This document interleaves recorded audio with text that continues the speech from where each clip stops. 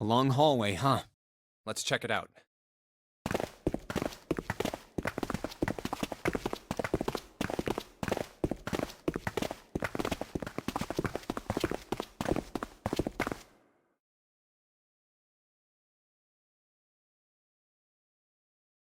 We've seen this elevator before. We got off the one on the left just a little while ago. Then we went through the number 6 door, and that took us to the engine room. Yes, and after that we passed through the cargo room. And now we're back here. In other words, we made a loop. We're back where we started. We needed a card to get to this point. I don't see a card reader here. Perhaps we aren't able to activate it from this location. Why don't you just try pushing the button? Yeah.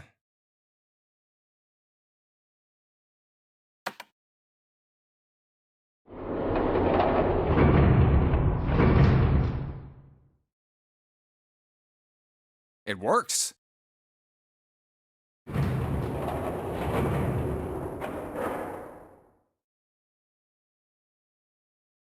I think so.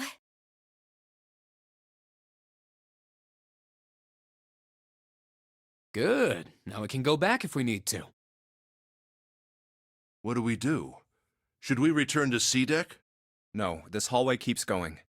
Even if we do end up going back, I think we should see what's down there first.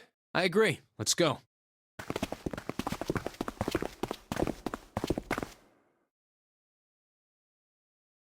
Looks like it ends here.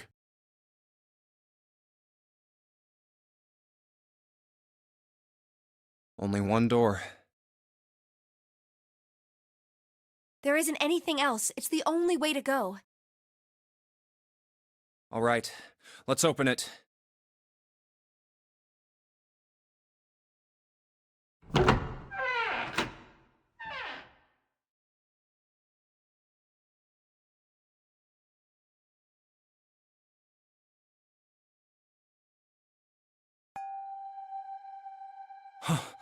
The 9 door.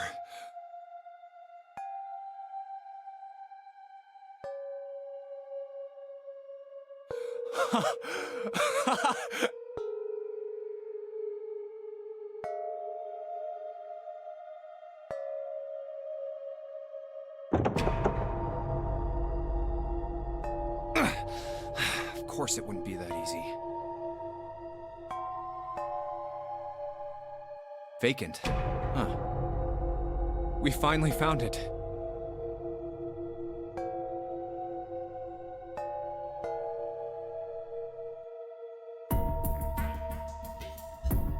Jumpy! Huh? Look! Behind you! What? A 9 door. There's another one. Why?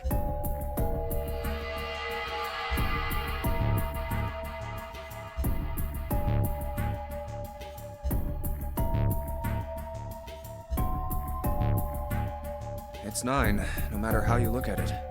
The red is there too. So this is a real one?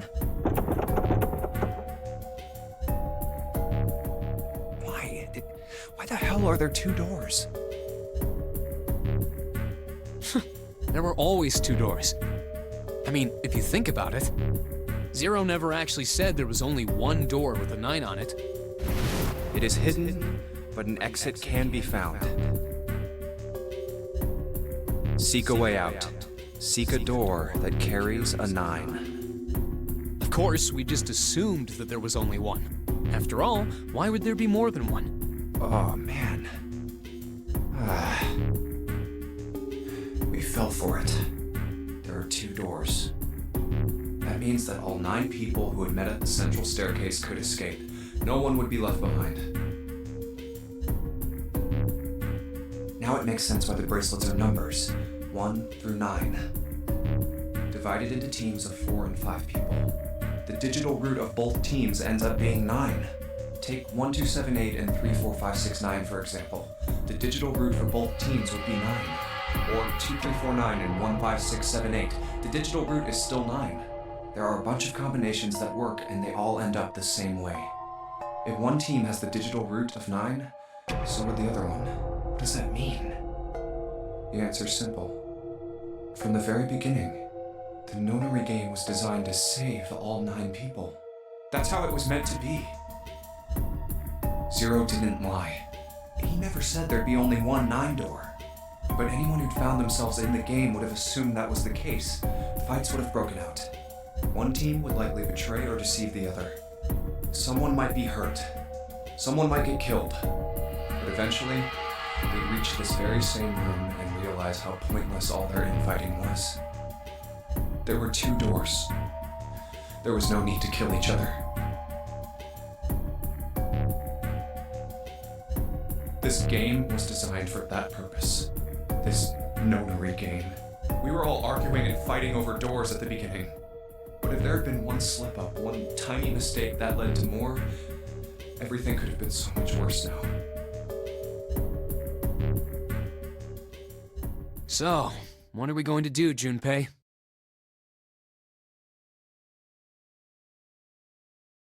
Huh? Oh, right. Hey, keep it together, man. Sorry. Jeez. So what do we do? What do you... We need to think about our next step. Our numbers are 1, 3, 5, and 6. That's a digital root of 6. The 4 of us can't open the number 9 door. The 4? Wait, don't tell me. Yep. There's one combination that'll let 3 of us open the 9 door. That's why I'm asking, what now? What now?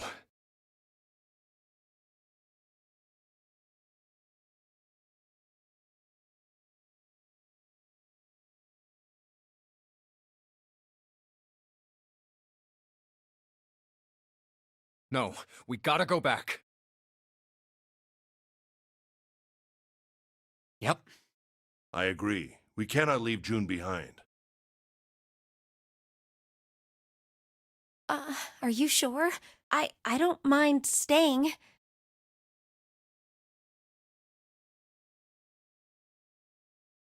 It's okay. There's no way we'd leave you behind.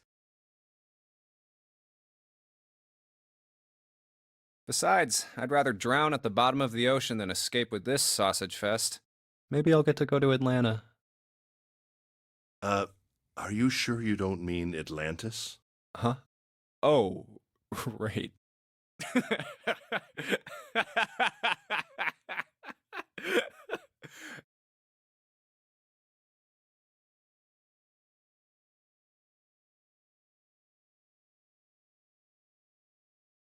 You guys.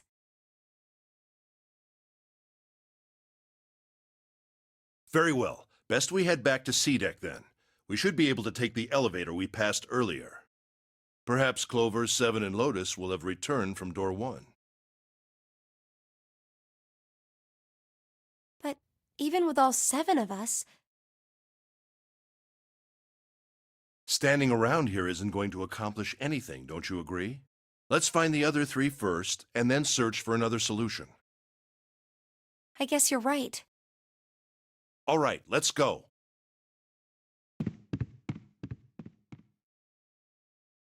Yeah.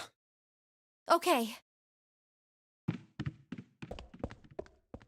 Huh. Come to think of it, what is this room? We were so focused on the doors, we didn't even look around. Huh. It looks like it's set up for some kind of ceremony. But what kind?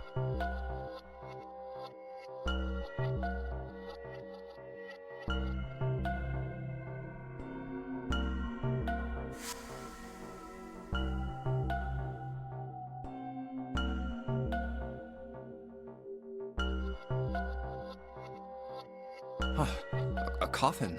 What on earth is a coffin doing in a place like this? Hey, Junpei, the hell are you doing? Let's move! Right, okay. I'll be right there.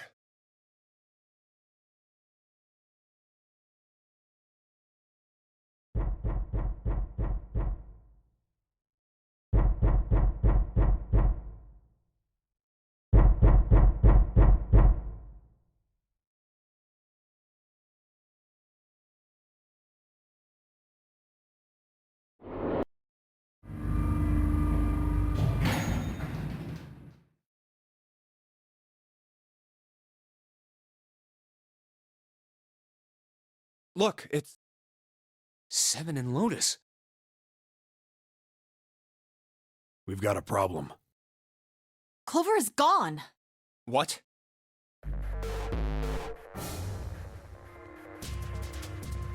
What do you mean, gone? When? Why? You two went into door 1 with Clover, didn't you?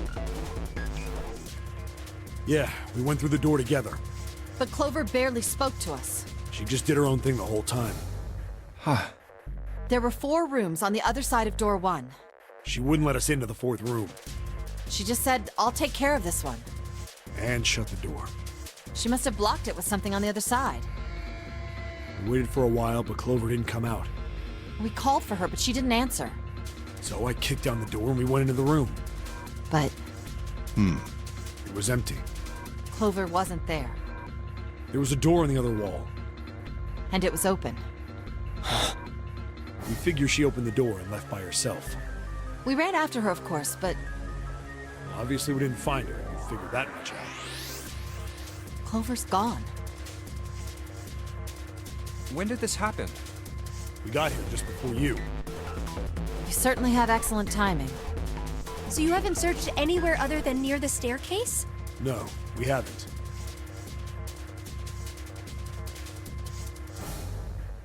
Very well then. We'd best separate and look for Clover. We haven't much time left. Let's begin. Yeah.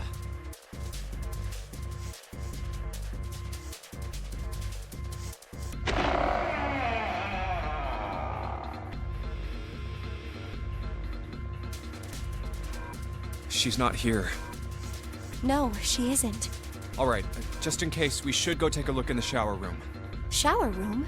That's where her brother is. She might have gone to see him.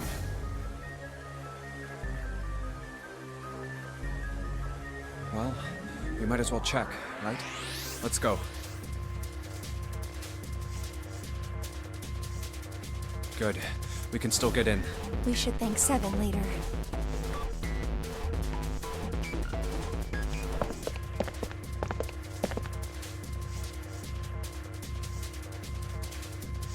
No luck.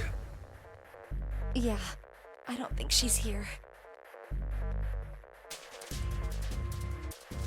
The smell is horrible.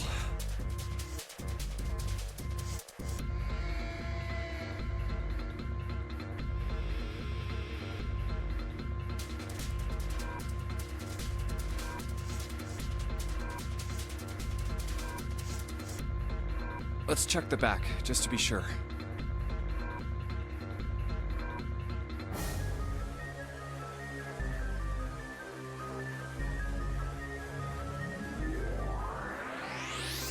No, she's not here.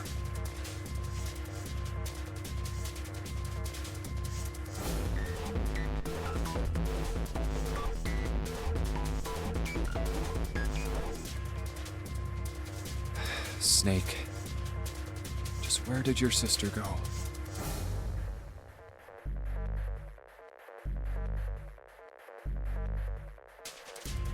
Ugh.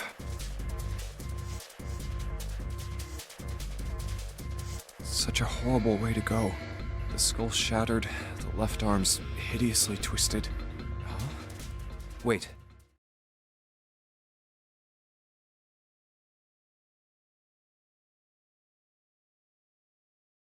Bones.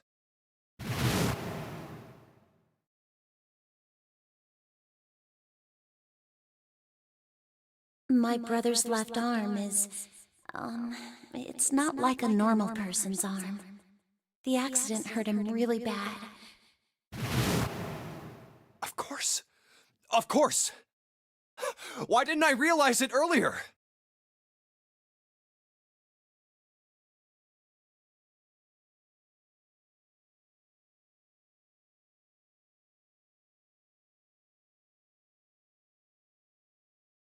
Jumpy?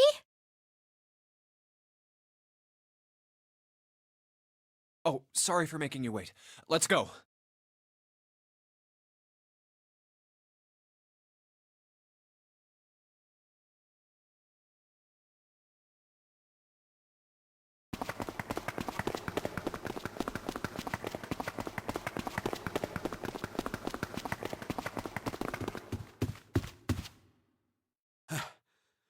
Junpei! June! Where were you guys?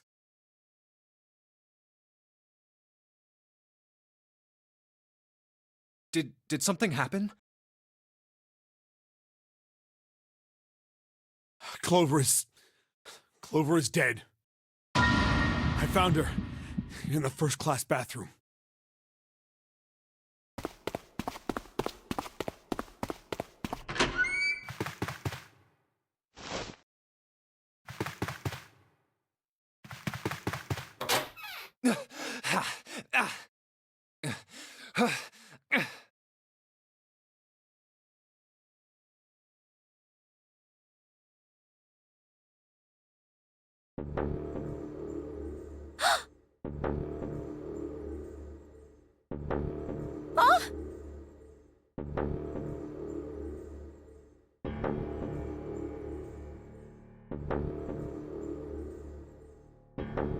Clover.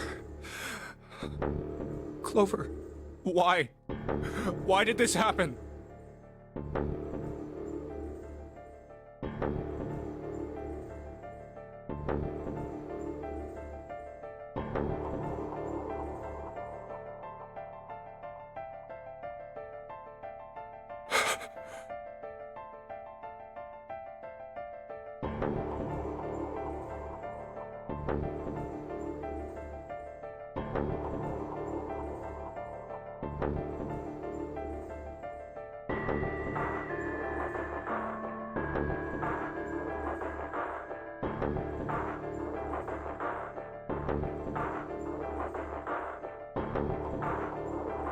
Clover.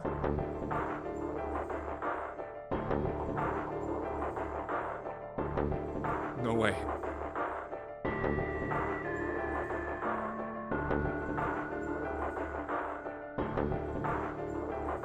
Let's get out of here, June.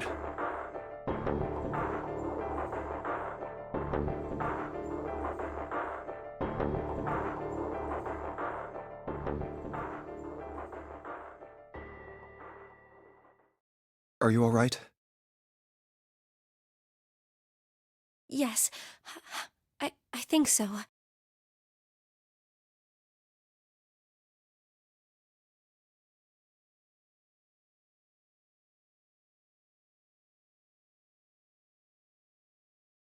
You should get some rest.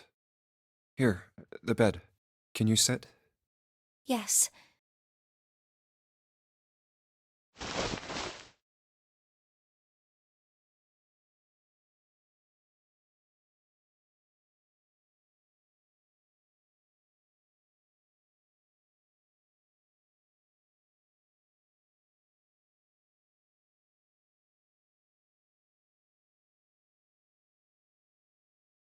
Who was the first to find the body? Me.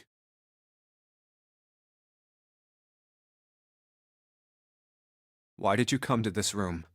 To look for Clover. Why else? I found her body in the bathroom. As soon as I did, I ran outside. I got to the top of the stairs by the casino and yelled as loud as I could. Hey, guys! I found her, but it's bad! She's in the bathroom in the first-class cabin! Come quick! Or something like that. Then I went back to the bathroom. Ace, Santa, and Lotus showed up real soon after that. But I guess you two hadn't heard me or something because you didn't show. So I took off down the stairs to look for you. After that, I mean, you know the rest, right? 7. There's one more thing I'm worried about. What? You stuck one of those plates in between the door and the frame, right? Why did you do that? Come on, didn't I already tell you that? I did it so that the door wouldn't lock. So we could come back to this room? Oh, you think I did it? Well, I don't know. That kind of depends on what you say, doesn't it? For crying out loud. Follow me.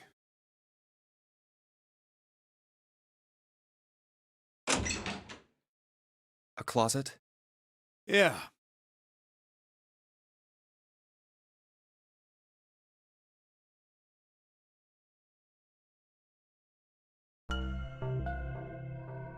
This is the reason. This safe. We couldn't open it when we were getting through this room. I figured there might be something pretty important in it. I couldn't stop thinking about it. I figured eventually we might figure out what the numbers are for the safe. And if we did, I didn't want to screw around with door 5 again. So I put the plate in the exit door so we could get back in that way. You get it now? Yeah.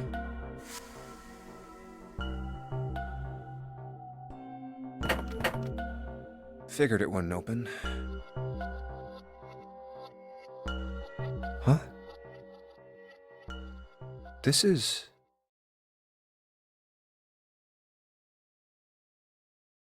Rust.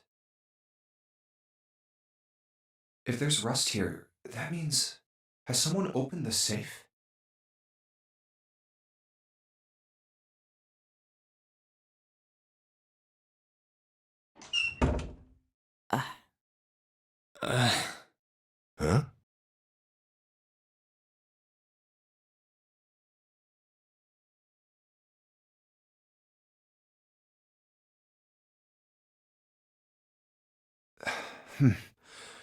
Huh?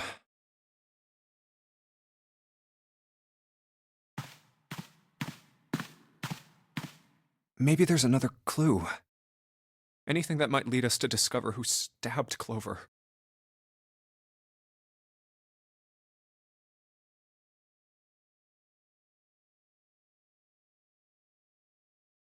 Behind this door.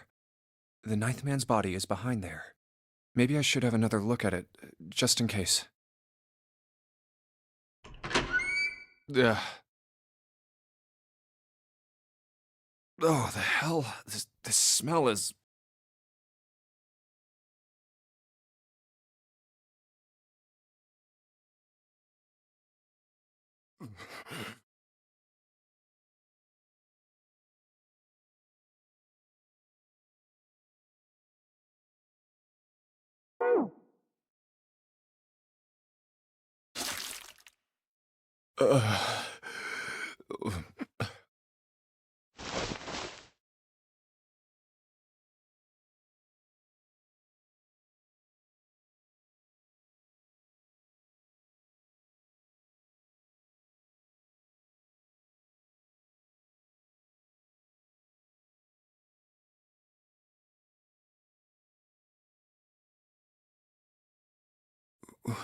Wait. It's gone. His bracelet. It's gone. It was right next to the glasses.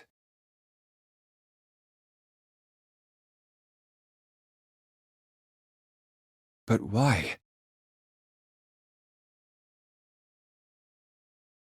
Huh? Where'd Junpei go? Mm.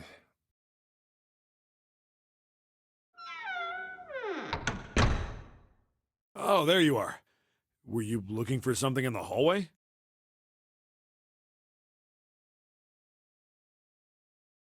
Yeah. Did you find something? No, nothing.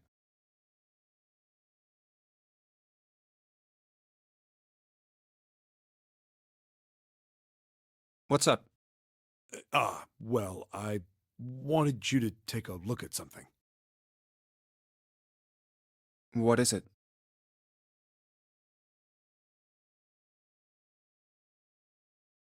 Clover.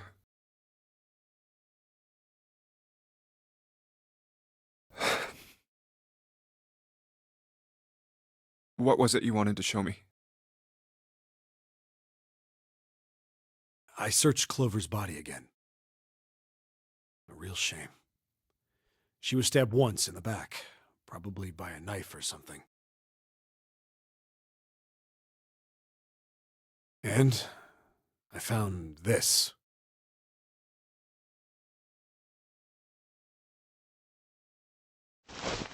What?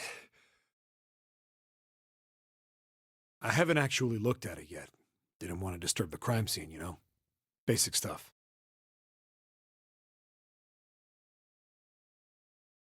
Well, I did borrow one thing. What?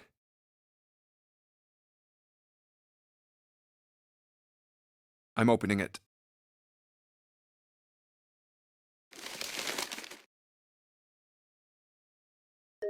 Truth had gone, and truth had gone.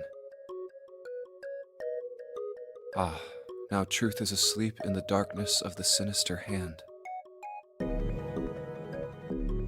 What is this? Some kind of secret code?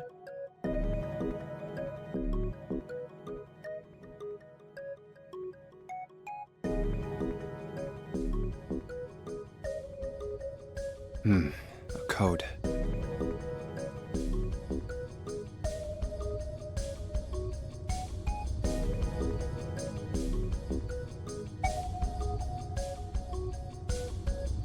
Sinister was a term used in heraldry that meant to the left of the bearer of a coat of arms. The left hand. The left hand. What does the left hand mean?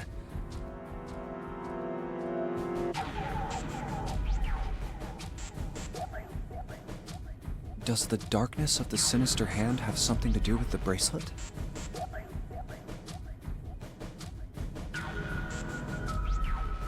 There's two things sticking out on either side of the face. The left and right sides of the face.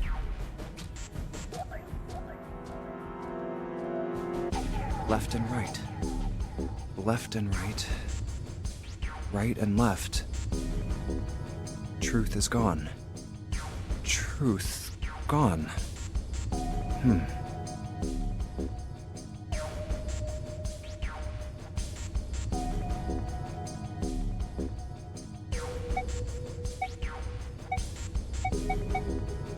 Maybe there's something about how they sound out loud. Truth. Gone. Nope. They sounded the same in my head.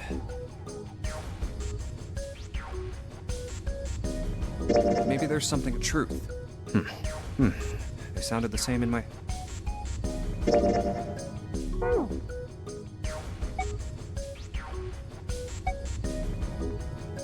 What else could gone and truth mean? Truth, of course, means something that is correct, something that's fact. In other words, something that is right. You could then safely assume that gone means left. After all, after someone left, they were gone. But in this case, they clearly refer to their directional homonyms. Then truth equals right, and gone equals left.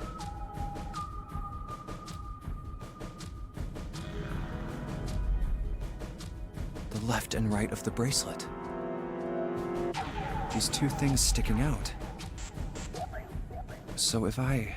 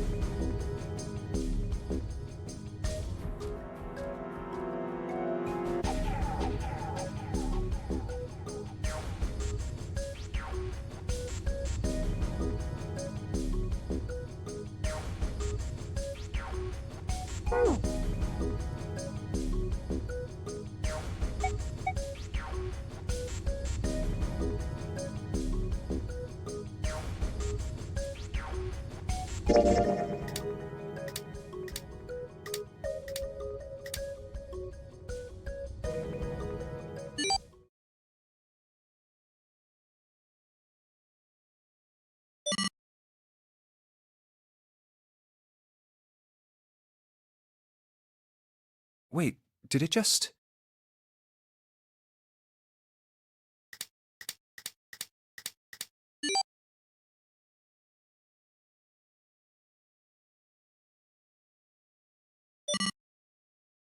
14383421.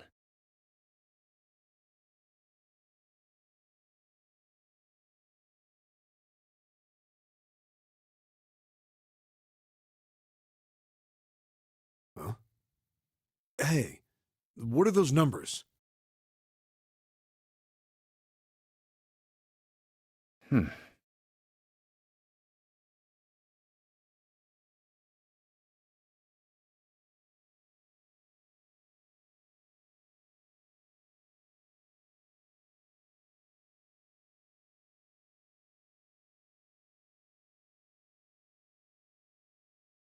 One four three eight three four two one.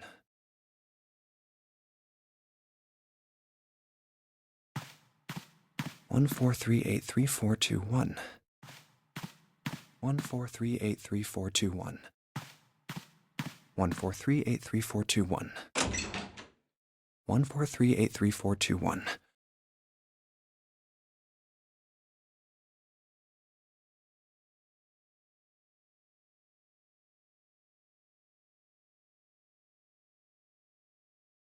Huh.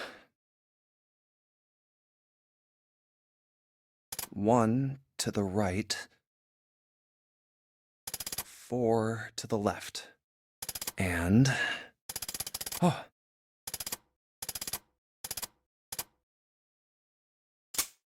Bingo. I knew it was for this.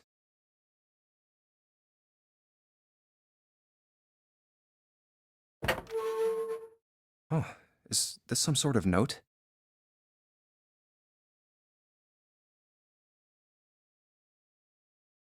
Let's see.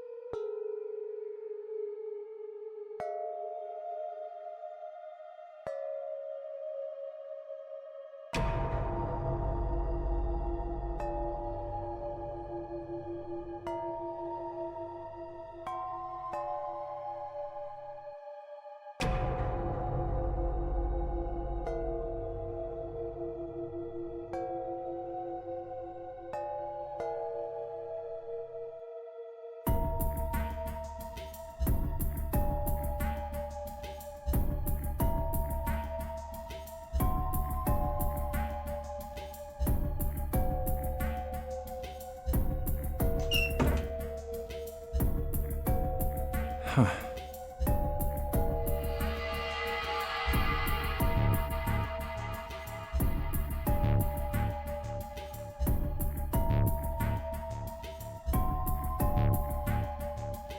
Sorry, but do you think you could all come with me?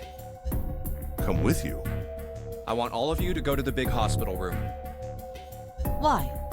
There's something I want to be sure of. What do you want to be sure of? I want to know if the person I suspect is really the culprit. Wait, then you're saying... Yeah. I think I've got it figured out. I know who killed Snake and Clover.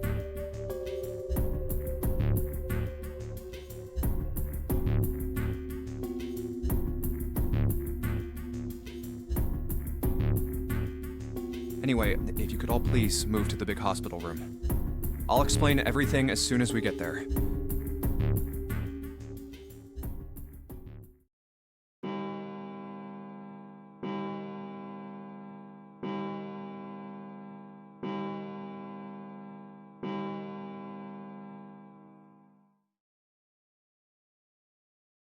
It's 5 o'clock. We don't have a lot of time left. Let's go.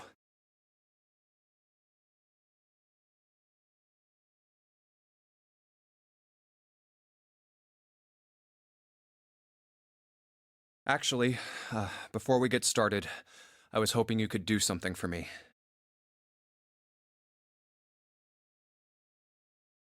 Ace, 7, and Lotus, could you please place your palms on the red?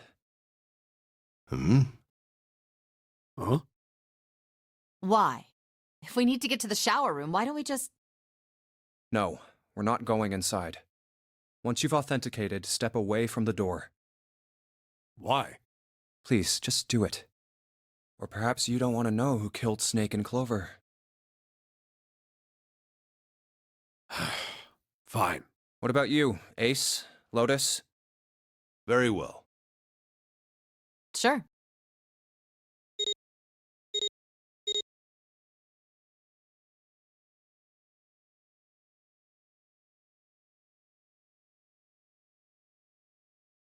I have this idea. I don't think this device responds to a hand placed on it. It instead reacts to a bracelet being brought close. You don't actually need a hand.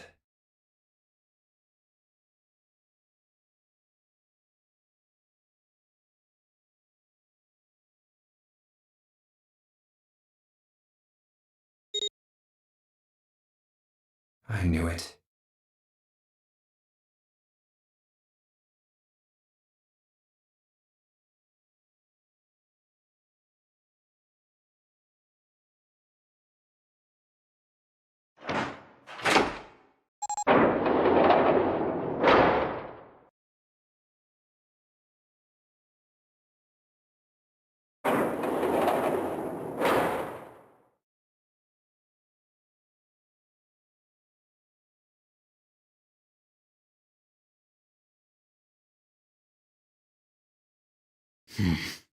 Huh?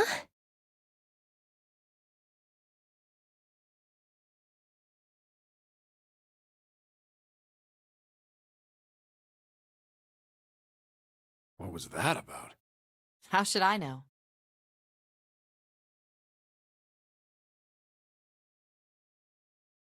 Thanks. I appreciate your cooperation.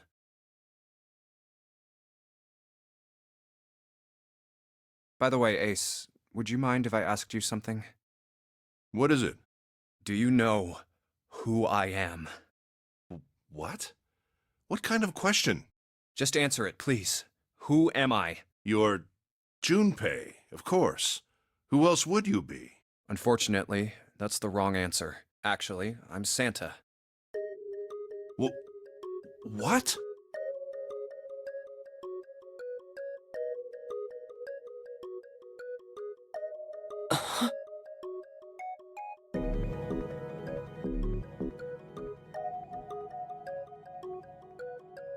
The clothes I'm wearing, I borrowed from Junpei. And the clothes he's wearing are mine. We had a little swap. That's ridiculous. Impossible. So, you're saying I'm not Santa? Of course you aren't. Why? What makes you so sure I'm not Santa? If you were Santa, then door 3 wouldn't have opened for us just now. 1 plus 7 plus 8 plus 3 equals 19. 1 plus 9 would be 10. The digital route would be 1. But the 4 of us just opened door 3. You can't possibly be Santa. Your bracelet number isn't 3. It's 5, right?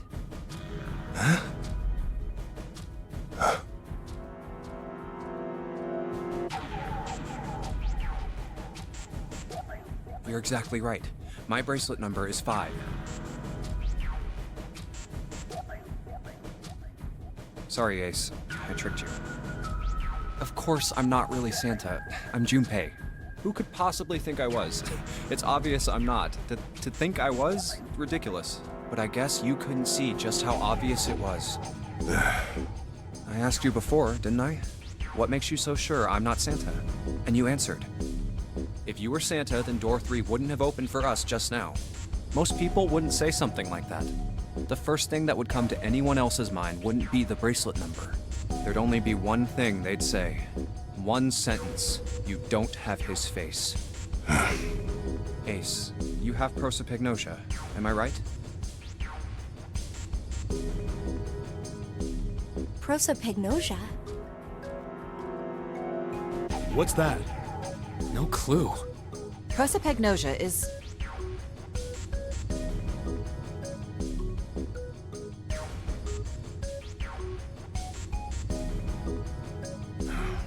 Very well. I confess. I have prosopagnosia. I cannot differentiate human faces. Is that what this was about? You want to mock me for my disorder? No, not at all. I'm not making fun of you at all. In fact, I feel kind of bad for you. No, the reason I brought this up is that there's an excellent chance the person who killed Snake has prosopagnosia.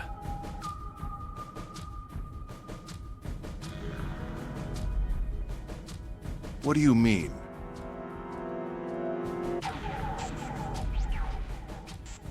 I'll just come right out with it.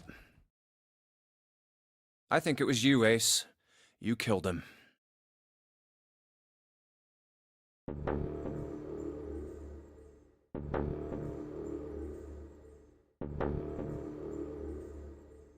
That's ridiculous. What possible evidence do you... I have 3 pieces of evidence. The first, think back to a few hours ago.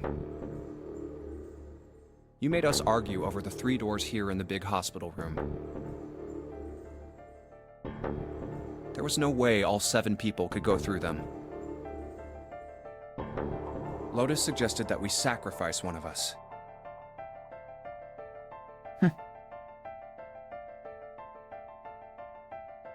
Then you, Ace, said, "I'll stay here." Why would you say something like that? It's pretty simple, really. You didn't want us to see the dead body in the shower room. You see, if Ace stayed behind, there were only 2 doors the rest of us could go through. Doors 7 and 8.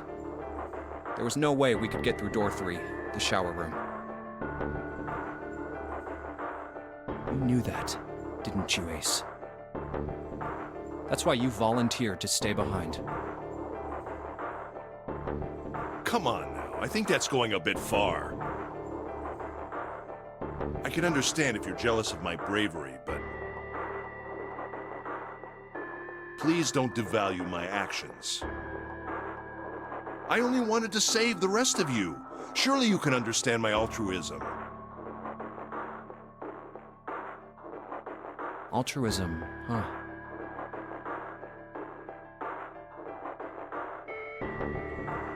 You already knew, didn't you?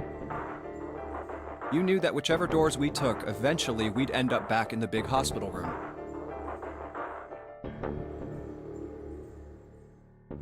What on earth are you saying? Of course I didn't know that. How could I have? Really? Yes, yes.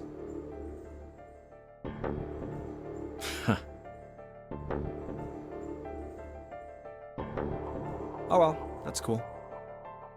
I've still got 2 more pieces of evidence that say you're the killer. The second is that, as I said earlier, you have prosopagnosia. Then you mean to imply that a person who can't distinguish human faces must be a bad person?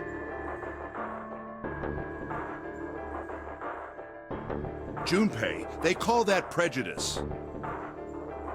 No, I am not that stupid. Then why? Well, before I explain, I suppose there's something I should tell you. The corpse in the shower room. It's not Snake's. What?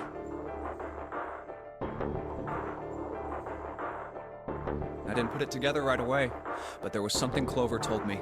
She said that Snake's left arm was prosthetic. He'd lost his real arm in an accident.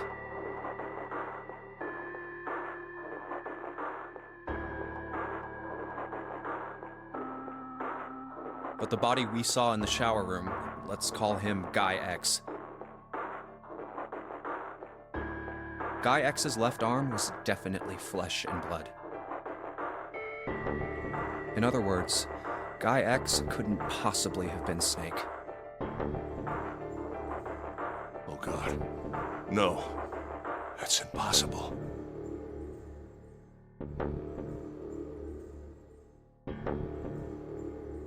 Let's say, hypothetically, that the killer didn't have prosopagnosia.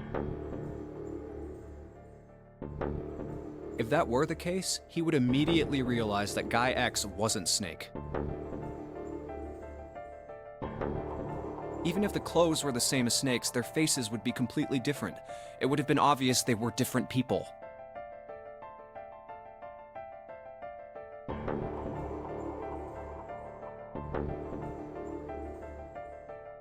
And yet, they still killed him. Why? Why would they kill a stranger who'd only just shown up? On the other hand, if the killer did have prosopagnosia, it makes sense.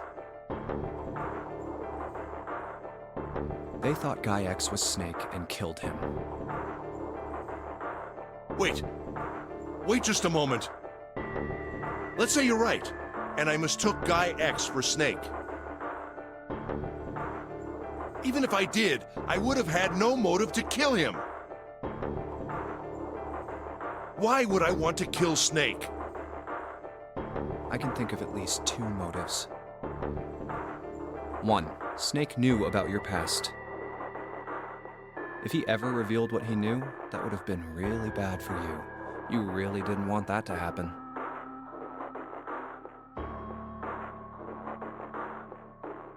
So to make sure Snake's mouth stayed shut, you killed him.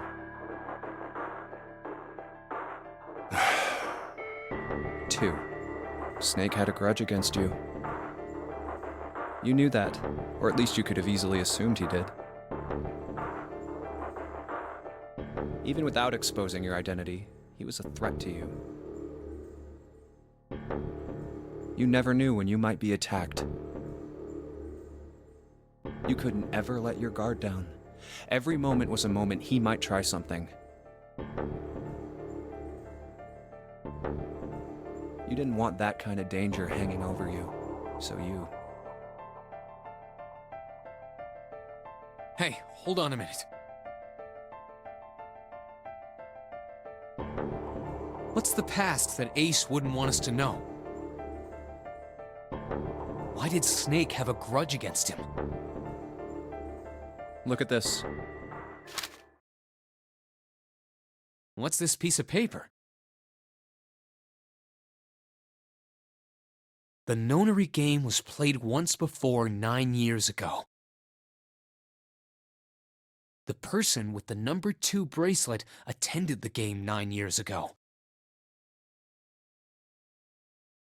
It was planned by the following 4 people: Cradle Pharmaceuticals CEO Gentaro Hongo,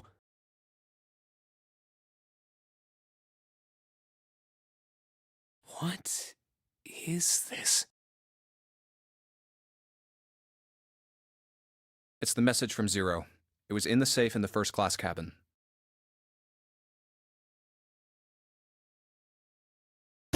Give me a break! That paper is a lie! Someone is trying to frame me! Me. You said me, right?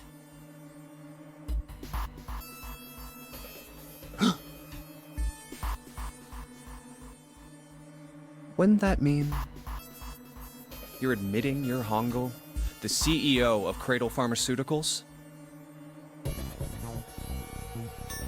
Or am I mistaken?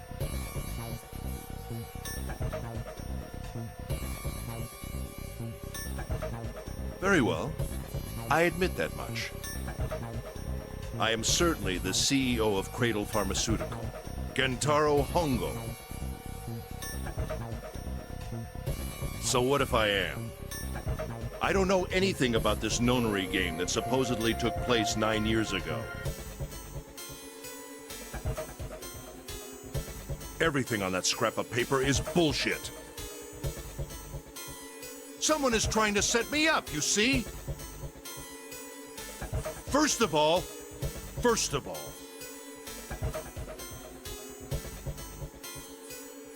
Junpei, you're claiming I did this all by myself. Think that over, all right? How could I have killed Snake all by myself? Not Snake. It was Guy X. I don't care who it was. You said the killer put this other man into door 3, right? Yeah, maybe. Then I couldn't have possibly done that alone. I couldn't have opened door 3 with only myself and Guy X. Nope, you could have. Huh? Huh? What?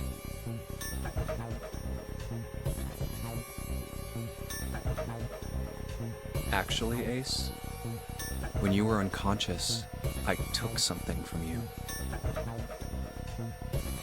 Remember when you were injected with that anesthetic and fell asleep in the big hospital room?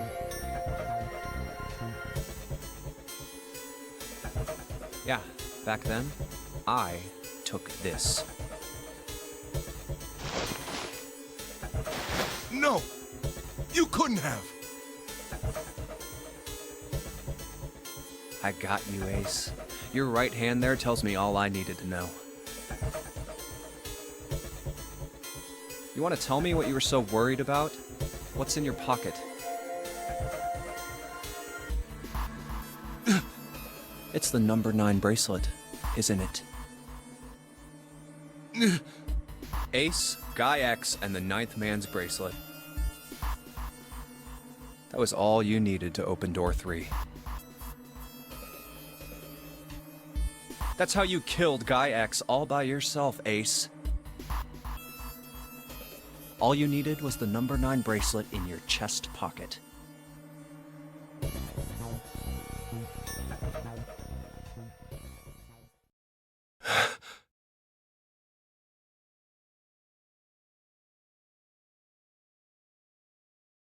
If you want to play innocent, that's fine by me. Go ahead, tell me.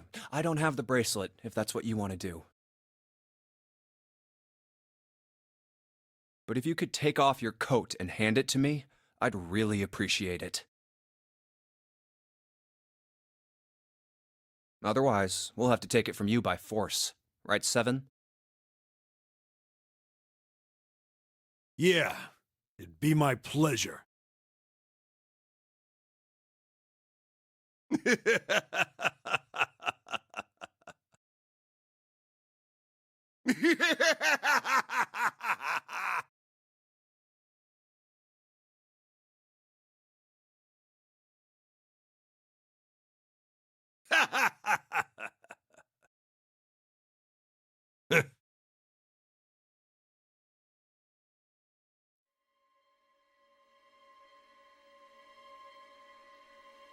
Well done, Junpei.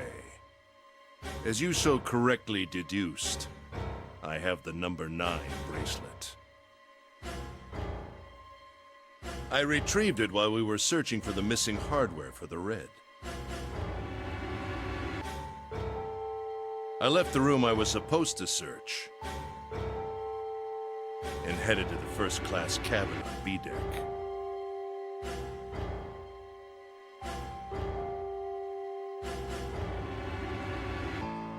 My purpose was to obtain the number 9 bracelet.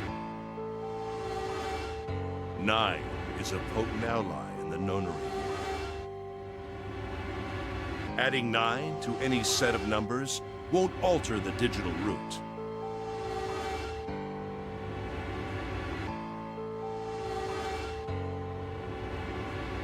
As you can see, 9 is a very useful number here. With it, one can go anywhere, with anyone. It is, I suppose you could say, a game changer. So I made for the first-class cabin to obtain it. In mere moments, I successfully acquired the number 9 bracelet. There was also an unexpected bonus. The knife the 9th man had used. I quickly pocketed both of them and left. I made my way back to where I was expected to be. That's when I ran into Snake. Well, this guy X, actually. I spotted him ahead of me. He was heading for the large hospital room and hadn't noticed me.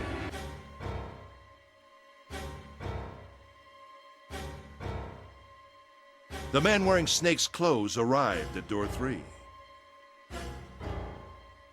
When he stopped, I walked up behind him and called out.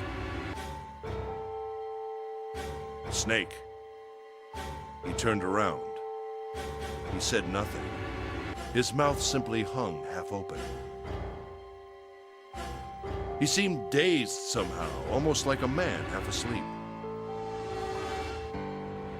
Perhaps he had been drugged. It wasn't important. I tend to gloss over little things like that. I was certain that man was Snake. I knew Snake had taken part in the nonary game 9 years ago. Being blind, it made sense that he didn't recognize me immediately upon our first meeting. But why then hadn't Snake said anything to me later? Surely he hadn't forgotten what had happened to him in the nonary game. But not once did he attempt to confront me. Did his lack of sight prevent him from fully recognizing who I was? Or perhaps Snake had conspired with Zero to deceive me. Regardless, he was a threat, and it was better to deal with him sooner rather than later. I had to get rid of him before he took action. With quick thinking, my plan went into motion immediately. I held the number 9 bracelet over the red. I waved my own bracelet in front of the red, and then grabbed Snake's arm and shoved his hand against the scanner panel.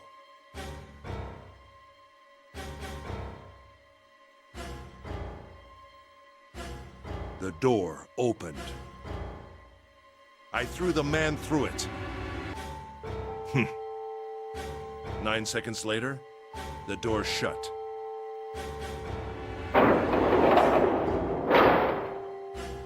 "81 seconds passed.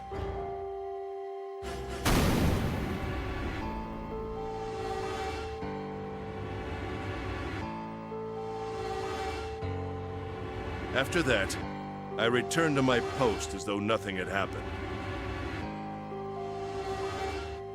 After conducting my own search, I returned to the large hospital room when the 1 a.m. bell rang.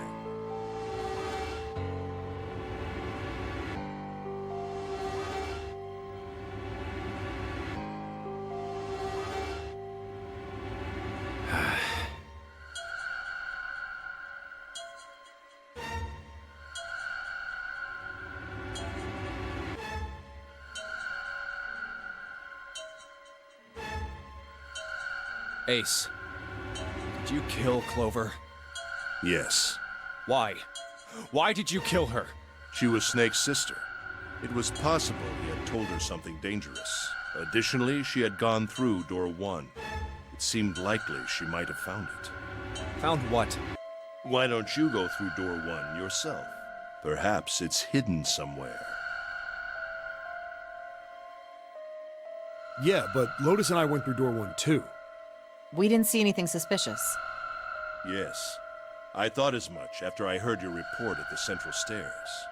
I doubt the two of you could find it. Hmm? Huh? But perhaps Clover was different. Perhaps she had found it. I was, therefore, desperate to find her. And at last I did, in the first-class cabin. I spoke very calmly. Did you see it? See what? Don't act as if you don't understand. You were in the captain's quarters, weren't you? Uh-huh. What are you talking about? Very well. By the way, what are you doing here, Clover? What? Nothing. There's blood on your shoes. It looks fresh. Did you go take a look at the 9th man's corpse? I see. Your silence suggests that you noticed. You saw something, didn't you? You saw that his bracelet was gone. No!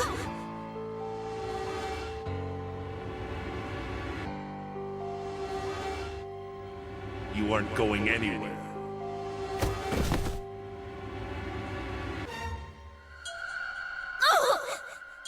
You're staying here.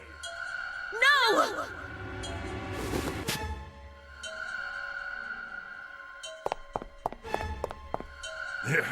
Don't you run, little girl.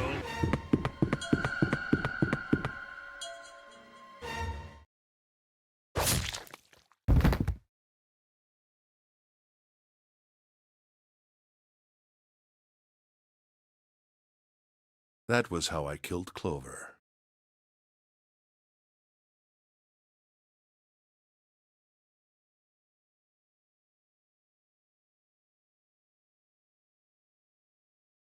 You son of a bitch!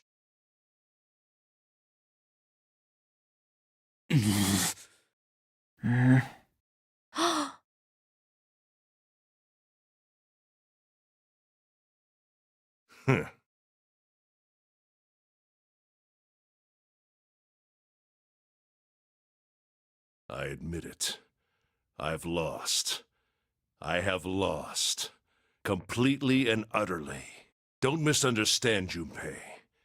I didn't lose to you. I lost to Zero, not you.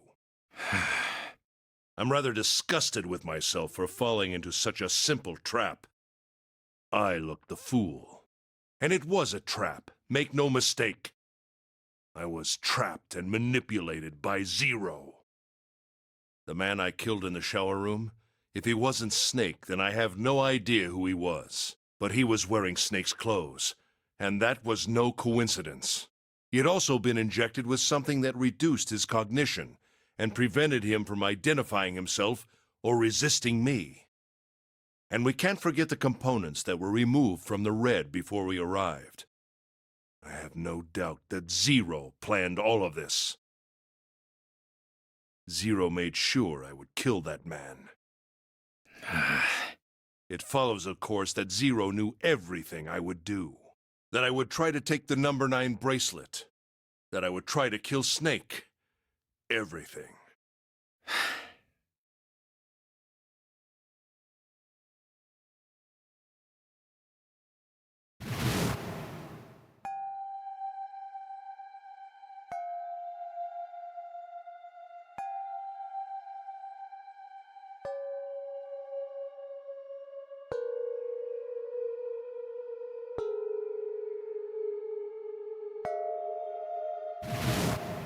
I think Zero is one of us. Huh?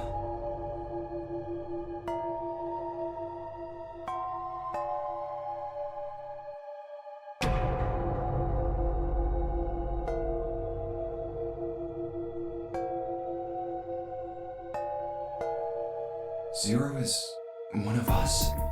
No. Wait. There's one more person. Snake. The man who died in the shower room isn't Snake. That means he's almost certainly still alive. Maybe Snake is Zero. Maybe he made Guy X wear his clothes so that we'd all think he was dead. Where's Snake now? Maybe he's off somewhere laughing at us. If he is Zero, he must have been lying to us about everything else. Is he watching us?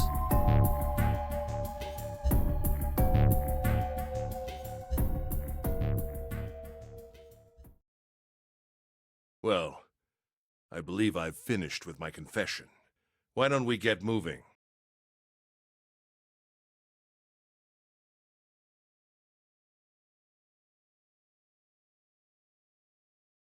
What the hell is this shit?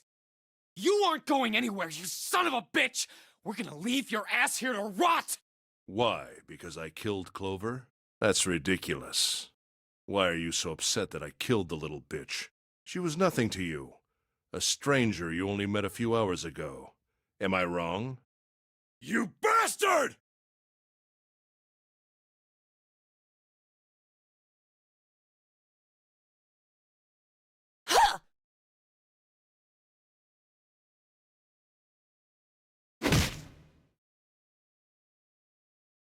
Blindsiding me with a punch, huh? You've got some fire, don't you? I confess, I rather like a tough woman. Well, maybe you'd like another one then. Before that, let me give you one of my own. Huh?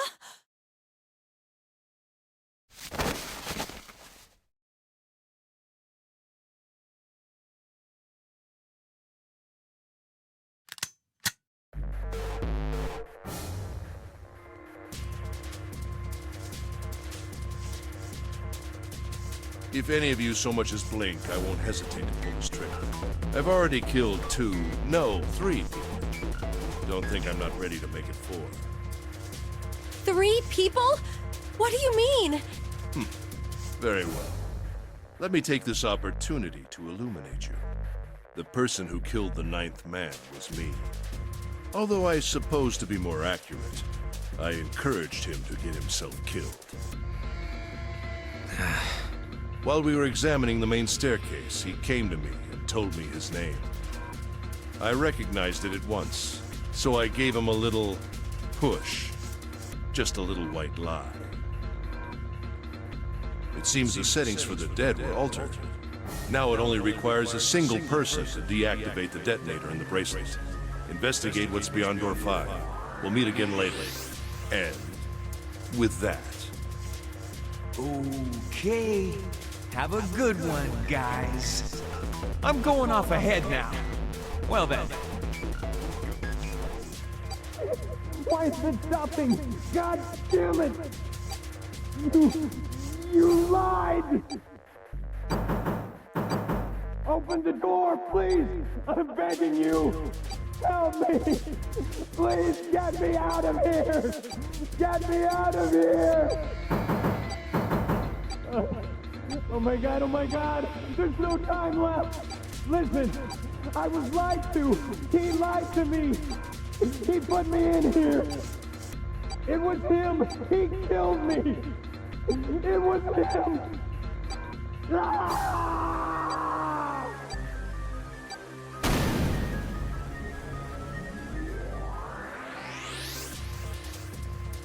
I had 4 reasons for killing him. As I said before, in the nonary game, the number 9 bracelet is of utmost importance. If I had allowed him to keep such a useful tool, he, or it, would have become a threat to me. As such, I decided that he should be eliminated early on. I wanted the number 9 bracelet. If I could manage to obtain it, I would be able to manipulate the game as I saw fit. I would be unable to acquire the bracelet unless its owner was dead. That's the second reason. Even setting aside his number, he would have been nothing but trouble for me. He was aware of my past. He knew what happened here 9 years ago. It was important that I eliminate him before he was able to disseminate this information. Lastly, I wished to conduct a simple test. A test to see if this nonary game was serious, or a poor attempt at a joke. I needed to be quite sure. As such, I encouraged him to act against the rules so that I might observe the outcome. I don't get your third motive. What the hell happened 9 years ago? Didn't I say? The nonary game was played. I planned it out, and I conducted its execution. Why? What on earth was it supposed to do? I don't really think I have any obligation to tell you that.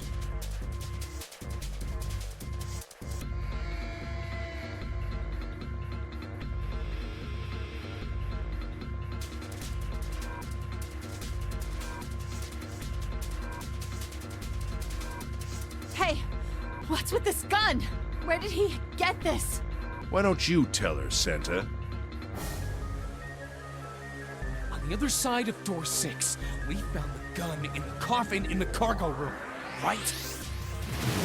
The bastard must have grabbed it when we weren't looking.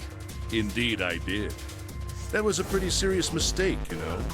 Just saying you intended to leave it behind.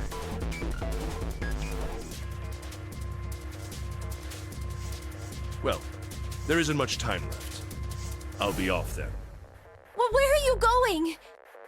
Do I really need to explain? I had assumed it would be obvious. I have the number 9 bracelet, and now I have Lotus. Wasn't there a door with a 9 on it in the room that looked like a church? That's where you're going, isn't it? And how do you know that? Santa told me about it while we were looking for Clover. I see. Well, you are correct. That is my destination. But now I must say goodbye to all of you. Ah, and please, don't forget my warning. Move and I'll pull the trigger. I don't need her alive to open the door, you know.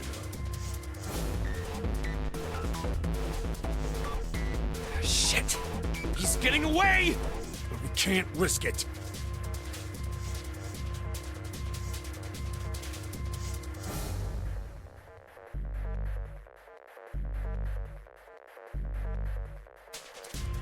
Now, Lotus, open the door for me if you would.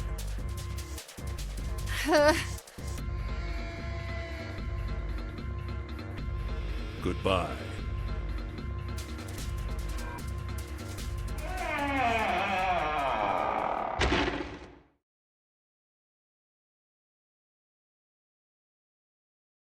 Damn it!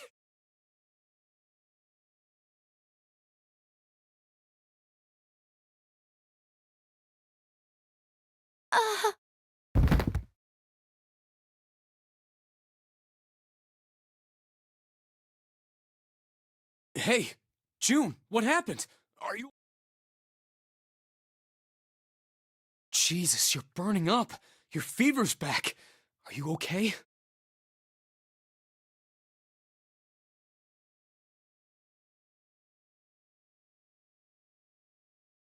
I'm okay.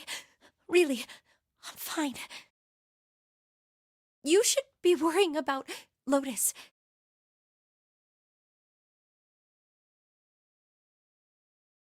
But...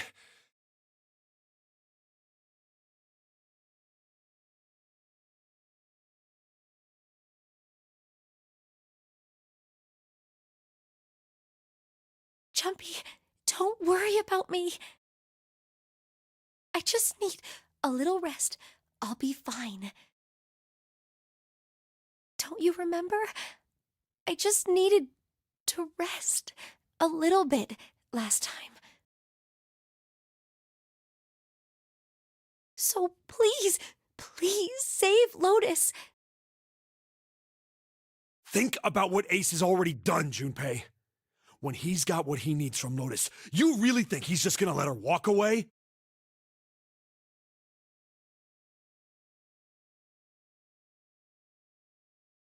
Damn it. You guys go on ahead. Soon as June starts feeling better, we'll follow you. Go!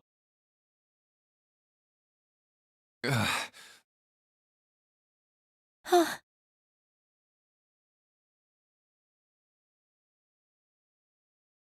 All right, come on, Seven. We're going after Ace.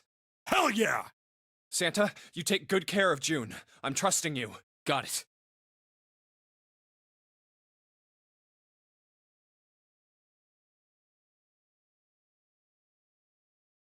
Let's go!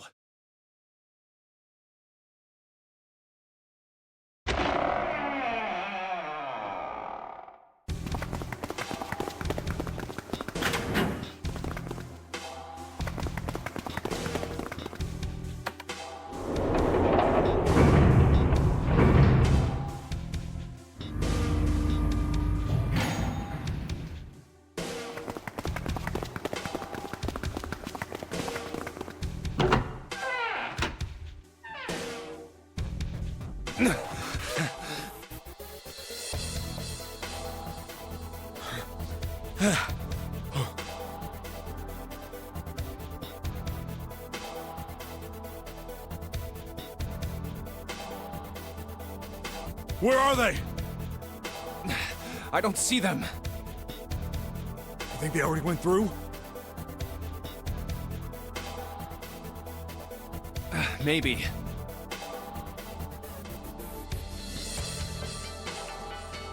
Let's check the red.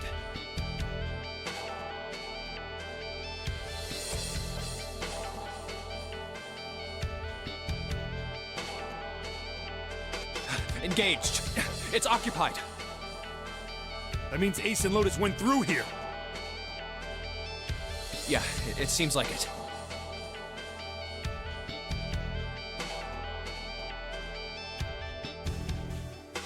What do we do now? Yeah, what should we do? Well, the big door is still vacant, but... The two of us can't do anything with it. Yeah, not even counting how our digital route isn't 9.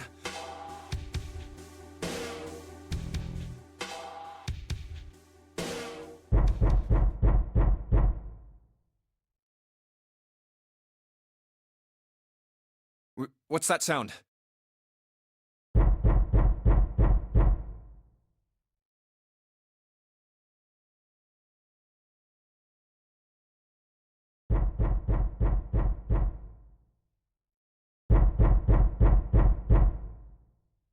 It's coming from over there.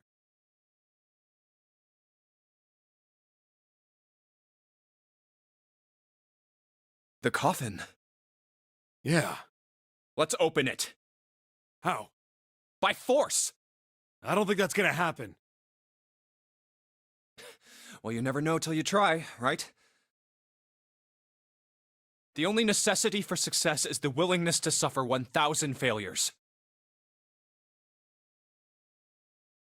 Who said that?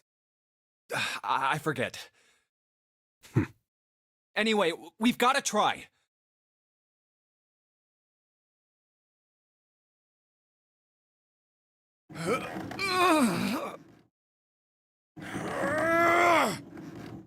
Damn it! See? Didn't I tell you? If you could just pull it open, why would it have something like that?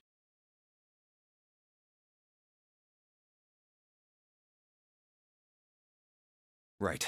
So unless I put in the right passcode, it's not gonna open.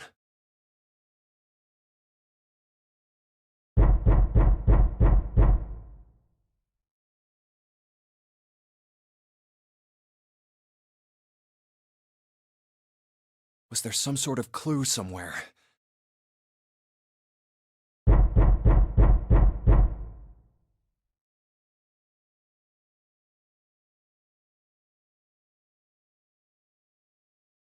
Hey, Junpei.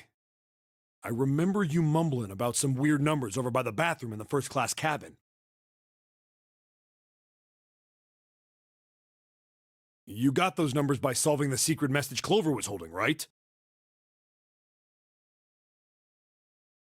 Truth had gone, or something like that. Yeah, that's right. What about it? Well, maybe that number's the passcode for this thing, too. Come on, that's impossible.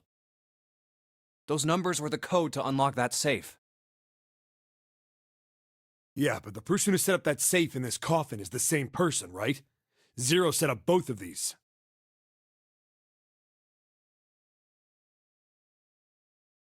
Yeah, probably. Well, then they might have set the same passcode for both of them. That's ridiculous. Why don't you just try it? I mean, it's not like you'll make things any worse.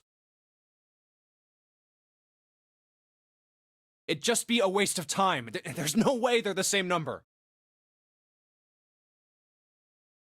How do you know that? You never know until you try. The only necessity for success is the willingness to suffer 1,000 failures.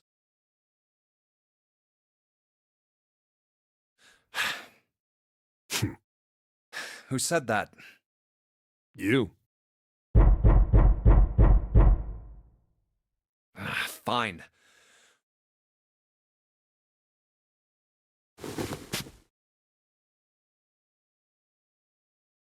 One 438 3421.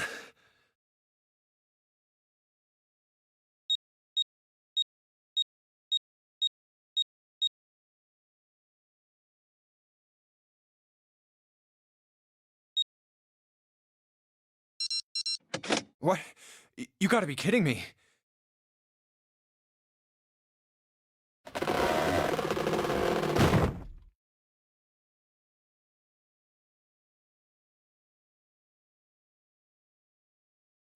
Snake! You? Why? Ah, those voices.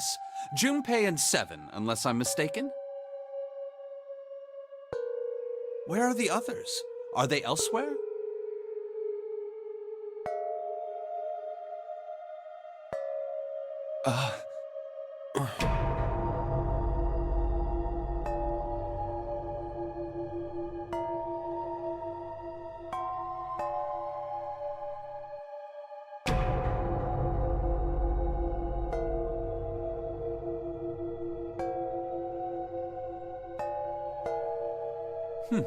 I see.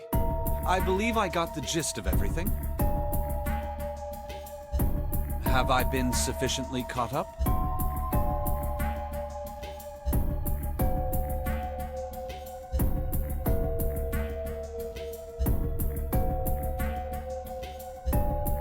Yeah.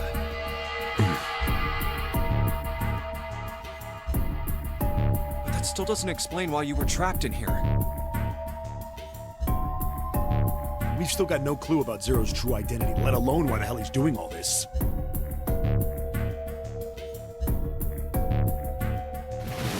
Why did he put Guy X in Snake's clothes?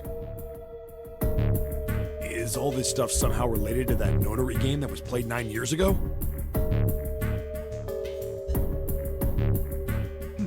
Hey, Snake, do you know anything?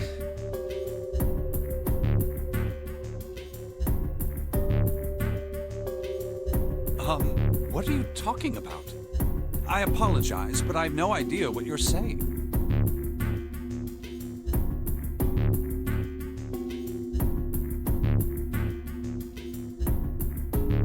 Oh, come on, just tell us if you know. I don't know what to tell you. How can I know something I don't?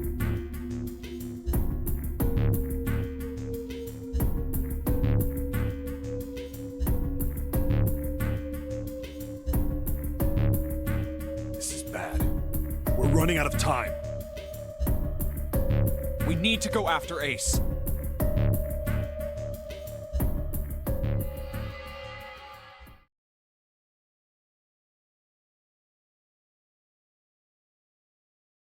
What do we do now?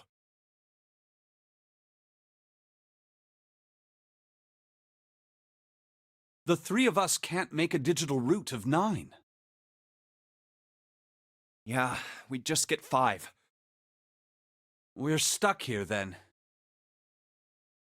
Oh, hey, I just remembered something.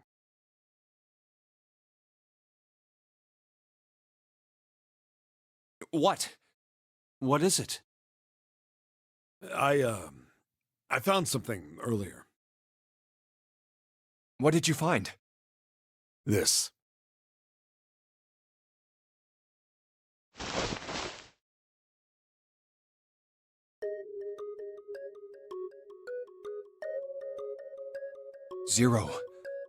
Zero's bracelet.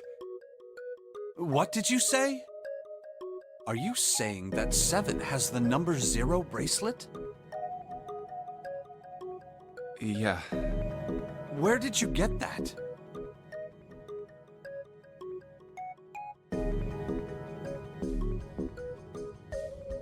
Clover gave it to me.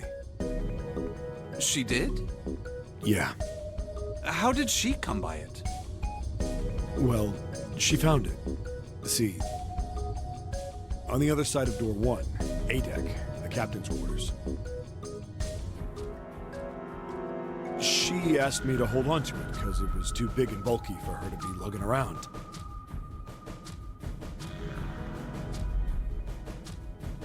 He's lying. He even told us earlier.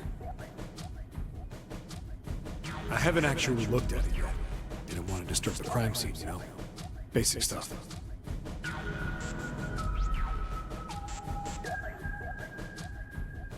Well, I did borrow one thing. He probably said that so Snake doesn't find out about Clover.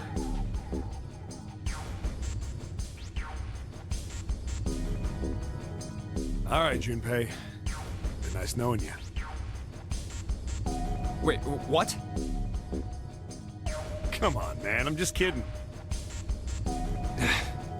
Still, just in case, I want to make sure the Zero bracelet gets picked up by the Red. Snake, give me a hand, all right?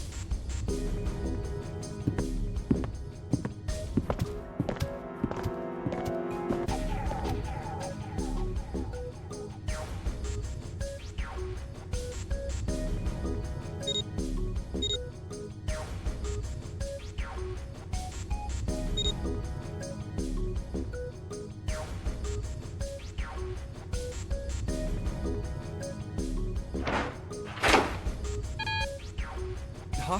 Why isn't it opening? Well, the third asterisk lit up, so...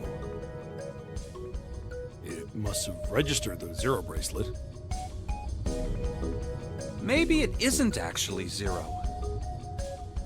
Huh? What? That bracelet may not actually produce the number 0 when scanned. That is what I'm saying. Why don't we try a few different combinations? Perhaps we can determine what number that bracelet actually contains. Oh, got it!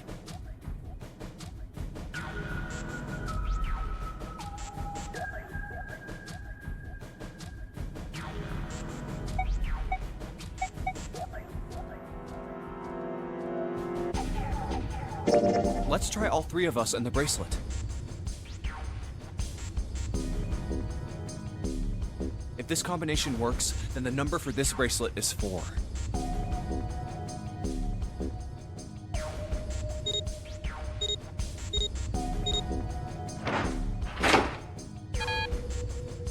It didn't open. Then this bracelet is not 4. Then...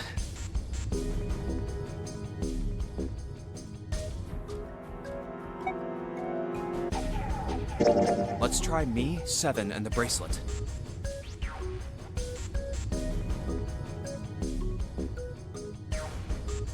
If this combination works, then the number for this bracelet is 6.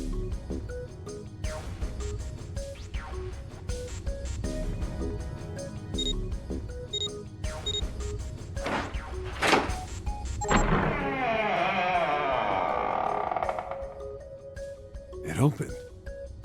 Yes, so it would seem.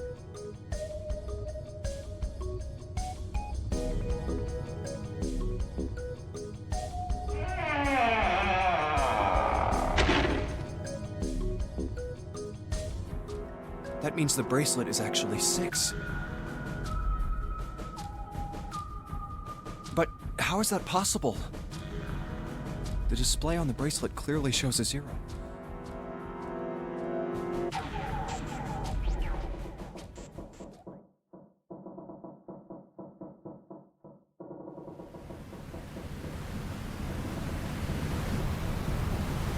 Oh man, that's not good. I guess our time's just about up, huh? At any rate, we know now that the door can be opened. Let's go! But, Snake, are you sure? Yeah. You know that only Junpei and I can go through this way. You needn't worry. I have a solution to this problem. My last resort. But if now is not the time for last resorts, then when? Last? Resort?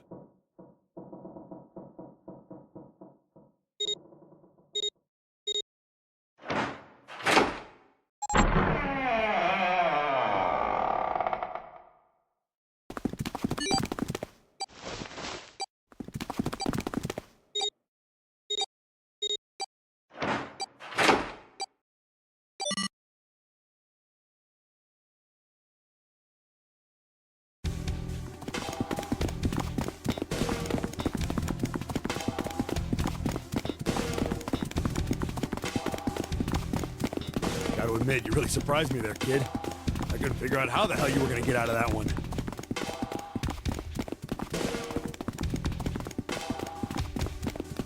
How come you didn't do that right off the bat? As I told you, it was a last resort. Had I used it at the beginning of the game, I would have come under a great deal of suspicion. I imagine that most people would have taken it to mean that I was Zero. Once they'd convinced themselves of that, I wasn't optimistic about my chances of making it out of here alive, let alone. I felt it best to play my cards close to the chest, as it were. That way, if I were in a situation where there was nothing else I could do, I'd have a little trick up my sleeve. I'd just take my bracelet off.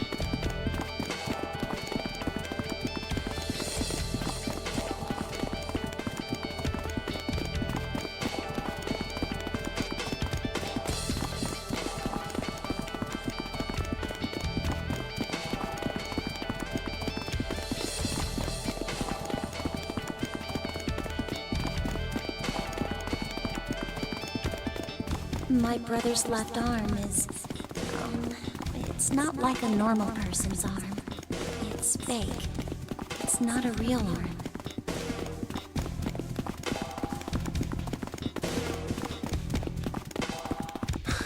I know this is kind of a weird thing to say, but I'm glad that's a fake arm. You don't have to be afraid of the door if you don't got a bracelet. You are correct.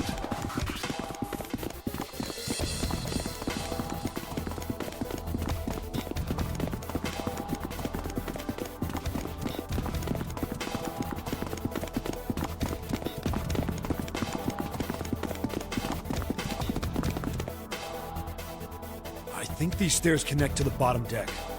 Doesn't look like it's underwater.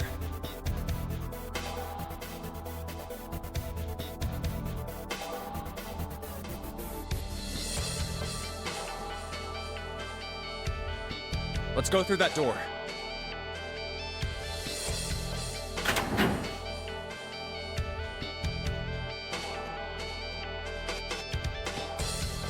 Incinerator? Oh my. That doesn't sound very pleasant. Do you see a lever near the gate, perhaps? Yeah, right over here. How did you know that? Well, I'd be happy to regale you with the story. I imagine it should only take half a day or so.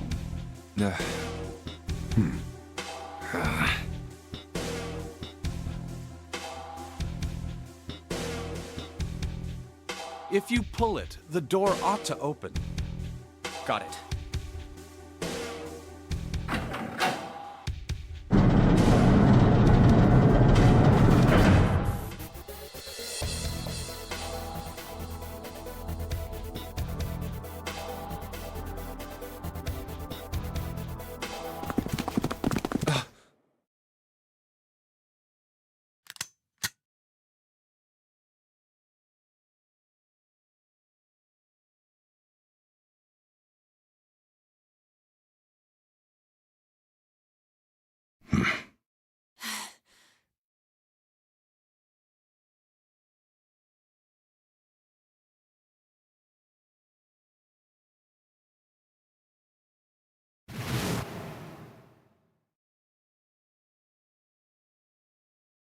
What? Why? Why is there another one?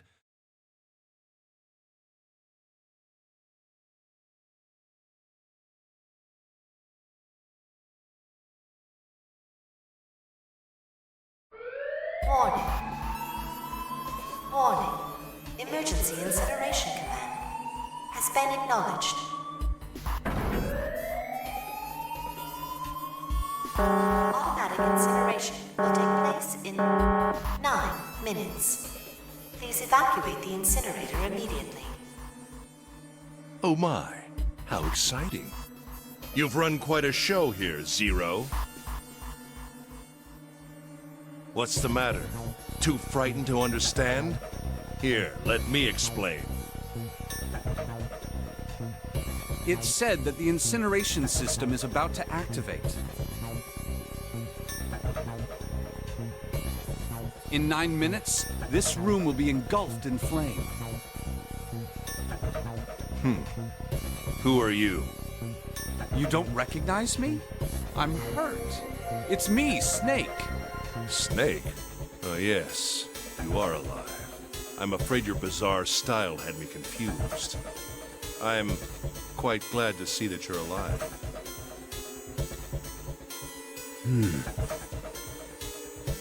If you don't mind my asking, how did you get here? Snake, Junpei 7. The three of you couldn't have opened a door with a knife. Did you use Clover's bracelet, perhaps? What? Ah, well, your reaction suggests that you did not. Hold on. Why did you think we'd have Clover's bracelet?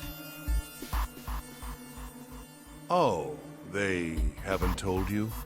Told me what? Clearly not. Normally, I would take some time and enjoy the moment. But I'm afraid my time is at a premium just now. I'll have to make this quick. Clover. Don't do it, Ace! Keep your goddamn mouth shut! Clover. I said stop it! Don't listen to him, Snake. What happened to Clover?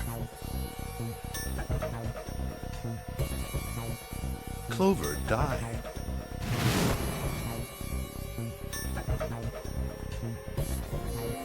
No, that's not true. That's impossible. It's a lie. It has to be a lie. Oh, it's quite true. I can assure you of that. I killed her myself, you see. What? I'm sorry, did I stutter? I killed her.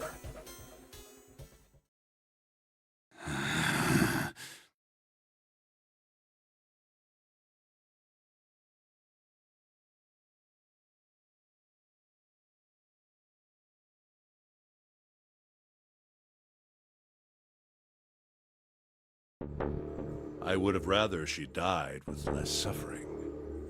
A bullet in her brain, perhaps, would have been ideal. Unfortunately, that would have made quite a bit of noise. Circumstances being what they were, I was forced to settle for the knife. The one the ninth man had, you remember. I believe I caught her just below the shoulder blade. I was rather lucky, in fact.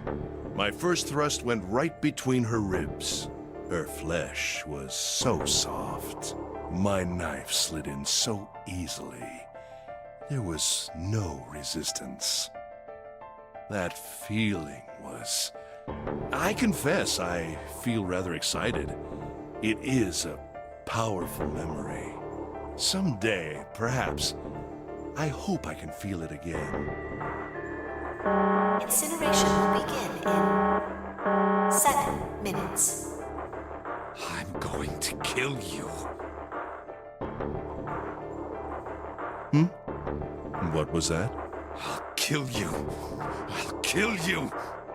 Ah, so you're going to kill me. Please do. Come now. I'm waiting. Don't do it! Don't listen to him, Snake! Stop it, kid. He's screwing with your head. Is there a problem? What are you waiting for, boy? Don't you want me to send you to join your sister? Don't! The snake! Don't do it!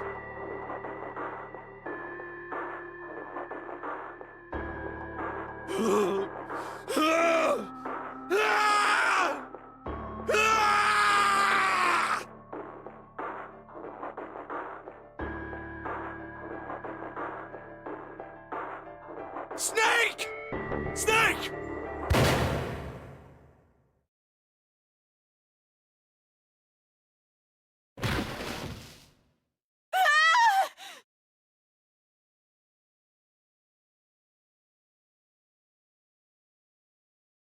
Lotus! Hurry! This way!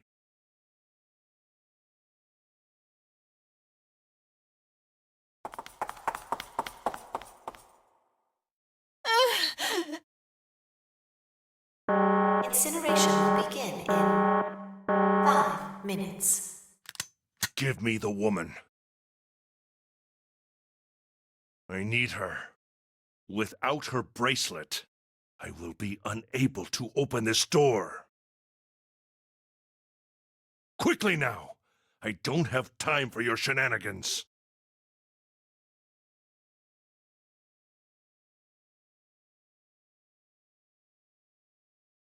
I see. Then it would seem I have no choice. The rest of you must die as well. Fortunately, I have 5 bullets left. 1 for Junpei, another for Lotus, and the last 3 for that lump of idiotic man you call Seven. I will take Lotus's body with me and leave this room. Incineration will begin in 4 minutes.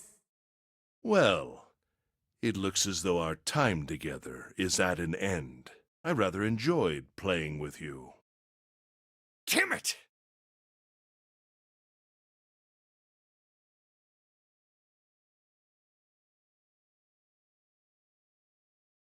Goodbye. Kill you.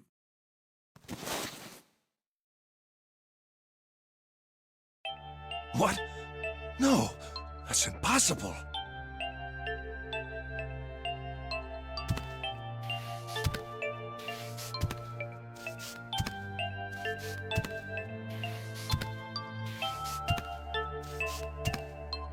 I'll kill you. I'll kill you.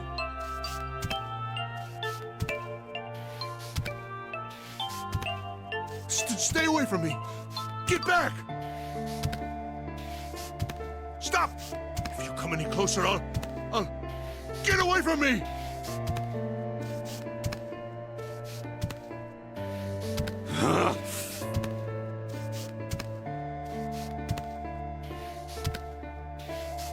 Listen to me! I said, don't come any closer! Shit! You bastard!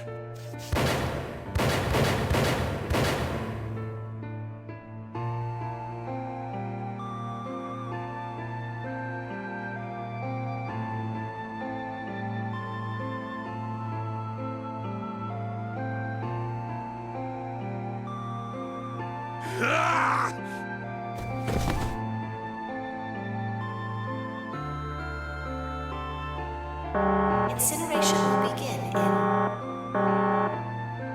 3 minutes.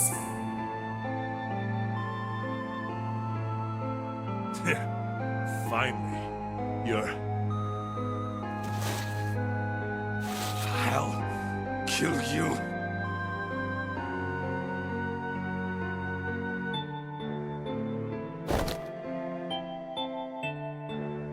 You won't get away.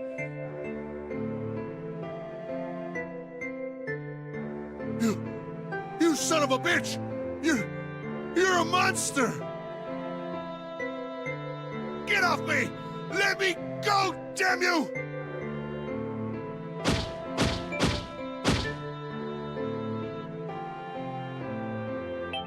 Yeah!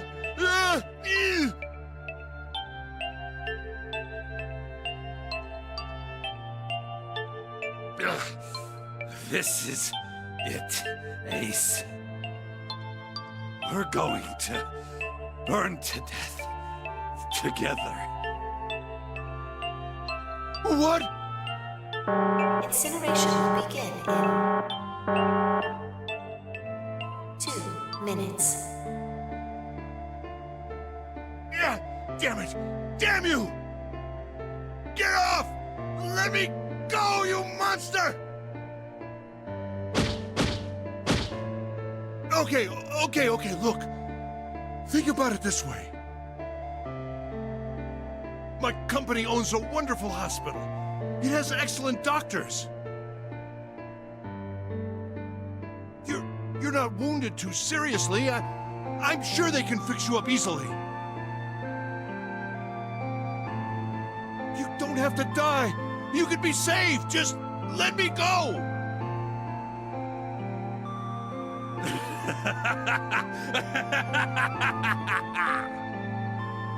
Pathetic. Begging for your life.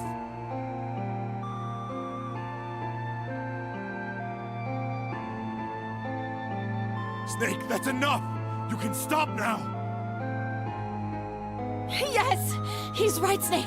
You've done enough! Come on, Snake, let's go! Let's get out of here! You have to come with us!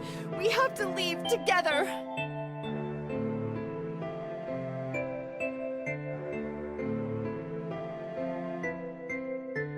I apologize, but I'm afraid I can't do that. You'd best forget about me. You need to leave soon. I'm going to take him with me. Shut up! Be quiet! I couldn't save Clover. My sister died because of me. Perhaps this will begin to atone for that. Perhaps in the afterlife, she can forgive me.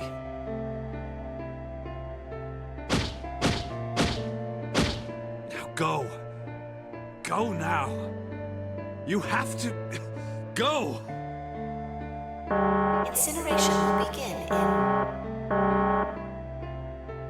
1 minute.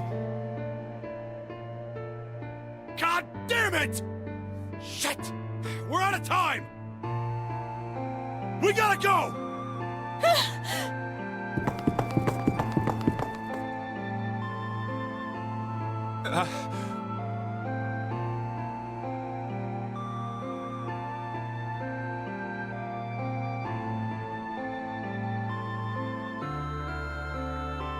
Junpei, what are you doing? You have to get out of here now!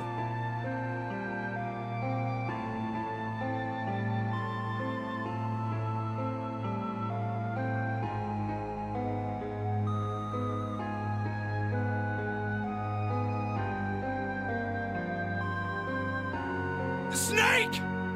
Snake!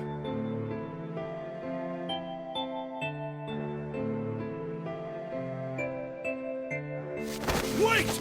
Don't be an idiot, Junpei!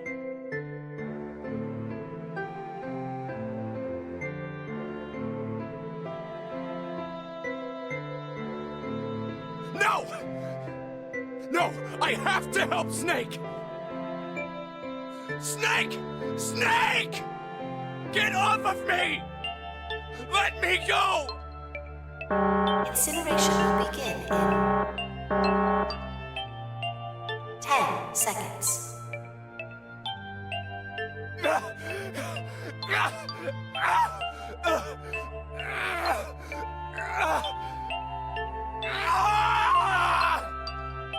Seven, 6. Damn it, I don't get a choice, kid! Don't blame me for this, alright?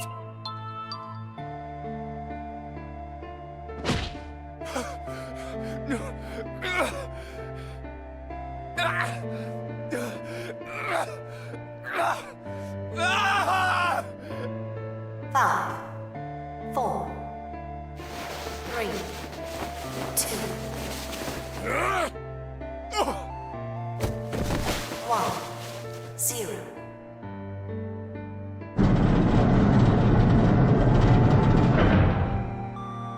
Gates 2 and 3 are locked down. Beginning incineration.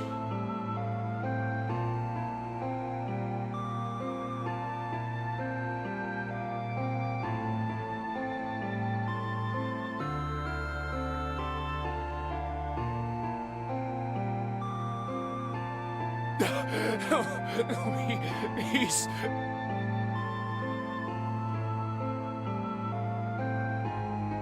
Shit! Damn you all! Why? Why? Why me? I don't deserve this! Answer me! Answer me, Zero! Why? Why? Zero! Zero!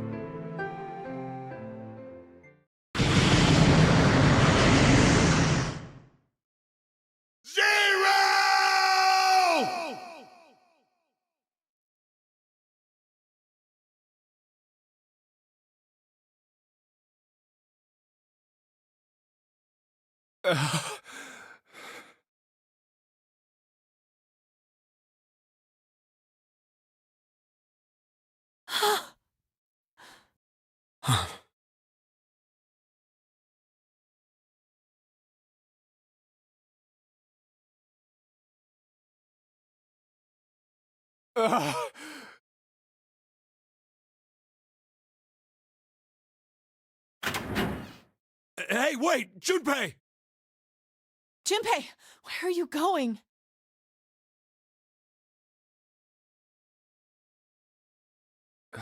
You stay here. I'll go get Santa and June. You're gonna bring them here? How? Don't worry about that. Just stay here and wait, all right?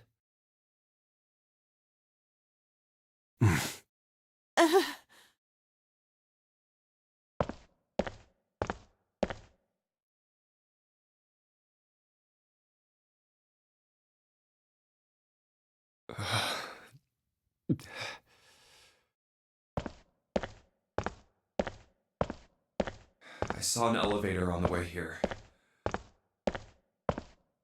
If I can get it to work, then maybe...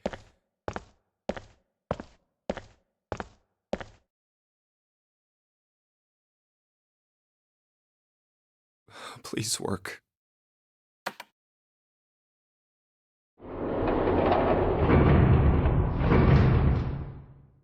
Yes.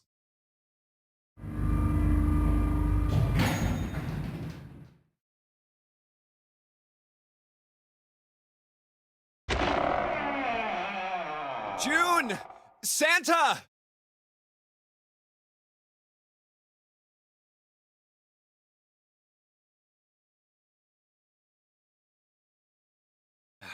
Damn it. Where did they go?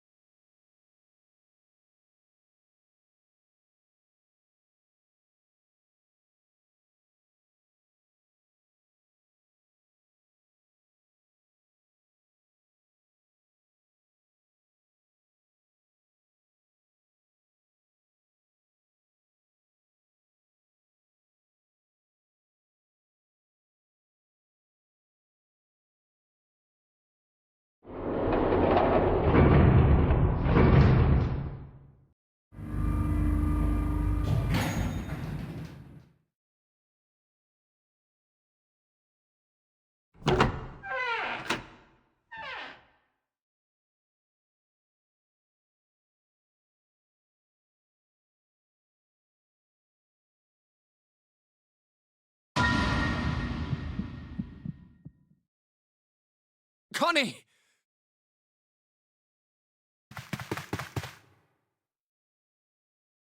Connie!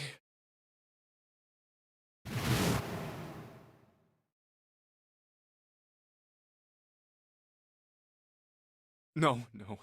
It can't be. It's impossible.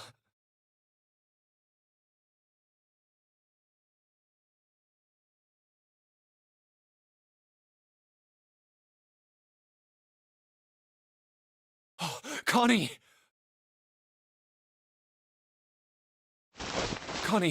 Connie, are you all right? Jumpy?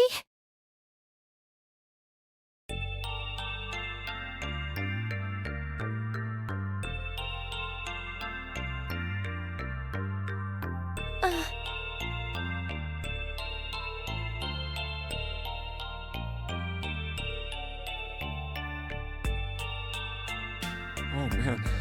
Connie. What the hell happened to you? You feel... Jumpy, I'm sorry. I might not make it. No. No way. No way I am going to let you die. I am going to save you. I promise. Thank you, Jumpy. Thank you so much for everything. I was really happy to see you again. jumpy? Really happy? Don't give me that I was crap. You're gonna see me again lots more times. You just gotta hang on, alright, Connie? Jumpy, did you know? You meant a lot to me when we were kids. I've liked you for a long time, Junpei. A really long time.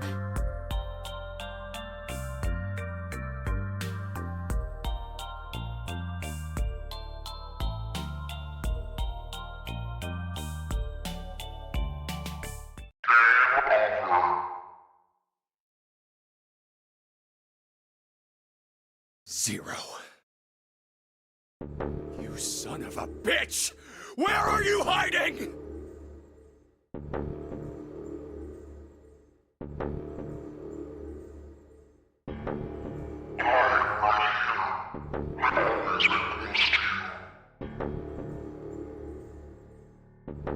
What the hell are you talking about?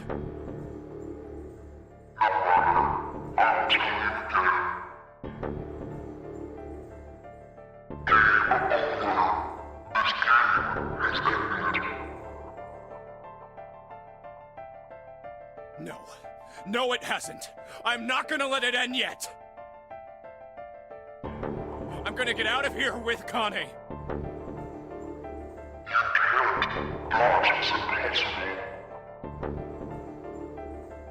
Why? Because we chose the wrong path. The wrong path? That is correct. Your path is invariably in risk defeat. Where there is shadow, there is light. Where there is the absence of light, there is no shadow. So it goes.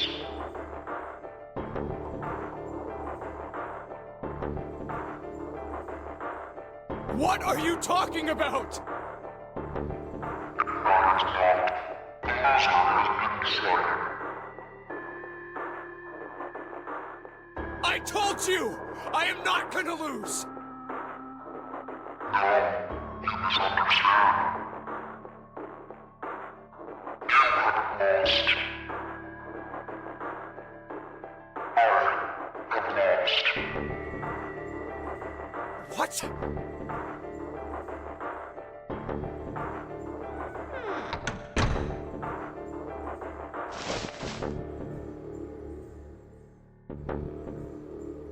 Connie, wait here. I'll be right back, I promise.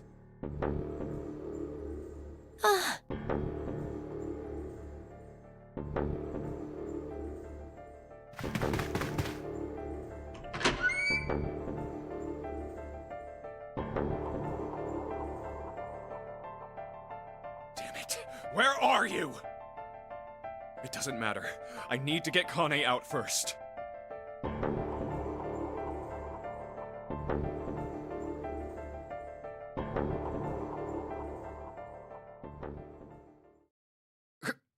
Connie!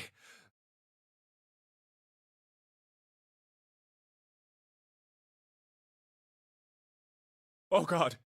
No. No. Where is she? Connie. Connie! Connie! Connie!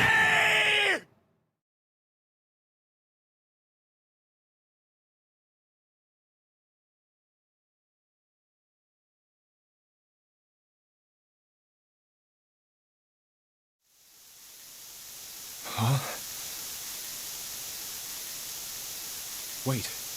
This is...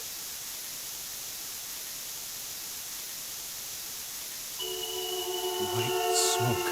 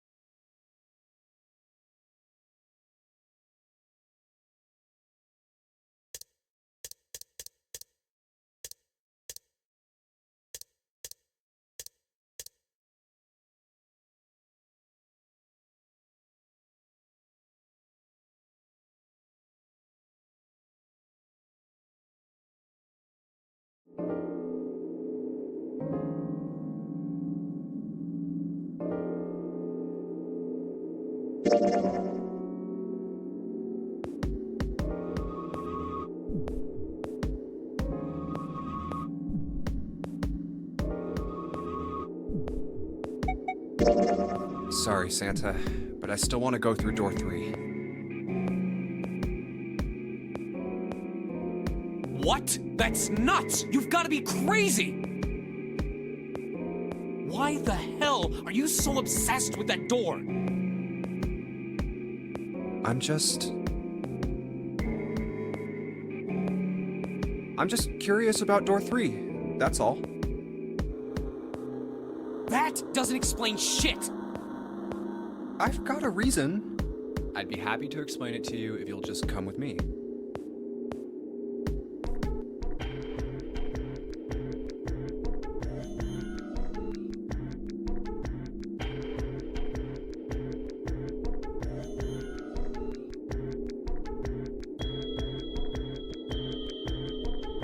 I'm curious about the red. 7, would you mind authenticating for me? Why? Please, just do it.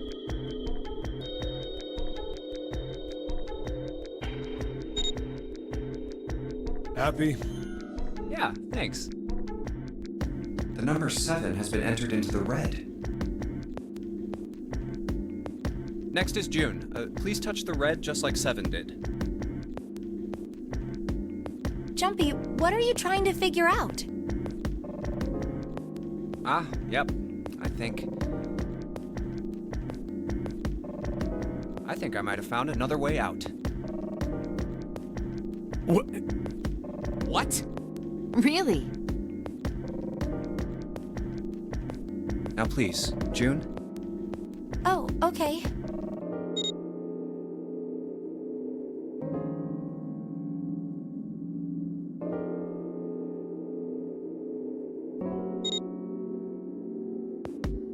All right, the only people who haven't authenticated now are Santa, Clover, and Lotus.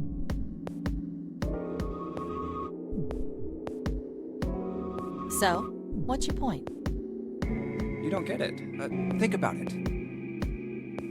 Huh? What's the sum of your number and Clover's? 12. And what's the digital root of that? 3. Which is Santa's number. By the way, Lotus, what's the number that's currently in the red? 7 plus 6 plus 5 equals 18. It would be 9, right? Yes, and what will the digital root be if you add 3 to that? 3, the door's number. There you go. Hey, wait a minute. What the hell are you up to? I'm not up to anything. I'm just waiting. Waiting for what?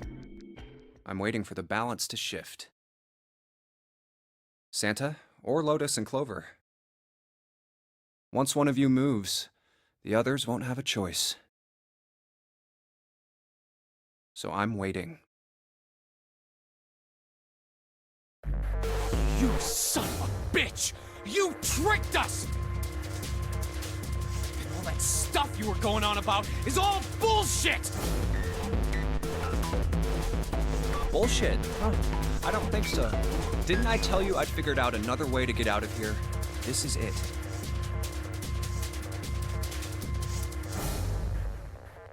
Why the hell would you do something like this? Jumpy. You did this just so you could go through the same door as June. That's it?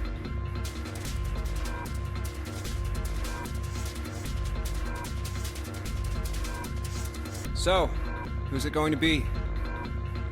Santa? Or Lotus and Clover?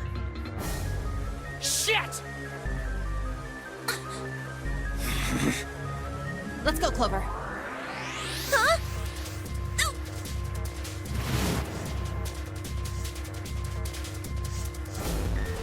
Fuck!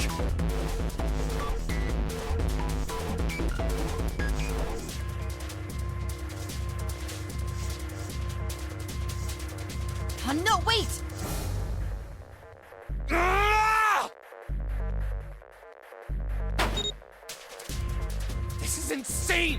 This isn't right! Yeah, well, you may be right. But...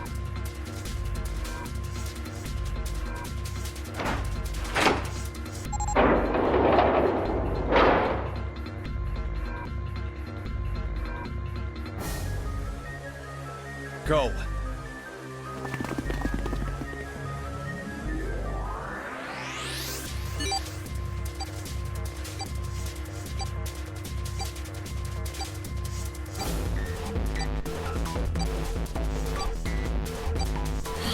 No.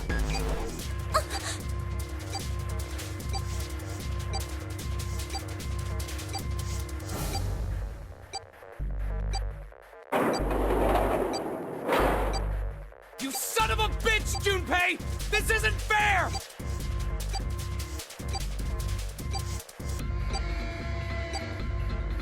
Do you realize what you just did? You leave them out there, and they can't...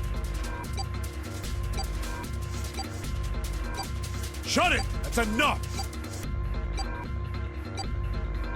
We gotta find the dead or none of this is gonna matter!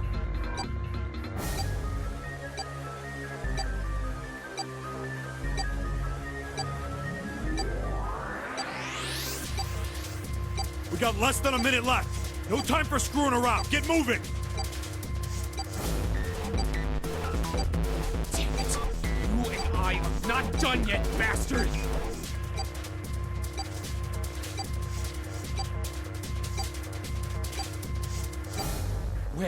Where the hell is it?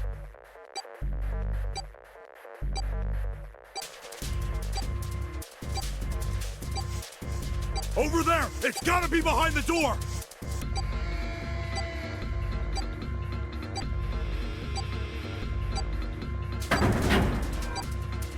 Damn, it's pitch dark inside. Can't see a thing! No, wait! I found it! The dead's right over here! Ugh. What? The floor's slippery! Hey! What the hell are you doing? There's something... Get over there!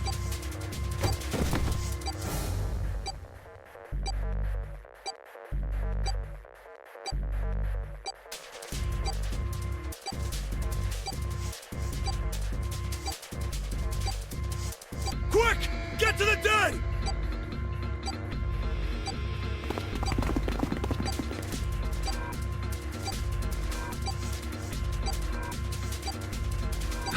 There it is!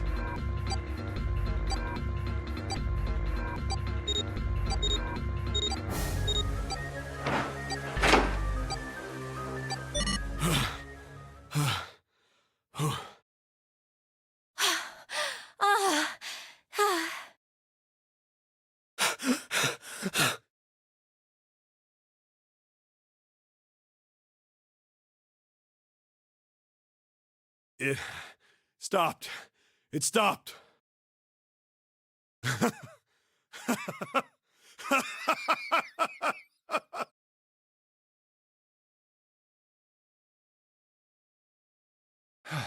I don't think I'll ever get used to doing this.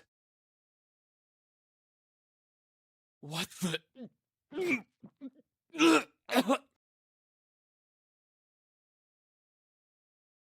What the hell is this smell?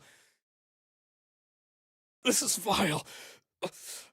I'm gonna puke.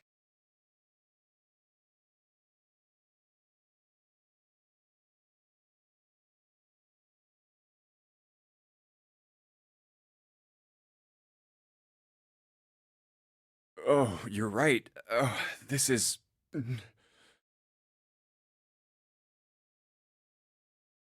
Let's get the lights on first. There's a switch over here.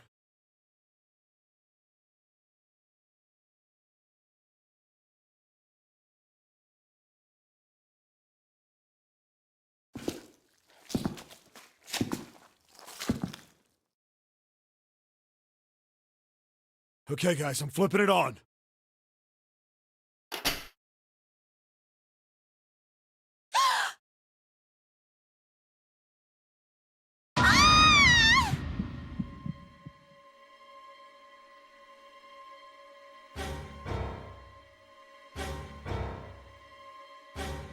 What? Hey. Oh, this is...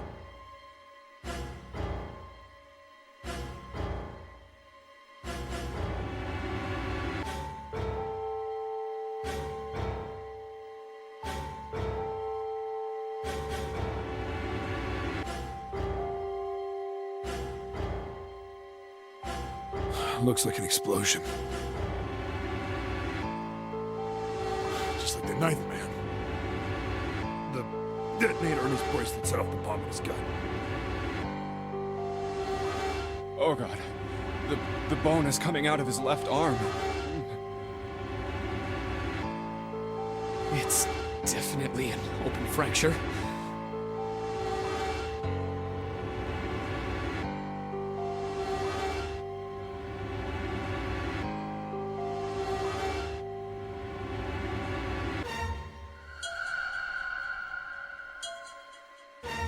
The face is the worst.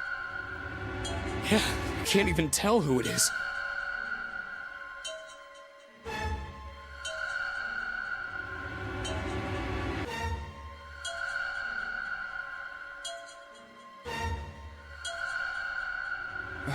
But the clothes are... Is that... Snake? Oh my god. Why did this happen?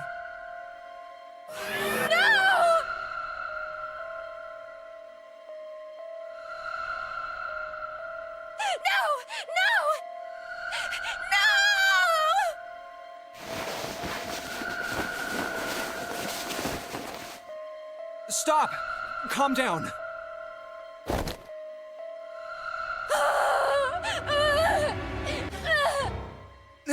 Hey!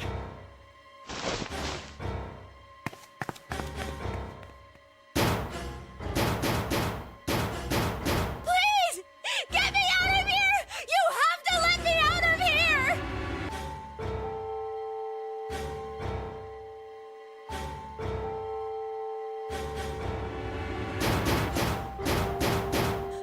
Why are you doing these horrible things to us? What did we do to deserve this? June.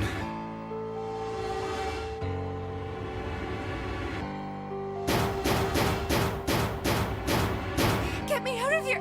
Please! Please! Just let me out! June.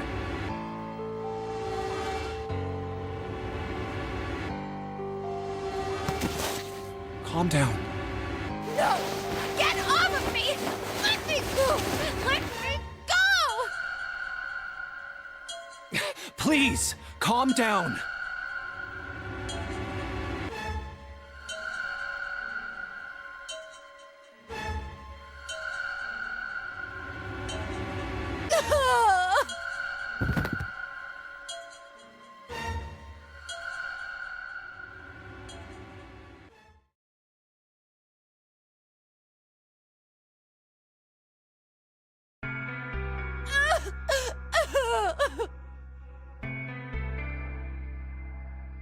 We're gonna be fine. It's gonna be alright, June. It's going to be okay, Connie. I'll be here with you, okay? Thank you. Thank you so much, Jumpy.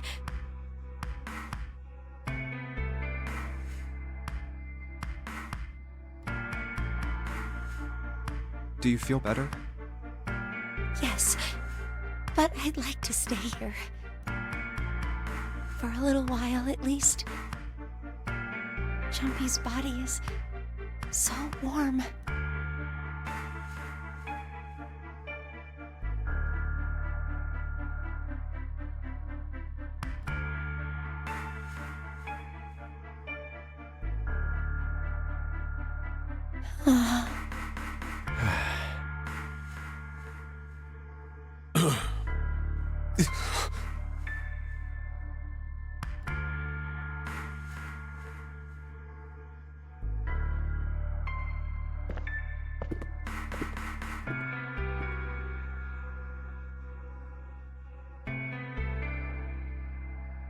We better get to it.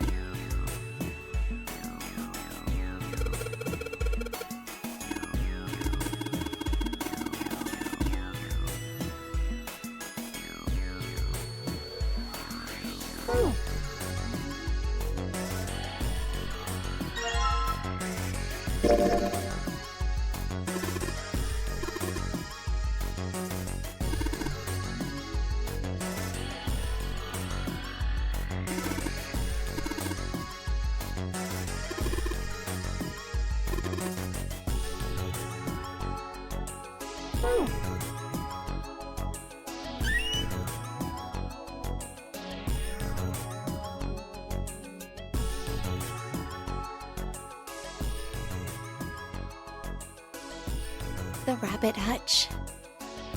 Huh?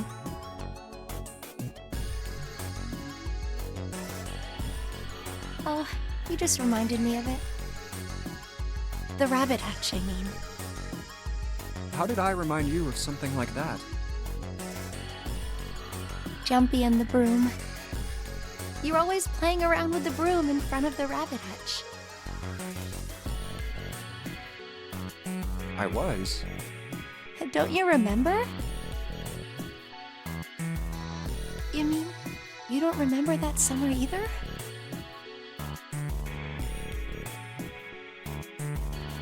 Of course I remember. How could I forget something like that? It was terrible.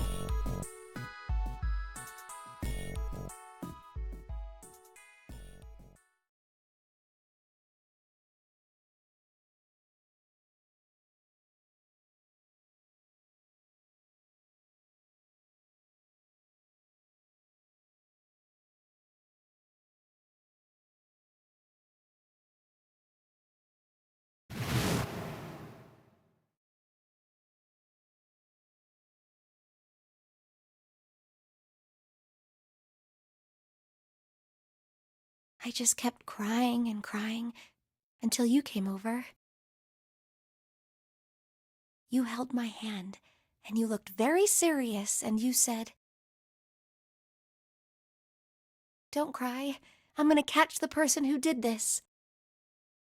After you told me that, I finally stopped crying.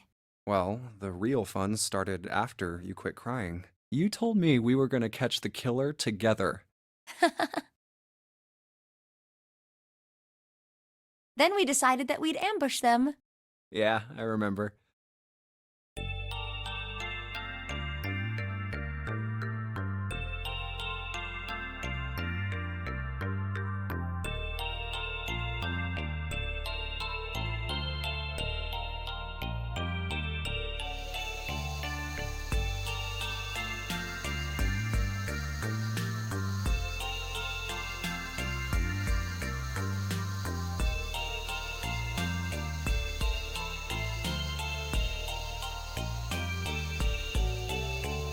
But the murderer never showed up. We waited for them all summer vacation, and they never showed up. Yeah, but the animals didn't get attacked either. I think all that work amounted to something, you know? Although, you know, if you think about it, we were probably taking on a lot more than we could handle. What do you mean? Well, come on, we were just kids. If whoever killed the rabbits had actually showed up, they probably would have had a knife or something. I mean, you must have been pretty worried, right? I wasn't worried. Because you were there with me. Well, you know, no one else wanted to take care of the animals. I was the only one who asked to do it at first. Yeah, well, boys don't really want to bother with taking care of animals, you know? Well, yeah, but you asked to do it after I did, didn't you? If it wasn't the rabbits, they were going to make me do something else. You know how that... I figured it'd be better if I was working with somebody who wasn't too much of a loudmouth, right? Somebody who wasn't going to tell on me if I felt like blowing it off. Really? That's why you volunteered? Yeah, it is.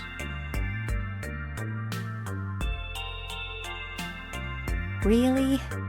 Of course.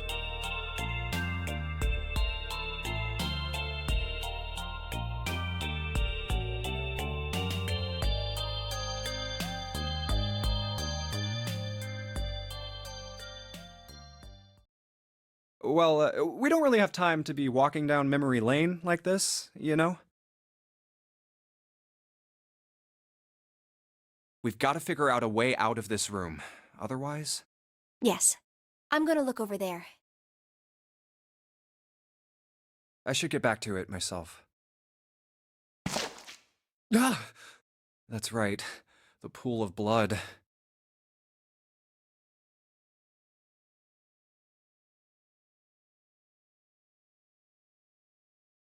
Going on and on about old times right next to a corpse? What were we doing? Well, maybe it was because we're in this mess.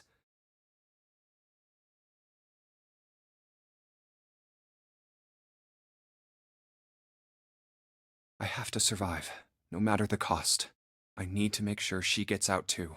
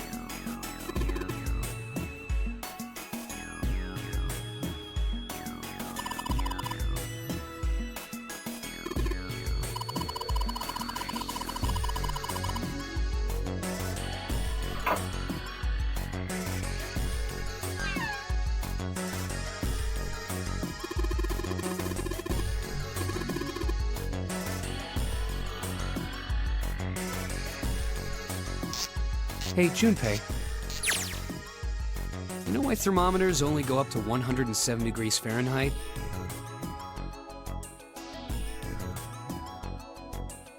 No, I can't say I ever thought about that. At 107 degrees, the cells in the human body start to die, and the organs begin to shut down. The proteins in your cells start to harden. It's like when you hard-boil an egg. Even if you cool it down afterwards, it won't go back to being a raw egg. In other words, it's dead. That's why thermometers don't go past 107. There's no point. Oh yeah? But it's pretty rare for a fever to get that high. Even viruses and stuff don't usually drive the body temperature up to 107. Of course, there are other external things that could. Like what? Well, let's see. Something like getting locked in a sauna. Or getting thrown into an incinerator and burnt to death. Yeah, I guess that would get a little hotter than 107 degrees Fahrenheit.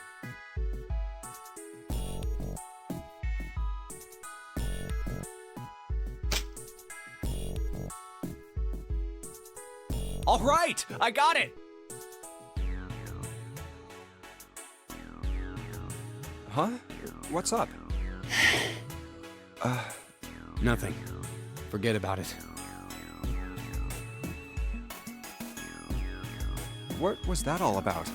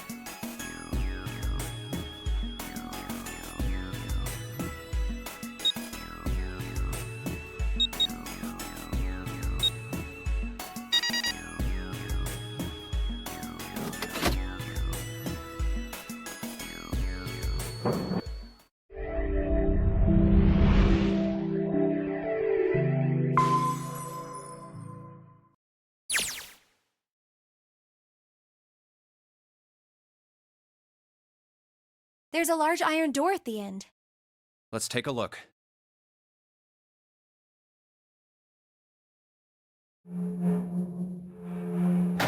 Huh?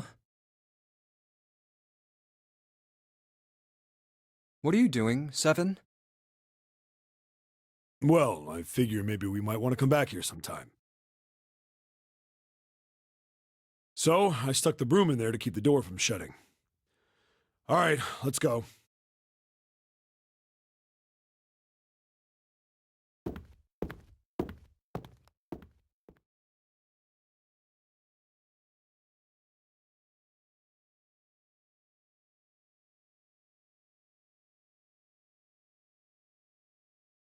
Jumpy, look!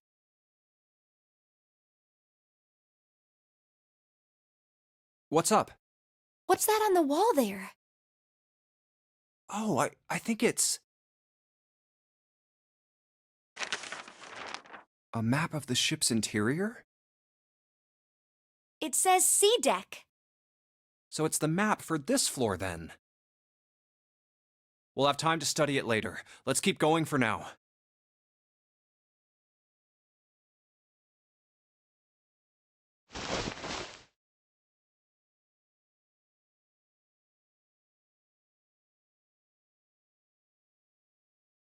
Ready? I'm gonna open it.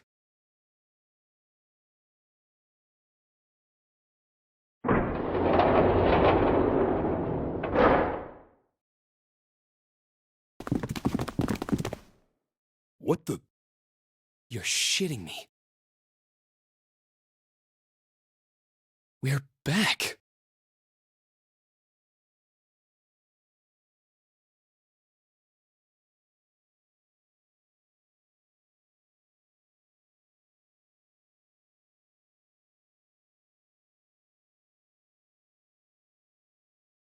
Clover! Lotus! And Ace!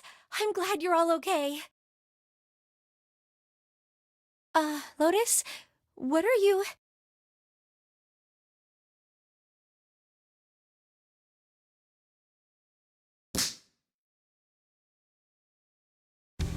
How could you do this to us?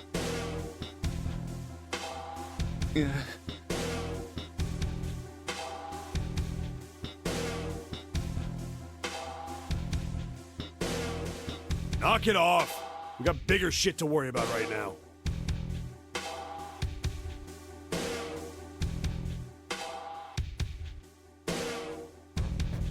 What? Go have a look. I stuck the screwdriver in the door. That door over there, the one without a number. As long as the screwdriver's there, it can't shut, so you can get in there. There's a shower room past there. I stuck a broom at the door there, too. Anyway, go take a look.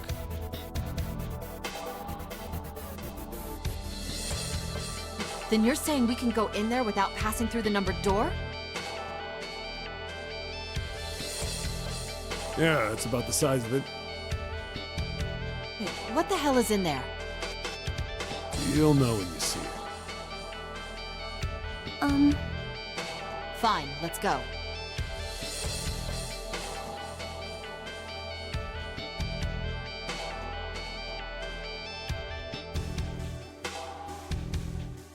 My goodness. I know I said I was sure you'd come back for me. I didn't think it would happen so soon, though.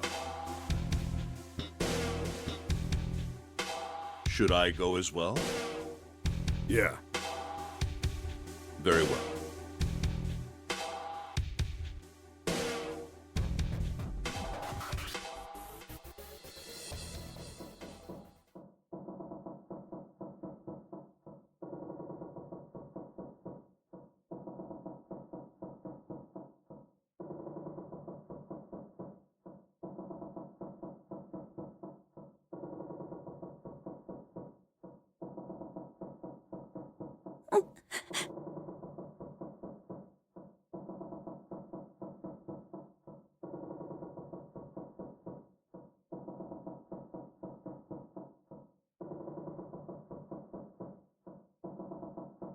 Snake was probably murdered.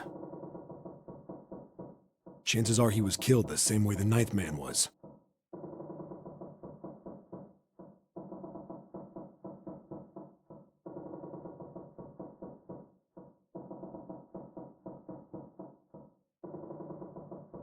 It's pretty straightforward. Not that hard to figure out how they did it.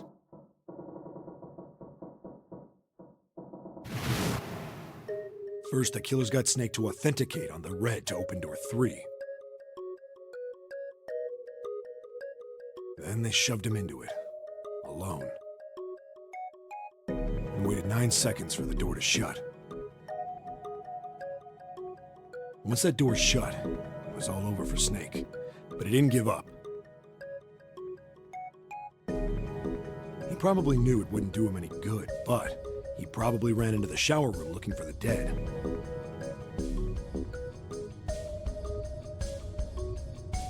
It was a small chance, but it wasn't like he had anything to lose. Unfortunately, it didn't work. The detonator is only deactivated if everybody who authenticated when they went in uses the dead.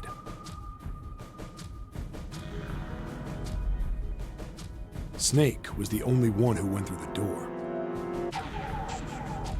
And then, 81 seconds after he was shoved in,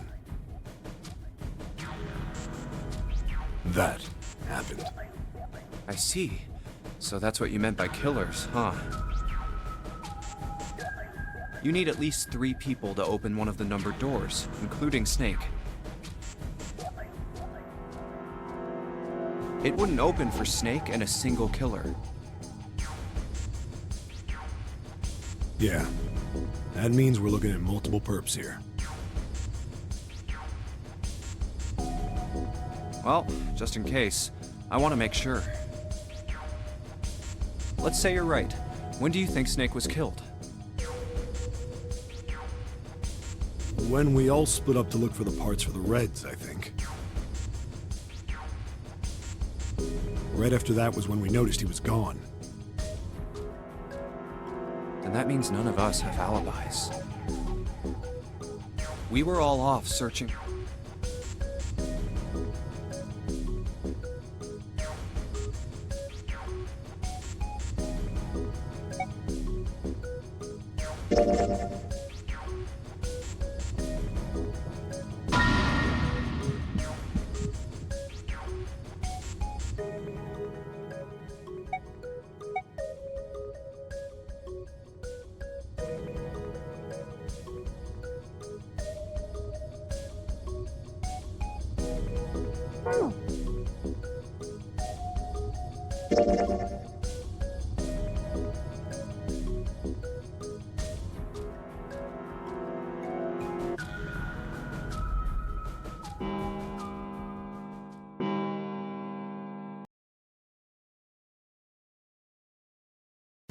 Here we go.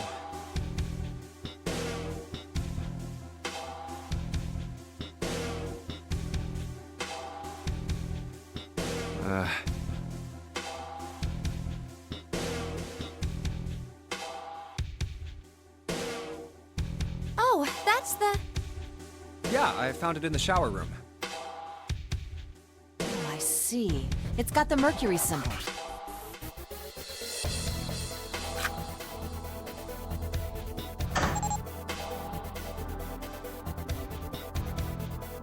Now we can go.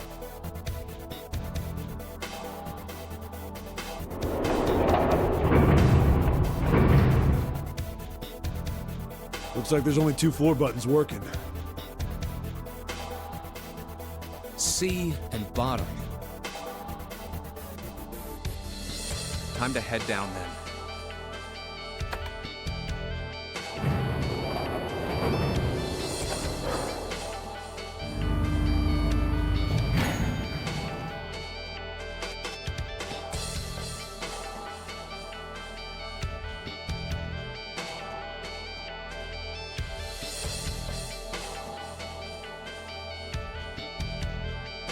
This is a numbered door.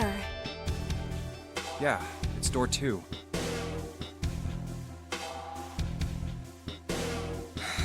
So who should go through the door this time? We don't need to be discussing who we're leaving behind this time, right? Right.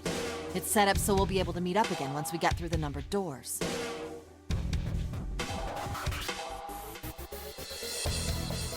Then there's no need for arguments at this point.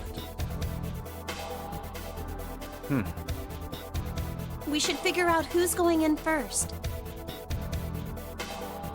Very well. Would anyone like to volunteer? I'll do it. I'll go too. And I suppose I need to go too, then.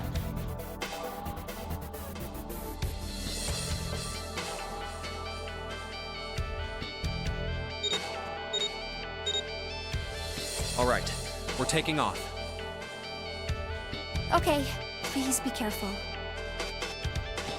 Jesus. You two are acting like you're married, you know that? Oh,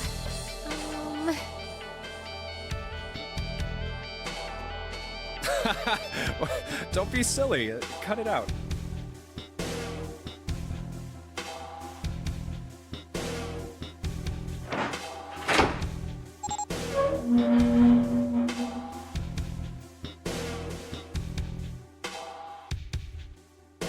All right, let's go. Yeah. Let's do this.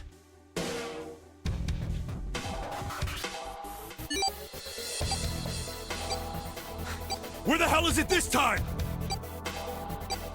I don't see it! Oh, there it is! It's right there!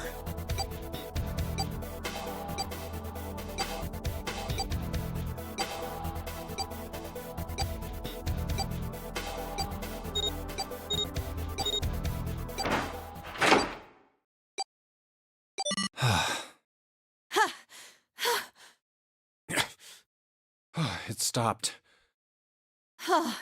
Yeah, it stopped.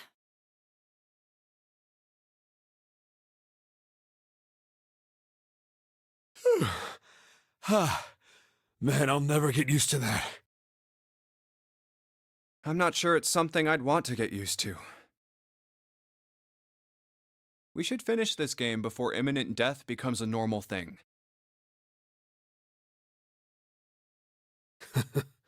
Damn right. All right. This hallway's pretty short, but it's got 5 doors. 3 on the left, and only 1 on the right. Don't forget the last one at the end of the hall. But it's got a metal plate over it, so I doubt we're gonna get anywhere that way.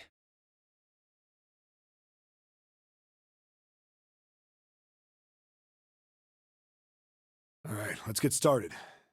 I think we'd probably better split up. You two okay with that?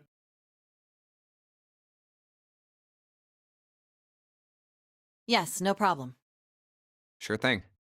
Then I'll take this first one.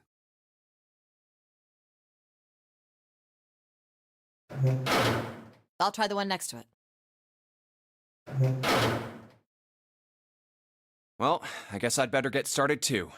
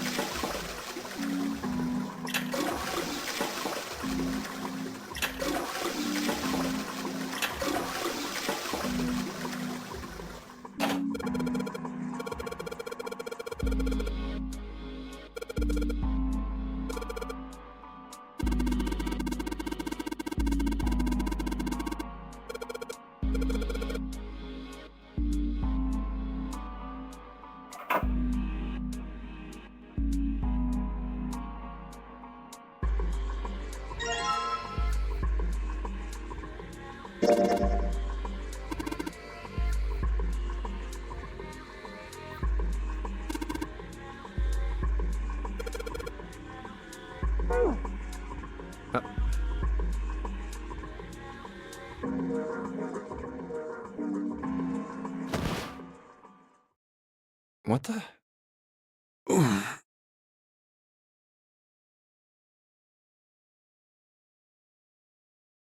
Hey, what's going on? Are you okay, man? You're sweating like crazy.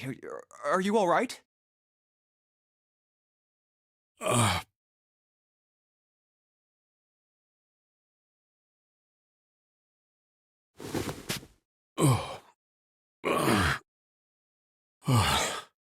Yeah, I'm fine.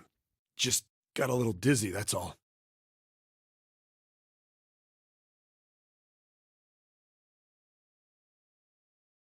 That's definitely more than just a little dizzy. Are you sure? You don't look so good.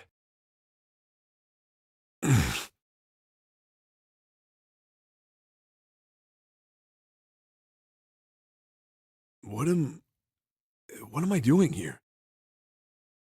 Huh? What are you talking about? We opened the number 2 door and walked in here. Don't tell me you forgot. No, that's not what I mean.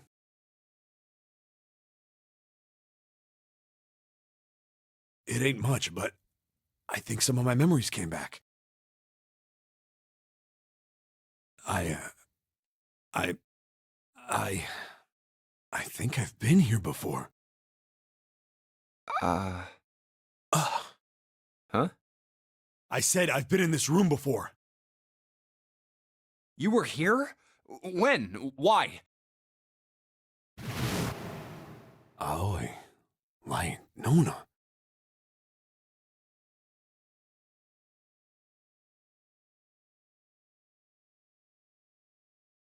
What the hell was that?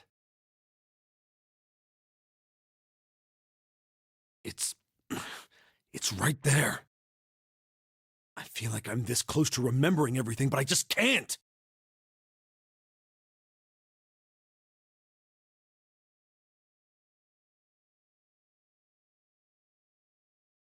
That's right, an experiment. There was some kind of experiment going on this ship. An experiment? What sort of experiment? They were trying to control people. Or something like that. What the hell are you talking about?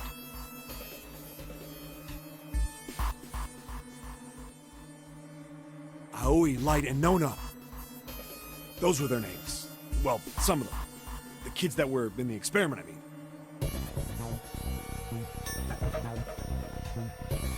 I think there were 4 or 5 more, but I don't remember all their names.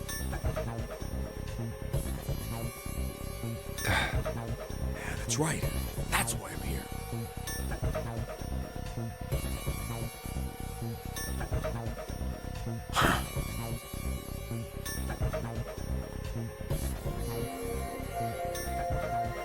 Experiment. Cradle Pharmaceuticals. Those kidnapped kids. Was I working that case?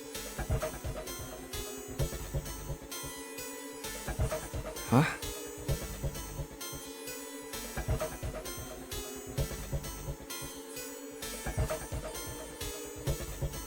Wait, under this bed.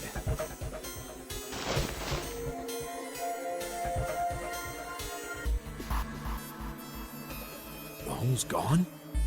No, maybe it was a different room. There's gotta be a ton of rooms on this boat that look just like this one.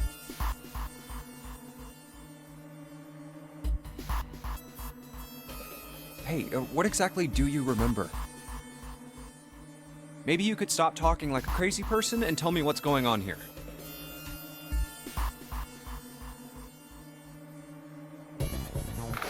Well, it's not like I really remember everything. I've only got bits and pieces, and they're scattered and don't make much sense. I don't care. Tell me the bits and pieces then.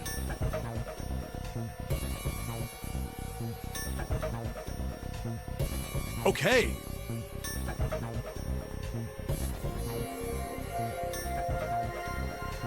From what I can remember, I think I was a cop. A cop? Yeah. I was looking for that group of kids that got kidnapped 9 years ago.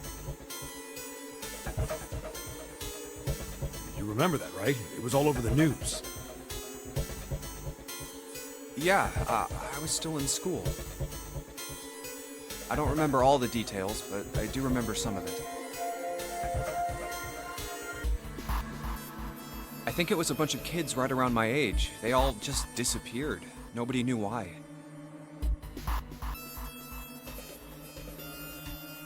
It was all over TV and the newspapers every day. So you're saying you were investigating it?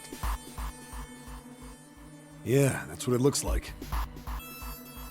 I guess I found something. There was this medical company called Cradle Pharmaceuticals that had something to do with those kids.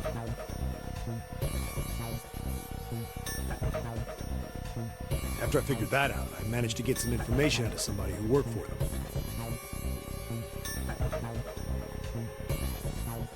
I think it was... Tonight, a ship is set to take the children to a large passenger liner docked offshore.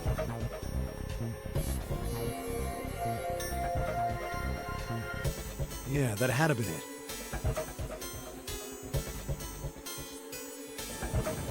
That's why I went to the wharf. In the shadows, I searched the harbor until I found the ship he was talking about. There was a bunch of movement near it. Men in black suits, many of them carrying large bags. Bags.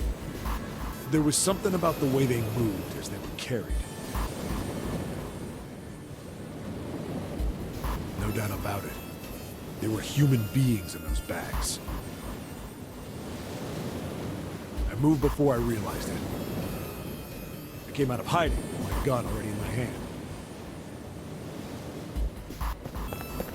Don't move. I felt metal touch the back of my head. Drop the gun. He kept digging the cold metal thing into my skull. There was nothing I could do. Did what he said and laid my gun on the ground. Then suddenly, there was a sharp pain in my neck. A needle. A drug. That was my last thought. My face hit cold concrete. I was out like a light after that.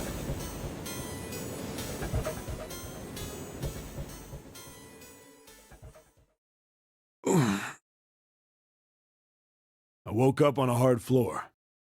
Damn it! Shit, my head hurts. Where am I?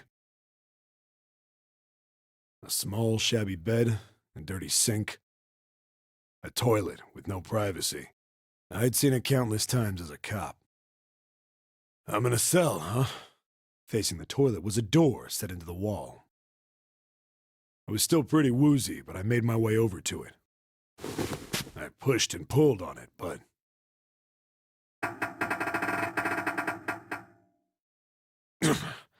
it won't open. Not like I expected much else. It would be dumb enough to put me in a cell and leave it unlocked. Threw myself against the door a few times, but it wouldn't budge. I knew it. I gave up and made my way back to the bed, and sat down.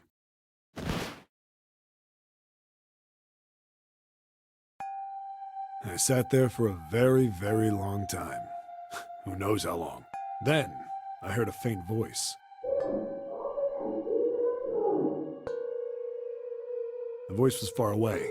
I couldn't understand what it was saying. But I could hear one. It was pretty high, probably a little kid. Huh?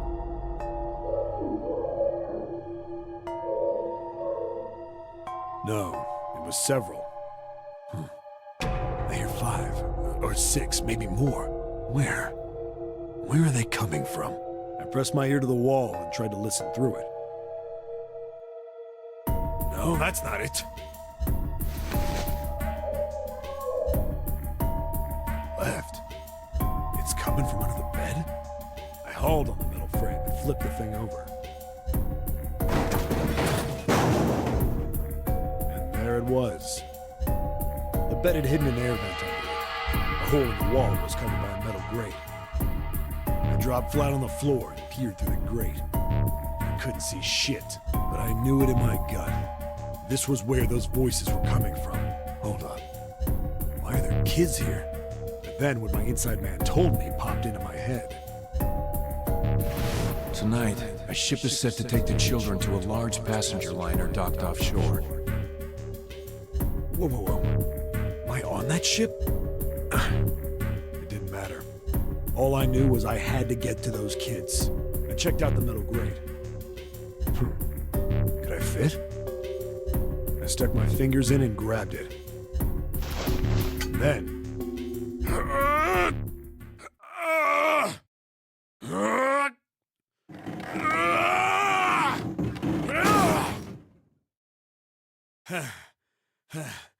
Yeah! How do you like that, you son of a bitch? I finally got the damn thing off. Sweat was dripping down my face, so I wiped it off and crawled inside.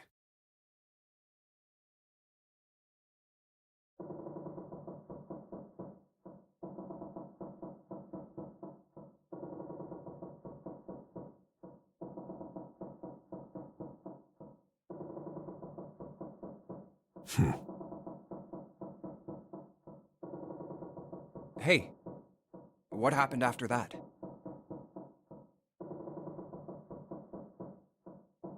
I don't remember what happens after that. I think I found some kind of door out of the duct. And I think I found some kids, too. Not good. Why can't I remember what happened next? Ah, man, what happened to the kids, Seven? Did you save them? I don't know. I don't know if it was me. I've got this feeling. I think one of the kids died. A girl, I think. Huh?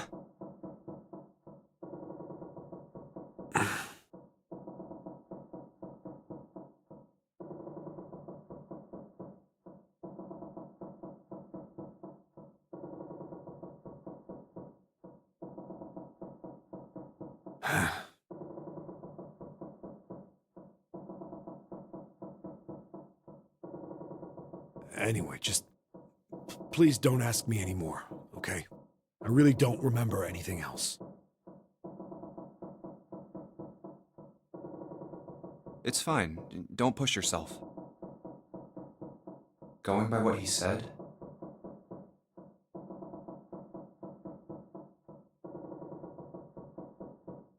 the children who had been kidnapped 9 years before,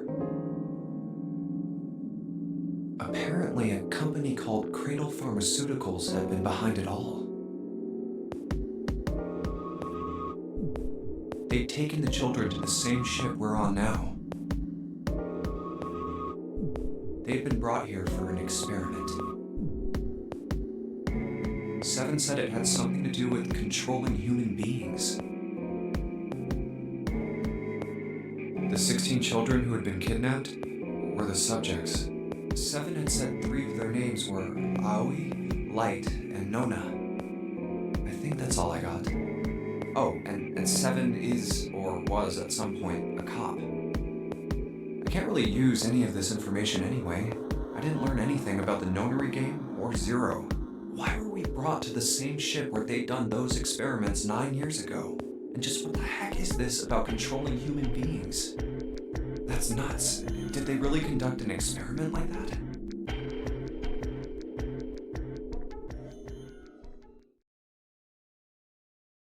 I don't have time to just stand here thinking. I need to get moving.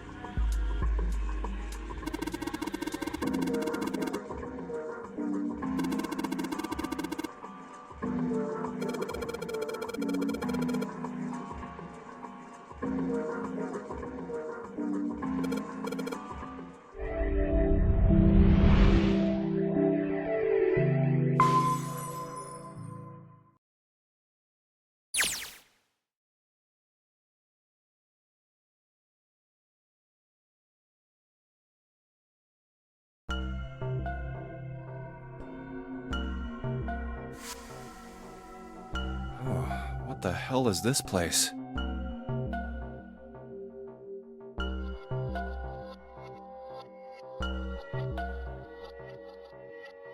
Ugh, this room is really creepy.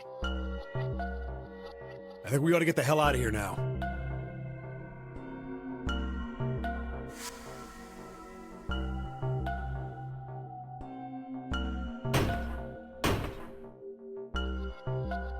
Figures.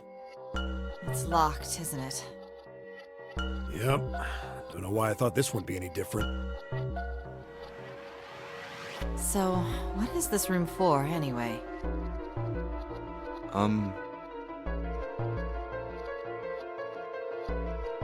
Well, there's a chair in the center of the room. Looks uncomfortable to say the least. I'd rather not sit in it if I can avoid it.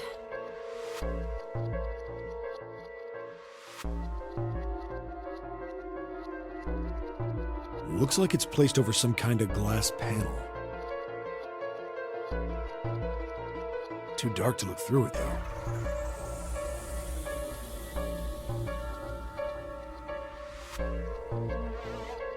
This isn't dried blood on the tablecloth, is it?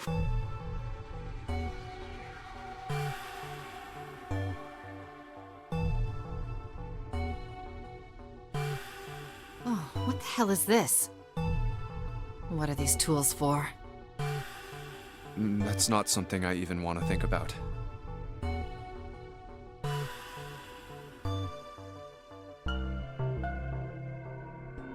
No doubt about it. This room's dangerous. Let's make our search quick so we can solve the puzzle and get the hell out of here. Come on.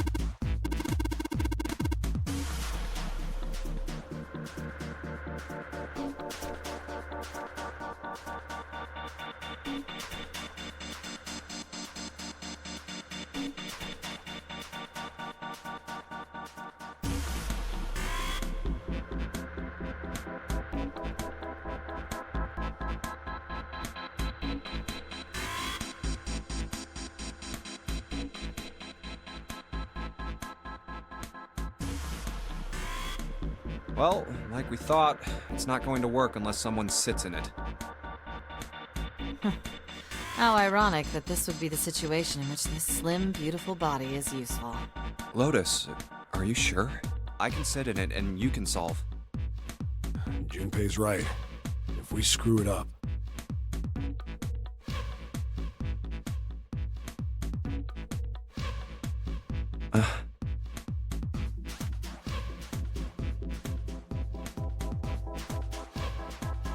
I'll be fine. Even if I fall in, the shark is already dead. But... No one likes an indecisive man, Junpei.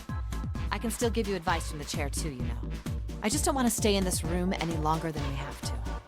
Go over to that screen and let's get this over with.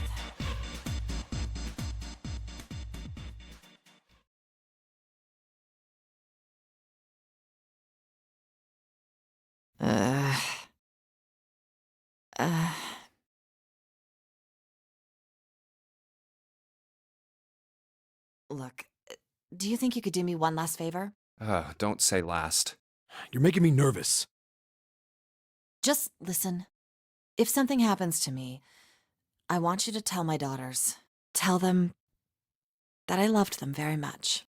No, tell them that I will always love them. Daughters? You've got kids? Yes, I do. I suppose they're about your age, Junpei. They're twins. I had them when I was young after... well, some things happened. Their names are Nona and... Wait! Nona?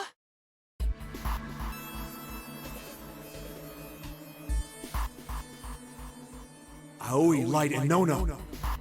Those were their names. Well, some of them. The kids that were in the experiment. But what the hell? What's wrong with you? Oh.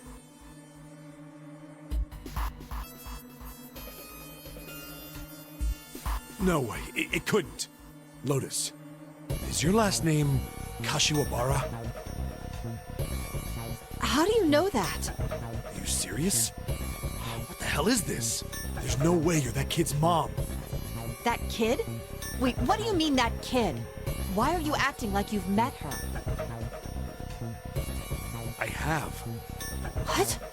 Yeah, I met one of your kids. When? 9 years ago. Where? On this ship. Why were you... It's not a short story. Look, I don't care how long it is. Tell me, please, what happened here? Fine, I'll tell you.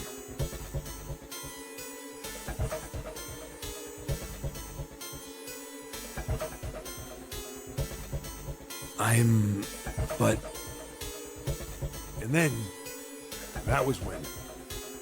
From there, it looked like... just as if, finally... That's all I remember from 9 years ago.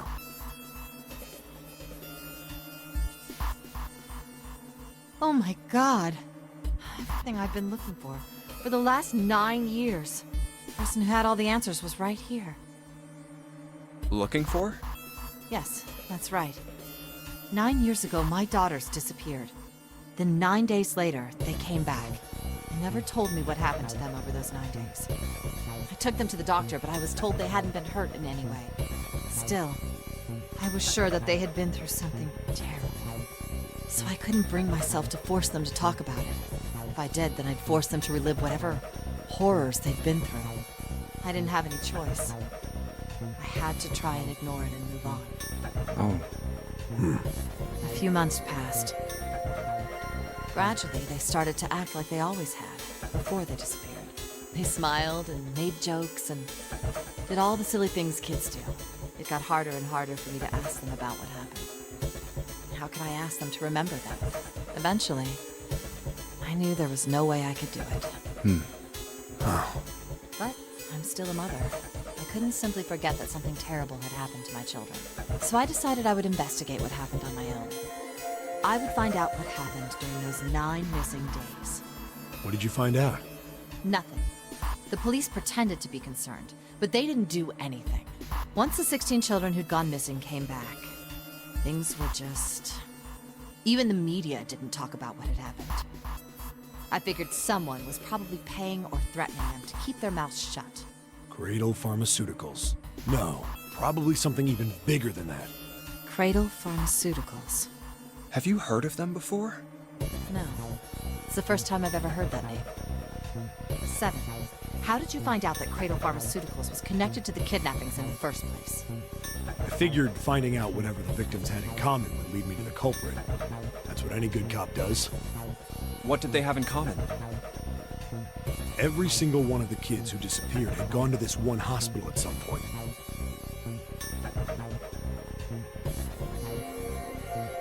The hospital was one of a bunch that were under the control of Cradle Pharmaceuticals. After that, it was just about connecting the dots. The hospital. The hospital? And for a while, I was trying to get some kind of information out of the kids at the hospital. One of them told a weird story. What was it? Have you heard about the Gansfeld experiment? I guess all these kids had to go through it while they were at the hospital. I think it was passed off as some sort of counseling. What did you call it again? Oh, the Gansfeld experiment. This is how it's set up. First, subjects Q and A are put into separate rooms, far away from one another. Then a series of video images are shown to subject Q, who is told to send the images to subject A by thinking about them. Subject A, on the other hand, is put in a large reclining chair, given a blindfold. With their senses cut off, A is asked to guess what images Q is looking at. Oh, yes, I've heard of that. It's a famous telepathy experiment, isn't it? Telepathy. That's how the experiment on this ship was supposed to work. The experiment to control people, right? Yeah. I don't know if any of the telepathy stuff really exists, but maybe someone from Cradle Pharmaceuticals bought into it.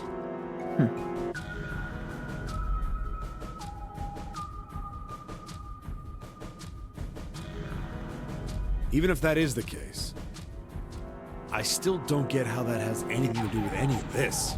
Notary game, Zero, why we were kidnapped. What does any of that have to do with telepathy? I know I brought all this up, but I have no idea. Maybe none of this stuff is connected after all.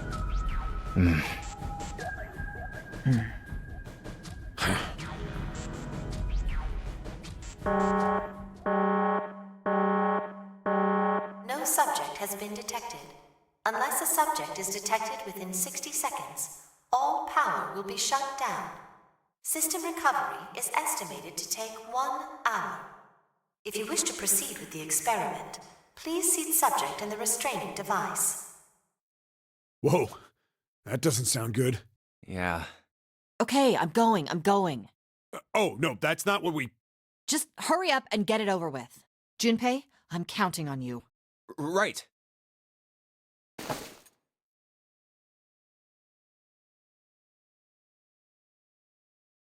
Lotus, please, tell me right away if you feel anything weird. You worry too much. Now get on with it and be a man, or June's gonna leave you.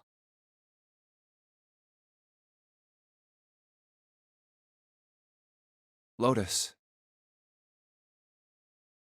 Okay, let's do this.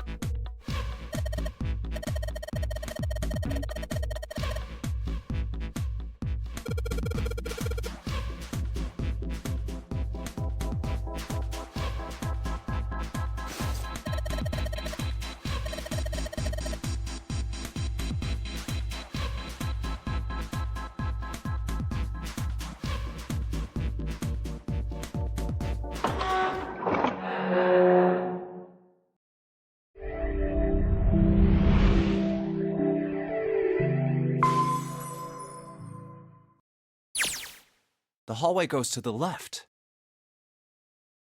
Yeah, but I don't see any doors. Guess we just need to keep going. Right. Let's go.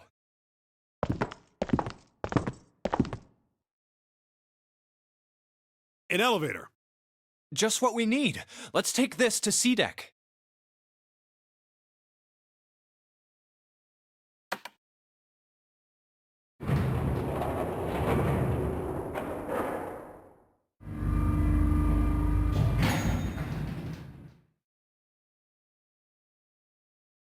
Huh?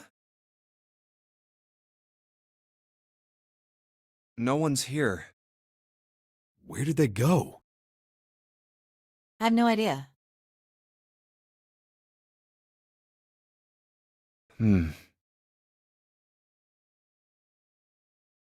Hey, Junpei! We should follow him.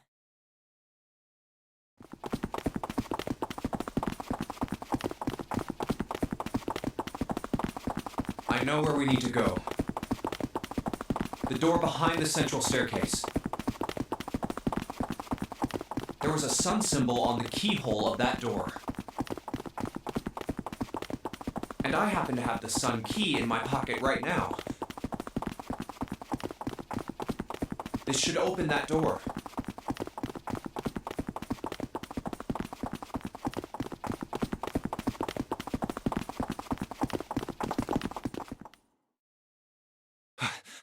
All right, time to open this.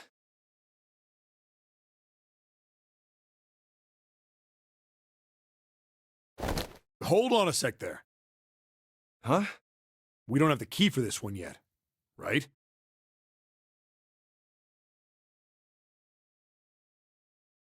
That's... Oh, it's the Jupiter symbol. Then we can't open this door. Unfortunately, no, we can't. Jeez, the sun door's gotta be just on the other side of this, you know? We can't just stop...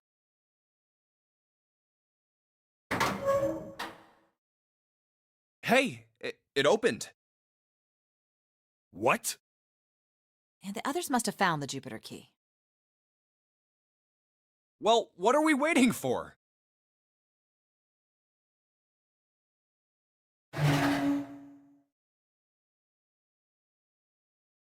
Oh, what?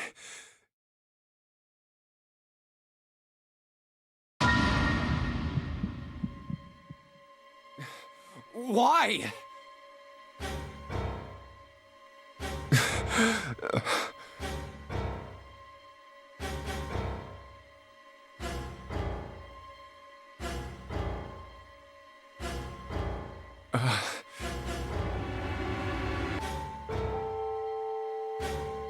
What the hell? What the hell happened?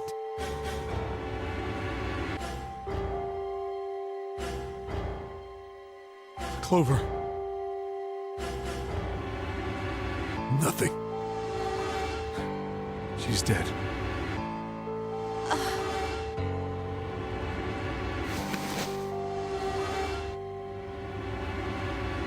Hey, what are you doing?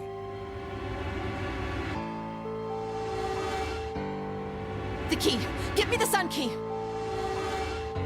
Why? Why do you think? We have to get out of here before the murderer comes back! The murderer?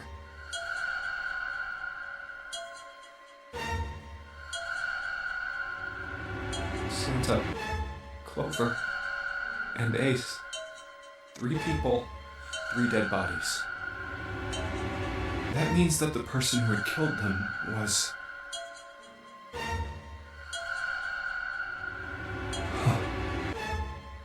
No. No, it can't be true. Give it to me! Let's go!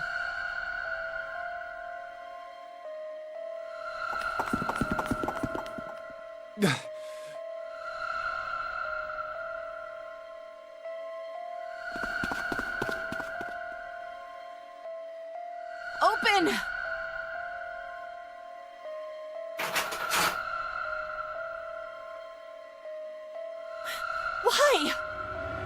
What happened? Nothing. Nothing happened. I didn't feel it unlock. Oh no. Is it the wrong key? I don't know. Maybe.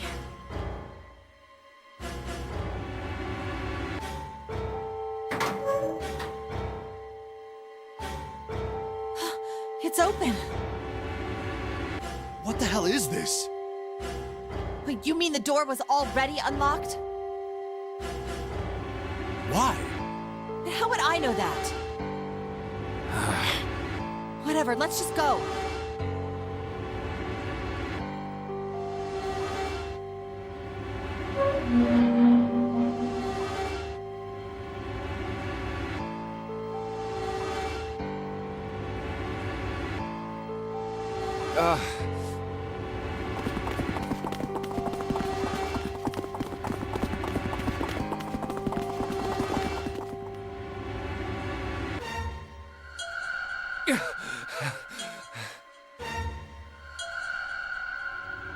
What the hell is this door?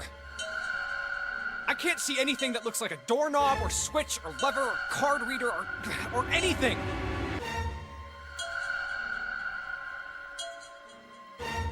How the fuck are we supposed to open this? We don't have a choice. We're gonna have to go back. No, I'm not going back there. There is a murderer back there.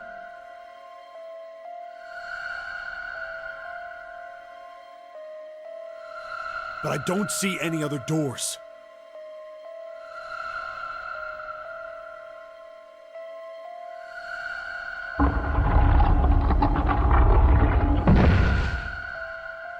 No way. It opened by itself. It's an automatic door? Look, guys, I've got a really bad feeling about all this. The other doors were already unlocked, and this one's automatic. We haven't seen anything like this before. Bad feeling.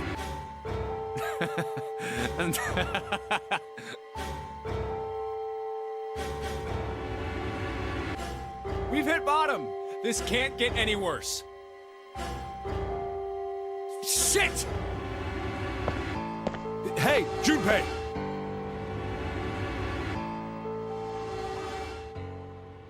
I can't take this anymore. No one can.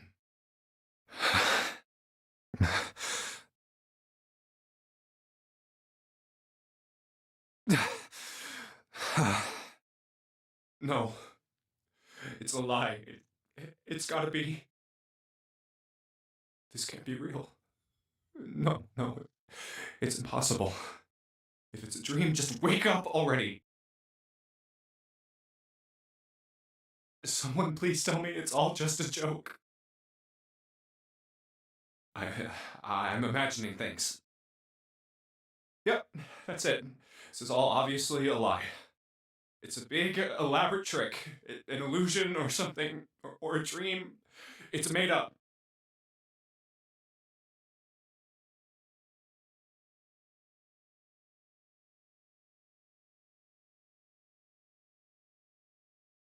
Ah! Ah! Connie!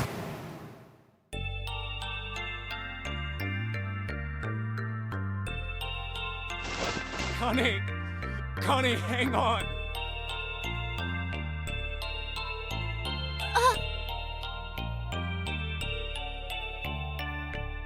Connie! Jumpy?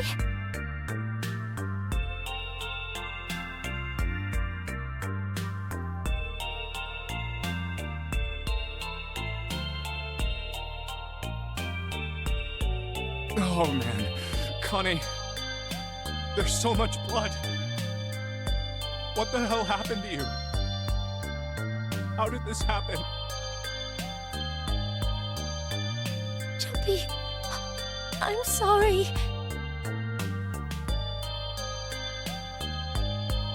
I might not make it. No way I am going to let you die. I am going to save you, I promise. Thank you, Jumpy. Thank you so much for everything. I was really happy to see you again, Jumpy. Really happy. Don't give me that I was crap. You're gonna see me again lots more times. You just gotta hang on, all right, Connie? You... Ow, what can I do?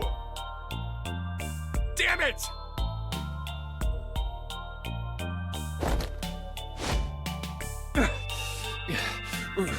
What's that? A submarine? What on earth is a submarine doing here?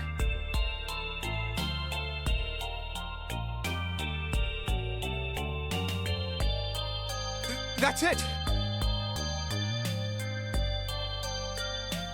Hang on, all right? There's a submarine over there. I'm gonna go see if it works. No! Don't go. Please, don't go. Please, just stay with me, okay? I want to be close to you, Jumpy. When Connie. Jumpy, did you know? You meant a lot to me when we were kids. I've liked you for a long time, Junpei. A really long time.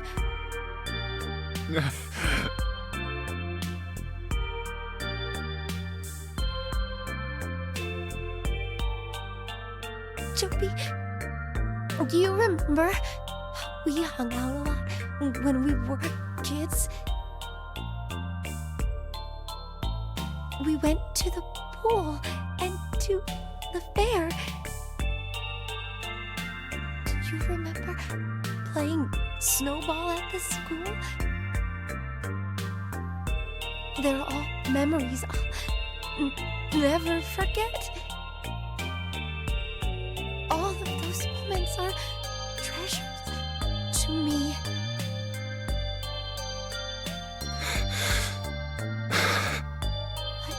I also wanted to go to a lot of other places with you. A lot more. But that won't happen now. No. I mean, yes. Yes, it will happen. We'll go all sorts of places, Connie. You hear me? I promise. We'll go wherever you want. Really? Yeah, really. I swear. That makes me happy. Really happy.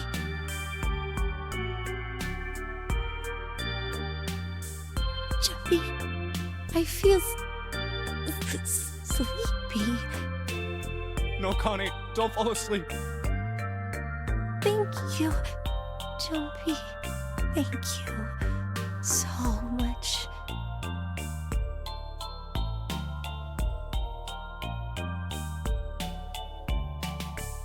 Connie! Connie! Connie!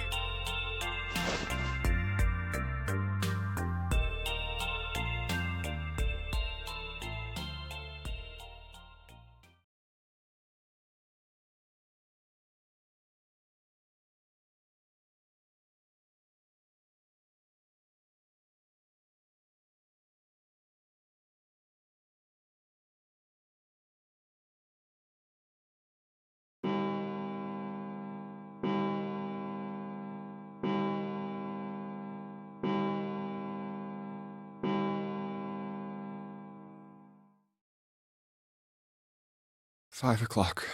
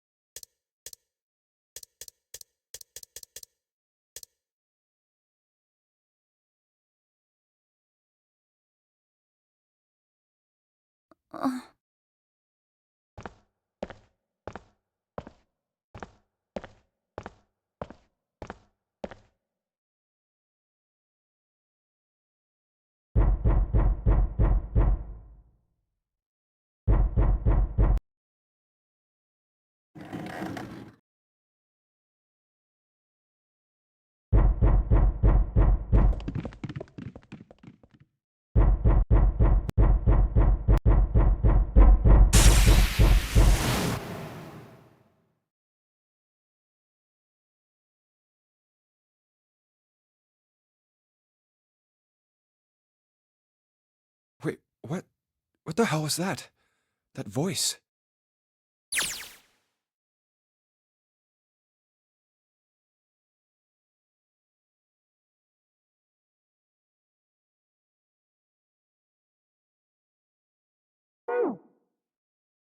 Huh? What? What's up? Huh?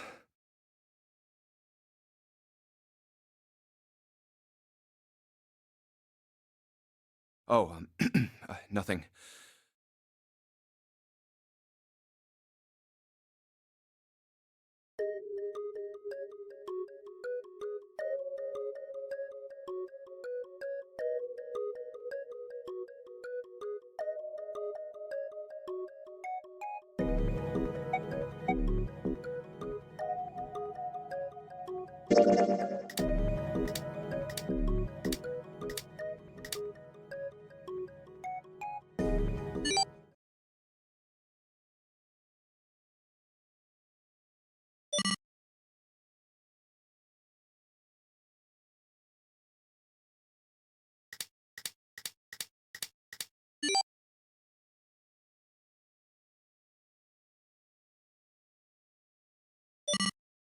One, 4, 3, 8, 3, 4, 2, 1.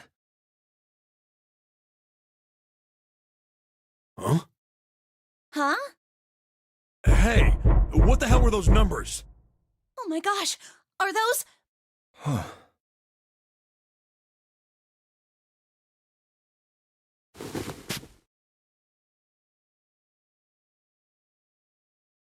One, 4, 3, 8, 3, 4, 2, 1. 1, 4, 3, 8, 3, 4, 2, 1.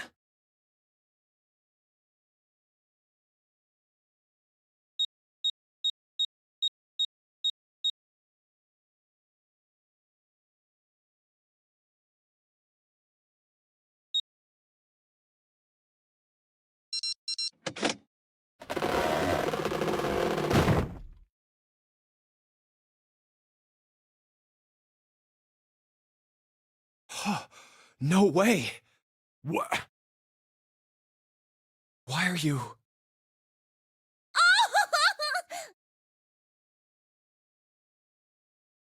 Oh? Is that you, Clover? I apologize for worrying you. Snake! You? Why? Junpei? And Seven? Is that you? Is everyone else there as well?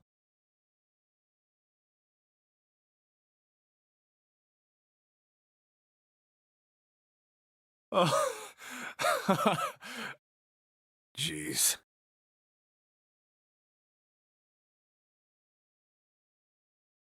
You're back!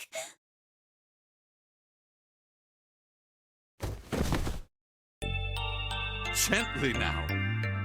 My body's still a little weak. Oh, you're back!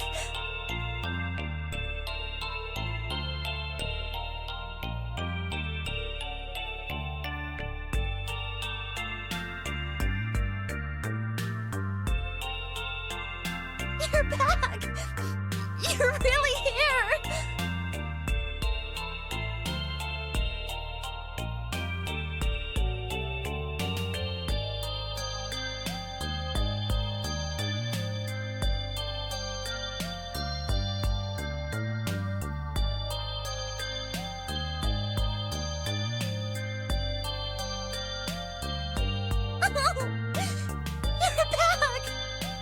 Come now, what's gotten into you?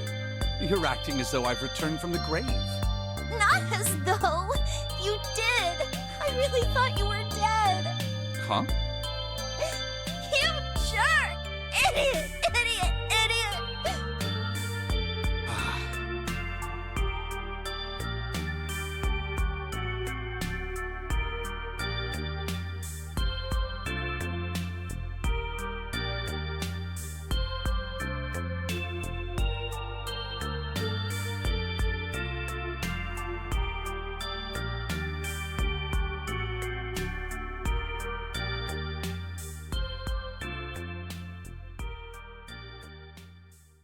I see. I believe I understand things rather well now, thank you. In the shower room, there is a dead body wearing my clothes. Because of that, you thought that I was dead, correct? Yeah. You also discovered a corpse in the captain's quarters, and Santa turned on you here, in this room. Do I have it straight? Well, the dead body in the captain's quarters is a surprise. Sorry, there wasn't a good time to tell you. Don't worry about it. Well then. I've got a pretty decent idea of what happened while I was indisposed, but it's still something of a mystery who did all this, and why. The corpse in the shower room that looked like me, and the corpse in the captain's quarters. Why were they killed in the way they were? You don't know? No. Why would I? The guy in the shower room. We don't know who he is, so let's just call him Mr. X. Anyway, this Mr. X is wearing Snake's clothes. But you're wearing some kind of weird robes. That means someone took your clothes and put them on Mr. X. We need to figure out who that was. I apologize, but I have no idea who might have done this to me. I only just now woke up. I was unconscious during all the events you just described to me. They must have undressed me and changed my clothes during that time. When were you knocked out? When we split up to look for the red. Where did they get you? Do you remember? It was a small room in one of the hallways on C deck. What happened? The same thing that happened to every one of us when we were abducted. A canister releasing some sort of gas was thrown into the room. I believe the gas is some sort of incapacitating agent. Then that means it was... Zero. Looks that way, huh? There's nothing else I have to tell you. When I woke up, I was in this coffin.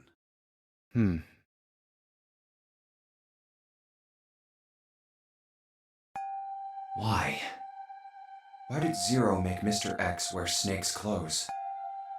How would that benefit Zero? I don't get it. What the hell does any of it mean? And I have no idea how I got the passcode for the coffin either. Truth had gone, and truth had gone. Where did those words come from? Why did I feel compelled to push the buttons on the bracelet after hearing them?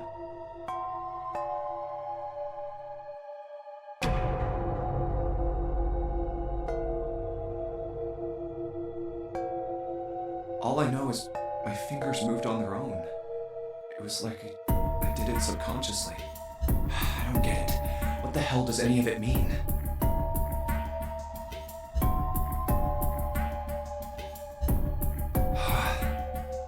Also, Snake and Clover had been subjects in a similar experiment 9 years ago.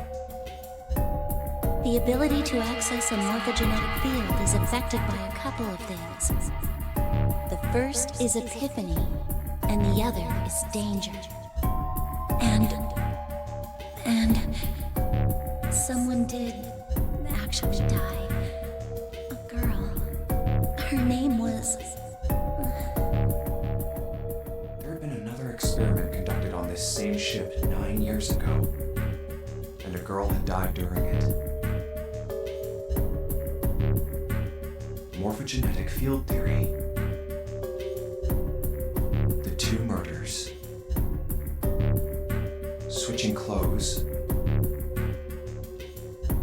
The nonary game.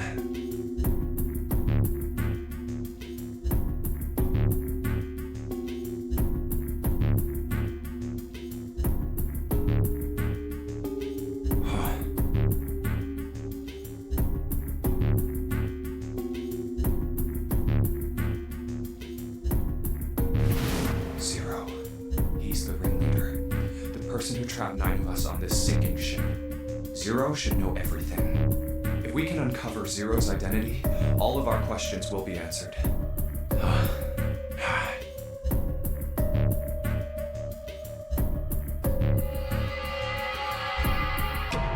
At any rate, we'll have plenty of time to decipher the details later.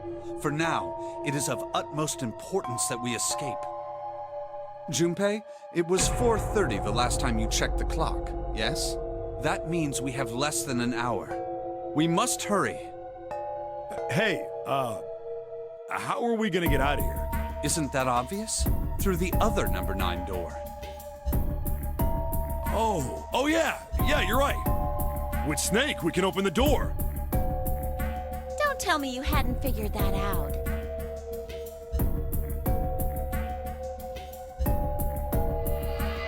Come on, you gotta tell me these things.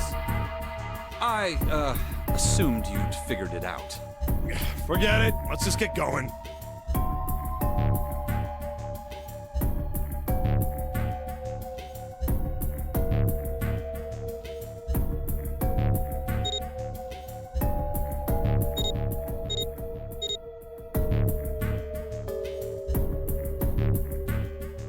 All right. You guys ready to go? Yes. Yep. Not yet. Huh? Before we go in, I'd like to check something. You want to check something? Yeah, but before I do, 7, could you pull the lever? I want to make sure we can verify with just the 4 of us. What do you mean? We don't need. Just do it, all right? But if the door opens, don't go in yet, okay? Please, this is really important. I really need to check this, okay? Work with me here.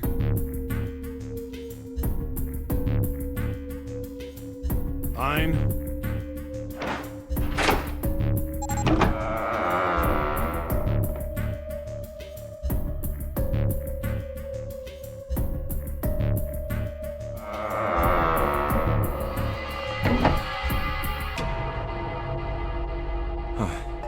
All right, that means the 4 of us can go into door 9.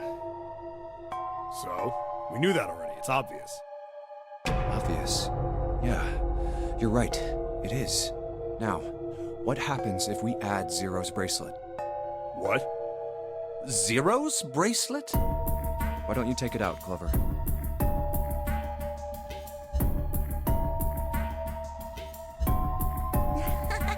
So you did know I had it.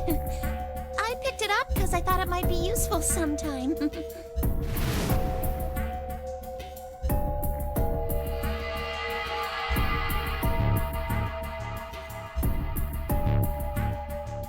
This was on the left hand of the corpse in the captain's quarters. If you look at it, you can see it's got a 0 on the face. Just to make this a little easier to talk about, I'm gonna call the guy we found dead in the captain's quarters, Cap.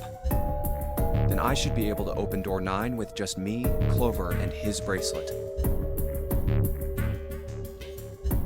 Though the big question is, if Cap is the mastermind of this game, would he really put one of these bracelets on? Anyway, let's just give it a shot. Clover, give me your hand. Okay. Now the captain's bracelet. And pull the lever.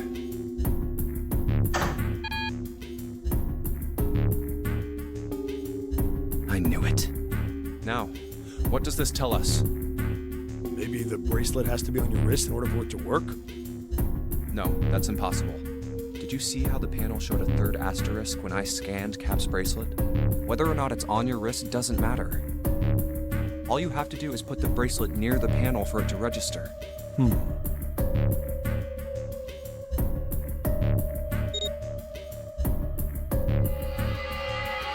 Huh. Looks like you're right. See? So what does that mean? There's only one possibility. That bracelet isn't the number 0.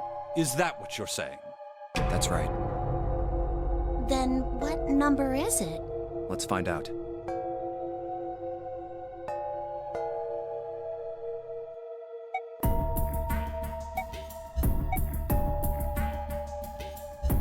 Let's try Snake, Clover, and Cap. If this combination opens the door, then Cap's bracelet is number 3.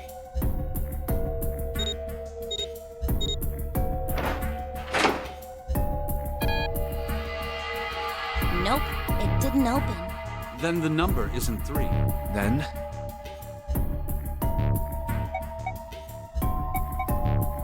let's try 7, me, and Cap.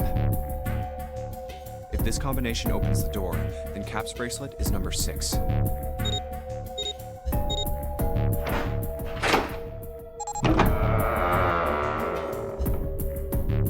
Hey, it opened!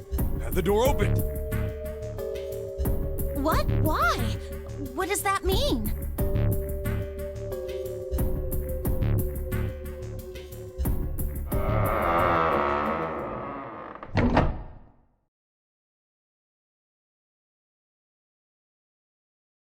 Isn't it obvious? Cap's bracelet is number 6.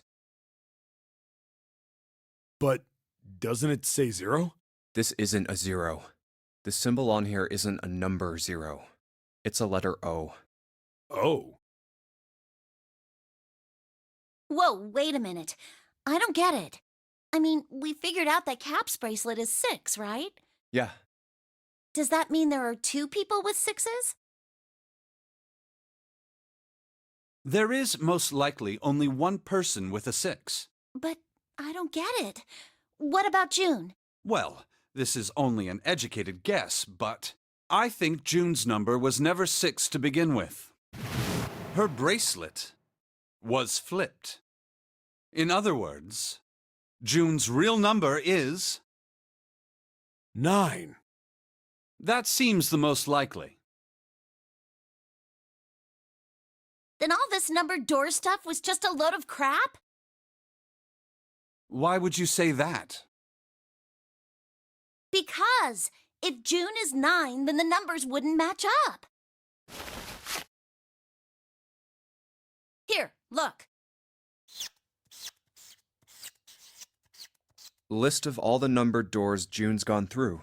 I'll let you know what I'm writing, okay, Snake? And that's everything. I wrote down which door she went into and with whom. And I wrote what all the numbers were. So if you switch 9 in wherever there's a 6, the numbers don't work.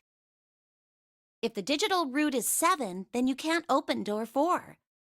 If the digital root is 2, then you can't open door 8.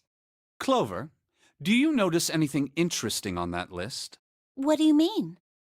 You're talking about 3, right? 3? Santa's always in the room with her. That's what you're saying, isn't it? Yes, that's right.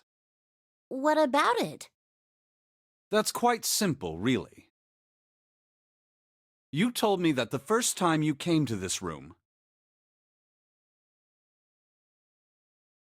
Santa was the first to refuse to leave June behind. Now, doesn't that beg the question why? Why would Santa do such a thing? The answer is easy. Because Santa can't open door 9 with only 7 in Lotus. Of course, there's only one reason for that. His number isn't actually 3. Santa's real number... 7? Would you be so kind as to modify my sister's equations? Yeah, sure. This is what you were getting at, right, Snake?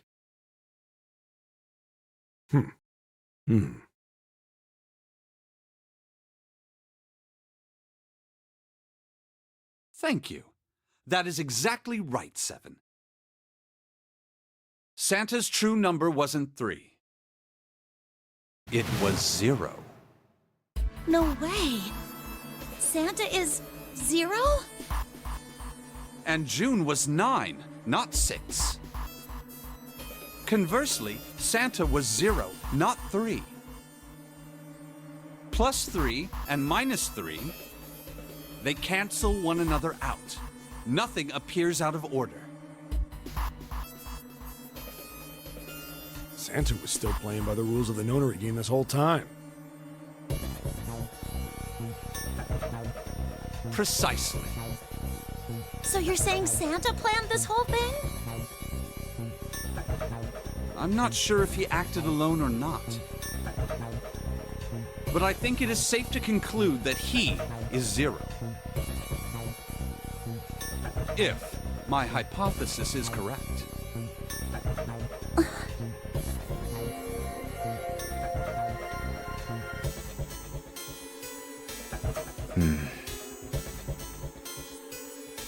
Snake's hypothesis. Something doesn't seem right. June's bracelet being flipped. Even if that were possible, that would mean there are 2 number 9 bracelets. And if that's the case? All right, that's enough talking. Let's go. It's high time we went through that door.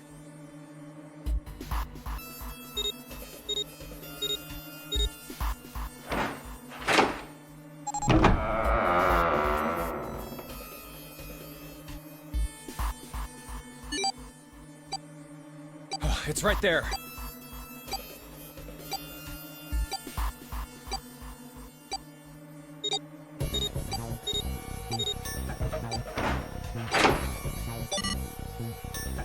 Oh.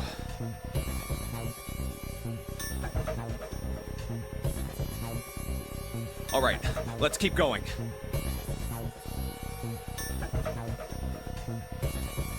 I think these stairs go to the bottom deck. Looks dry.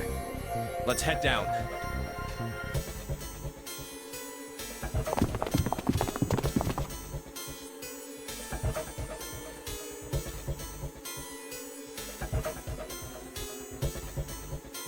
Hey, it's a...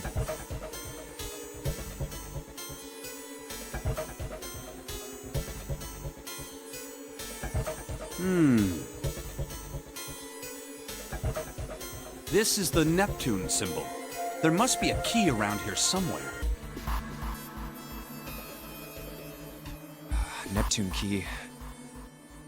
I only have the Uranus key card. It's a different planet. Plus, it's the wrong kind of key. Let's turn around and go back for now. Yeah.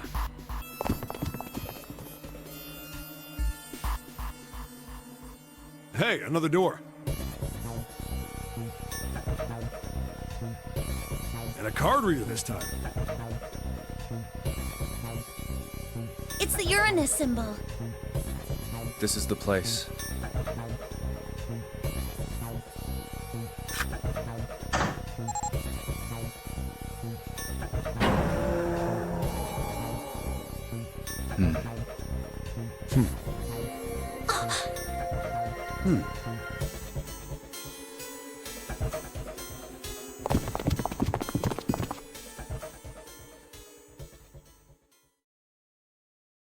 Wow! It's totally full of books! There's so many. I don't know where to look.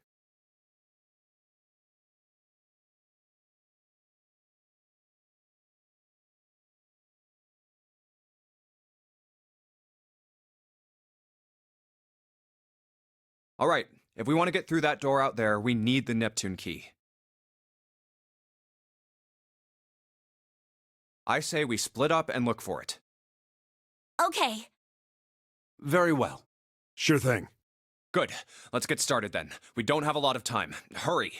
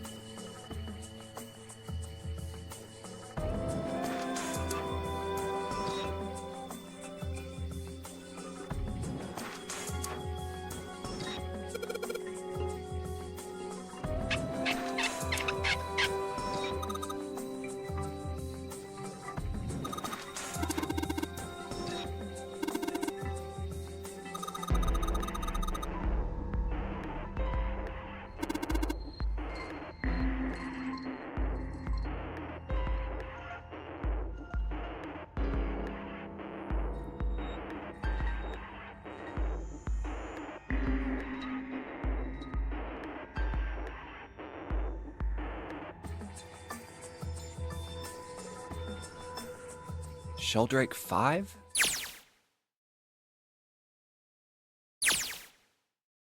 I think I saw the rest of this collection somewhere. Yeah, I think it was somewhere around here. Let's go take a look. Okay. Sheldrake. Have you heard of him? Sheldrake, I mean. Yeah, Lotus told me about him. There's a British biochemist named Sheldrake. He has a rather interesting theory.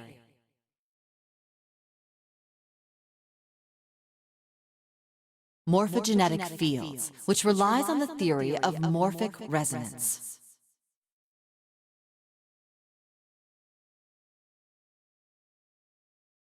Really? From Lotus, huh? Well, Clover also said something to me about that stuff. She did? Yeah, what was it? The ability to access a morphogenetic field is affected by a couple of things.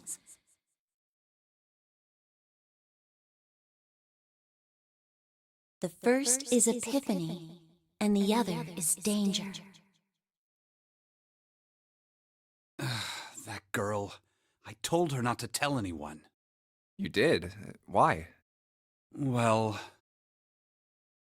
Look, man, I didn't push it because we're in a hurry, but I'm kind of sick of this. How about you just tell me, okay? Tell you what? Don't give me that. About the experiment. Ugh. Very well, fine. I'll tell you everything. But not here. Let's move to the top floor.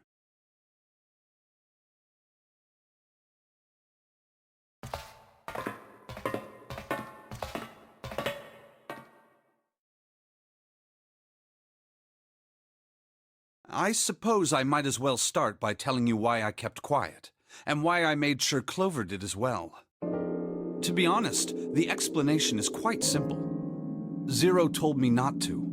I had little choice. He didn't walk up and tell me, of course. He gave me a message engraved on a card.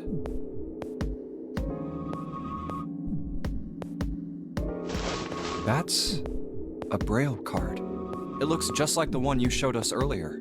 So you had 2 cards? No, only one. Huh? What do you mean? I thought that card just had some rules for the nonary game on it. Yes, it did. And those were the rules I read you. However, they were not the only thing on the card. There was something I didn't read. Well, perhaps I should say, there was something I couldn't read. And that was? Tell no one of the events that took place 9 years ago. Tell, and I activate your sister's detonator. It's a threat on our lives. Oh. Well, Well, what about Clover? Did she get a message from Zero too? I don't believe she did. But doesn't it strike you as strange that Zero would shut my mouth, but not hers? Yeah. To be on the safe side, however, I told her it was best not to tell anyone. Still, apparently she told you. That girl. What's wrong with her telling me? I figured some stuff out with the things she told me. I mean, it looks like the whole activate her detonator thing was just a bluff. She's prancing around downstairs happy as a clam now that you're back. That's very true. I've decided I can trust you. I've decided to tell you the truth. The chance that Santa is Zero is very high. I feel I can assume Santa doesn't have the time to observe us at the moment. And at any rate, even if he were, I very much doubt he would kill us. Why? Clover told me about the four-leaf clover, about the words. If he knew about that, then he was in my group during the first experiment. I'm sure of it. He wouldn't kill us, no matter what the situation was.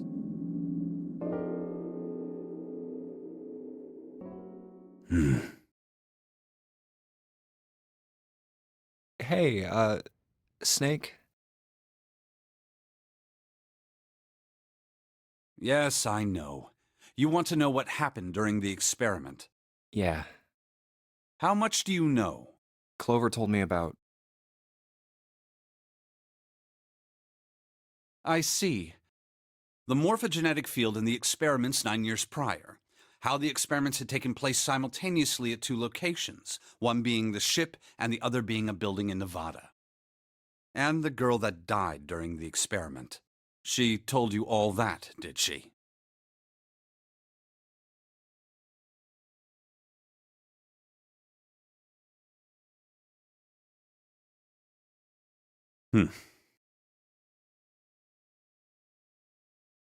At any rate, I now know how much you've learned. All that remains for us to determine is who did this and why, right?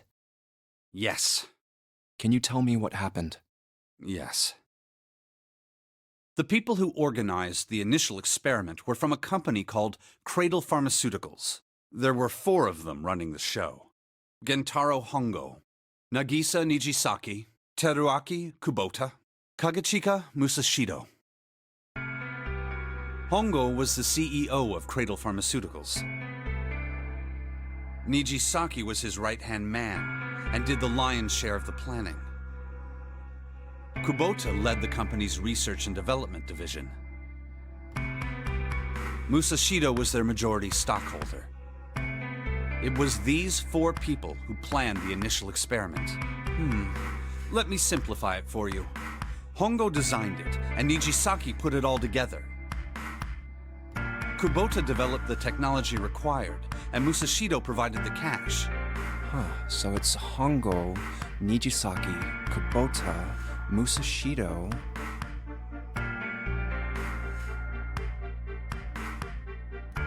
Of course, more than 4 people were required to conduct an experiment of this scale.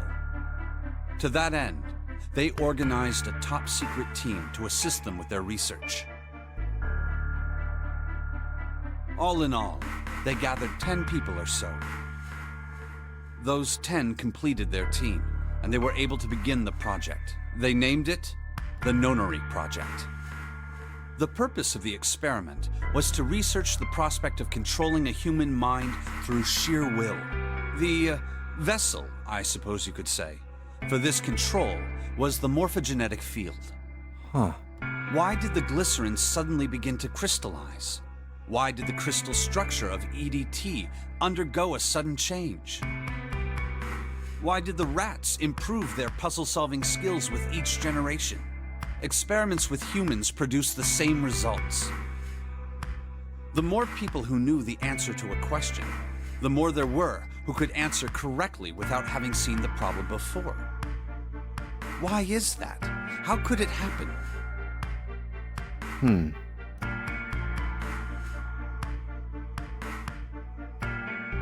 The answer is that the shape of the answer has been stored in a field invisible to the naked eye. And through that field, the resonant event transmits information related to that answer. That's essentially the idea behind morphogenetic fields. But that's just a theory. Can't bring yourself to believe it? Yeah. Let's say someone killed another person because the devil told them to do it. Whether the devil exists or not has no relevance to the murder. They believe the devil exists. Whether or not he does is immaterial. So what matters here is that Hongo believed in the morphogenetic field. That's right. But I still don't get it. You said they wanted to figure out how to control people, right? That is what you were saying. Yes. So how are they going to do that with a morphogenetic field? I'll keep it simple. Let's suppose 10,000 people have solved a certain problem. The chance of you knowing that answer, even if no one has told you, will go up. Let's have another example, shall we? Say 1 million people were to do a handstand right now. Tomorrow, the chances of you doing a handstand would be higher, even if you had heard nothing of this hypothetical mass handstanding. Mankind's thought process and actions are all part of a resonant event. All of the resonant events encoded in the fields are projected onto you. Of course, this assumes you believe in this theory. Do you follow so far? Yeah. Now, if there was a person who had the same effect as those millions of people, what would happen? If that one person were to do a handstand, other people would find themselves wanting to do handstands as well. Can you imagine what a person with powers like that would be able to do? Come on, there's no way. I'm not done. Imagine another scenario. Imagine another person. This is an ordinary person. Let's say he does a handstand. What if there was someone who could grab the resonant event he created by doing that and use it to make other people do handstands? What would happen then? A person who has the power to write to the field, and someone who can read from the same. You could think of them as the writer and the reader, or the transmitter and the receiver. What would the world be like if there were people with abilities like these? So the transmitter's resonant event can be transmitted through the field and sent to the receiver. And then the transmitter can control the receiver however they wish. That's what you're saying, right? Yes. Close enough, at least. Come on, that's just crazy. Well, if you want to prove that, then you'll have to test it first. At least, that was how they thought. That was why they decided to do their experiment. That was how the Nonary project began. By the way, Junpei, have you ever heard of the Gansfeld experiment? Yeah, that was an experiment in telepathy, right? You place a pair of subjects in separate rooms. Then you show one a picture and ask the other what they see. Interesting. I'm impressed. Yes, that is exactly correct. So, why did you bring up the Gansfeld experiment? It was used to screen subjects for the Nonary project. The hospital in a remote town was affiliated with Cradle Pharmaceuticals. Hongo used it to conduct experiments on visiting children in secret. Some of them, he found, had potential. He began to gather children that showed promise, children that seemed as though they might be able to access the field. Of course, none of them volunteered. They were kidnapped. There were 9 pairs of siblings taken, for 18 children total. For reasons that were not fully understood at the time, each pair had 1 transmitter and 1 receiver. They were split perfectly. As such, the 18 children were split into 2 groups of 9. The children who were put into Group Q were the ones who excelled at transmitting. They were transferred to the mock experiment building known as Building Q in the Nevada desert. The children who excelled at receiving were put in Group A. Group A was then placed on the former hospital ship Gigantic. From the experiments he had conducted so far, Hongo had learned the following. There are 2 things that can increase one's resonance with the fields. The first is epiphany. The other is danger. Have you ever been faced with an especially difficult problem and thought about it very long and very hard until finally an answer suddenly appeared in your mind? It may seem obvious to say so, but that is what is meant by epiphany. The information obtained through that epiphany can be easily transmitted through the fields, where it can be easily interpreted. Adding danger to that equation allows for even easier field access. That's where Hongo came in. They set up a number of puzzles across the Gigantic. The participants had to solve each one before they could move to the next room. Of course, he hadn't forgotten to include danger. He had detonated a bomb on the hull of the Gigantic. The children in Group A were forced to play the nonary game as the ship sunk. By forcing the children into a life-or-death situation, Hongo hoped to increase the likelihood of their tapping into the fields. The children from Group Q, on the other hand, were confined to the mock experiment building, Building Q. Building Q duplicated the interior and puzzles of the Gigantic exactly. Every detail was exactly the same. Hongo explained the situation to the children in Group Q. Solve the puzzles you find throughout the rooms. When you have the answers, transmit that information to the children in Group A. If you succeed, they will be able to solve the puzzles and escape. But if you fail, then the Gigantic will sink, and your brothers and sisters will drown. Those were his orders. Do you know why the astronauts of Apollo 13 were able to return to Earth safely? It was because NASA had access to a replica of the Apollo 13 capsule. All of the equipment, the instruments, everything. All of it identical. Everything was just like the real Apollo 13. NASA was able to replicate the situation the astronauts found themselves in. By putting themselves in the same situation, they attempted to solve the problems the astronauts were dealing with. Once they found solutions, they reported their findings to the men aboard the actual capsule. That was how they were able to return safely. It was the same with the Gigantic in Building Q. The children from Group Q had to use the power of epiphany to solve the puzzles they found and transmit what they learned through the fields. The children in Group A, however, they had to access the fields to learn how they might advance to the next stage.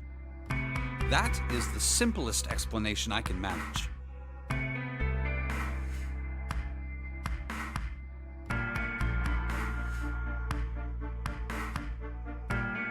Huh.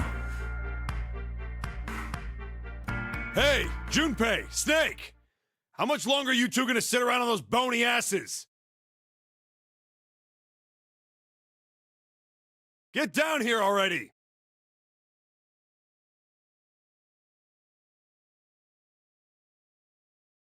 He's right.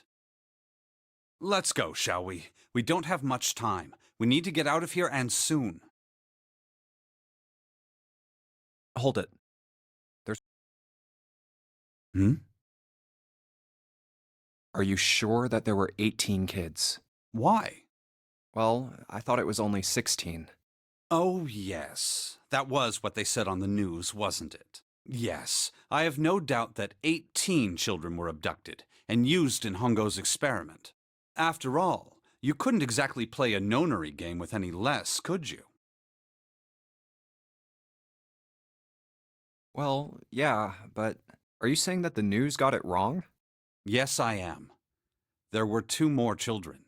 However, they had no relatives that I'm aware of.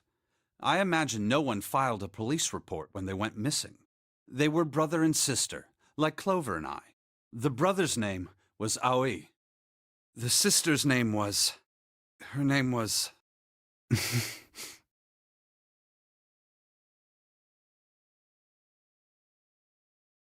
Her name was Akane. That was the girl who died.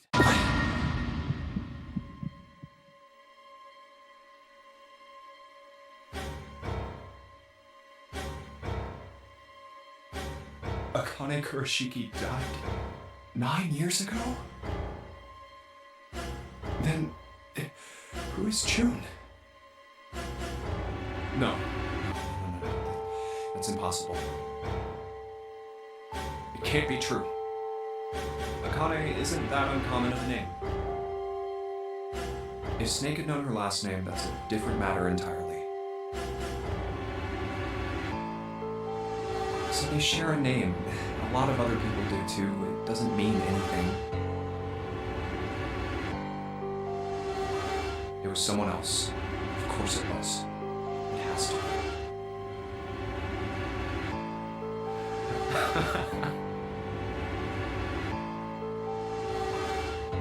Is something wrong, Junpei? Your breathing sounds strange.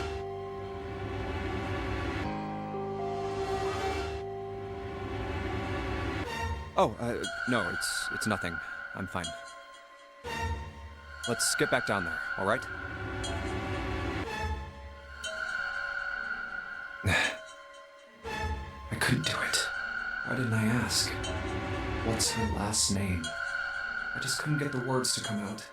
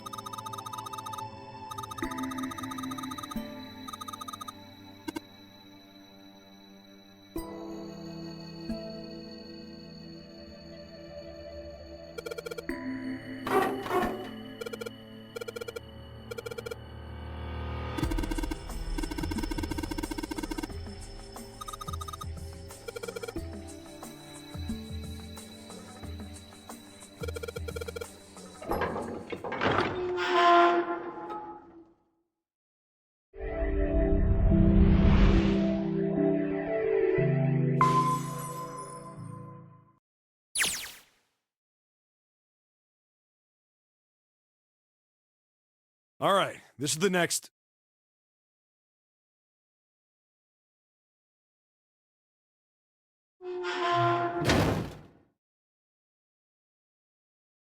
Ugh, the door!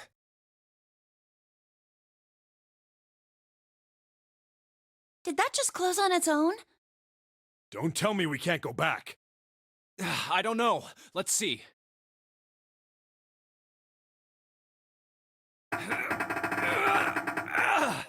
Damn it.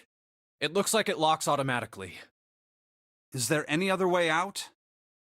Well, there's another door over on the right. There's a card reader next to it. It's got a red light on it, though, so I'm pretty sure it's locked, too. But there is a card reader, right? Yeah.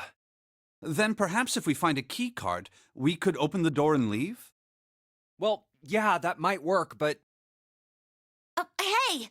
Wait a minute! Are you saying we're gonna have to search through this room for one little card? Oh, man.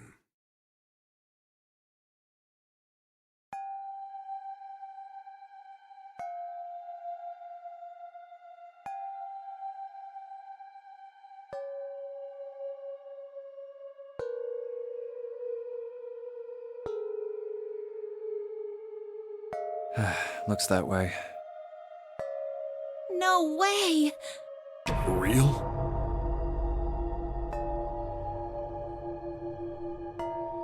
Well, we can sit down and wait to die, if that's what you prefer. I rather doubt that, however, so it would be wise to start looking. We haven't much time. Let's find that key card. Oh, and the Neptune key as well. We won't be able to get through the hallway without it. All right then, let's begin.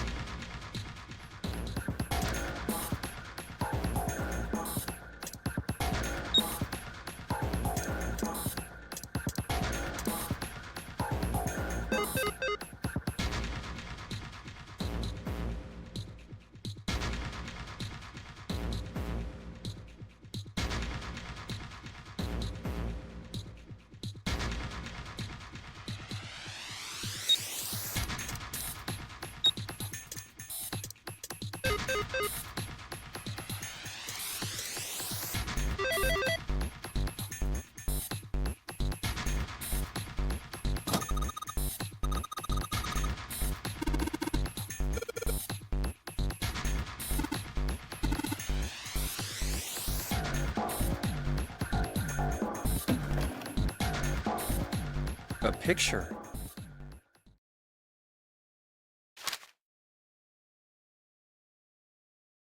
What the?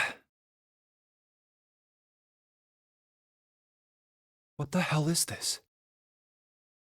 This man with a mustache on the right. He's the same guy we found murdered in the captain's quarters. He had the Zero bracelet on his left arm.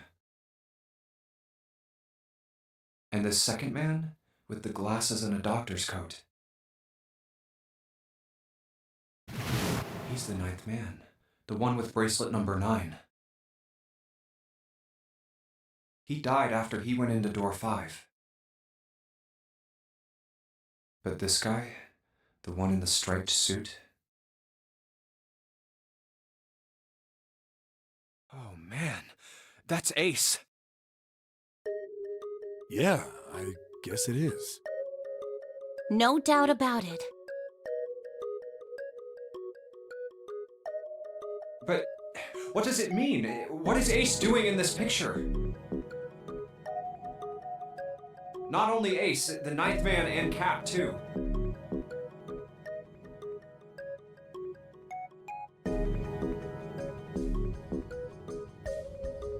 And they look happy, like they knew each other well.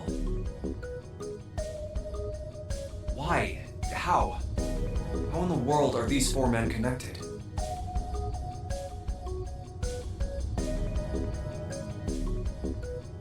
You say Ace is in that picture?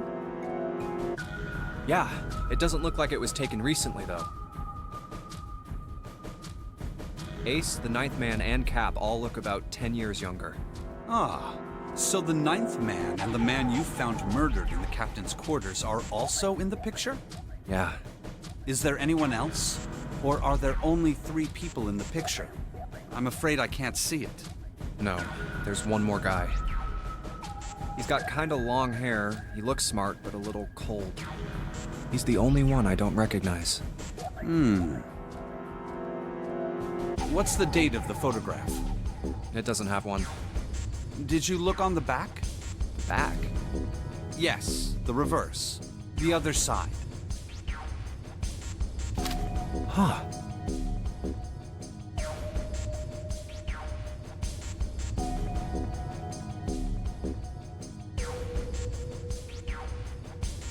Praying for the success of the Nonary project. With Nijisaki, Kubota, and Musashido.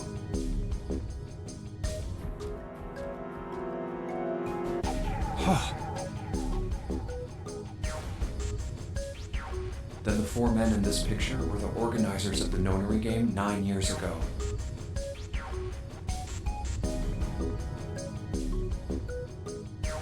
That means Ace, the ninth man, and Cap were all responsible for making it happen. But I feel like I should be more shocked about this. It's almost as if that's just how things were always supposed to be. Why? Why am I not surprised? Ace was the one in charge of the Nonary project. But why? Why am I so calm? It's like I already knew. Ah, of course. I understand now. Ace was the CEO of Cradle Pharmaceuticals. He was the one who invented the game 9 years ago. He was Gentaro Hongo. Ace is Hongo?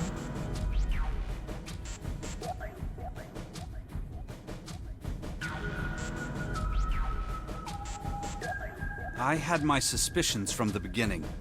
Their voices were similar. Too similar to be a coincidence. I could never forget his voice. It was the voice of the devil. Couldn't be sure, though. After all, I had no way to check. I certainly couldn't ask him.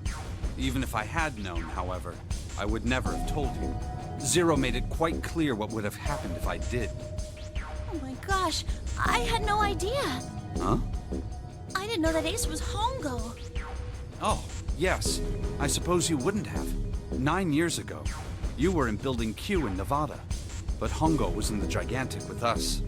I know. That's why I didn't know what Hongo looked like. Why? Why didn't you tell me? I mean, I'm your sister, right? You could have told me. I'm sorry. I apologize for keeping this from you. But if I'd told you, Clover, I would have told everyone else. And if you did, then I would have been forced to tell them about what happened 9 years ago. I had to prevent that.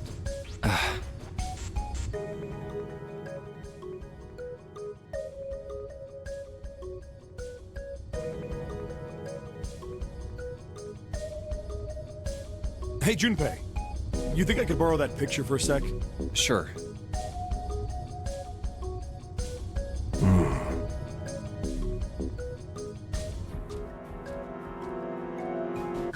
Hongo Kubota, Nijisaki Musashiro.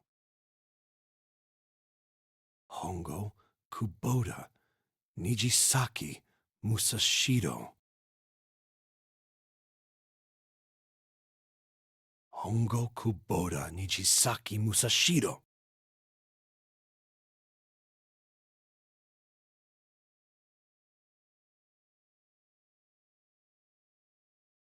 Hey, Seven, do you...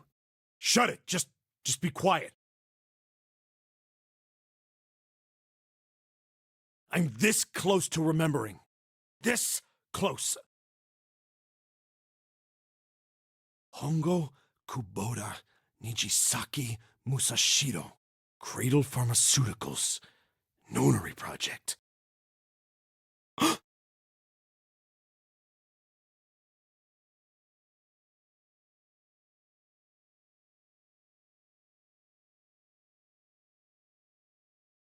Shit.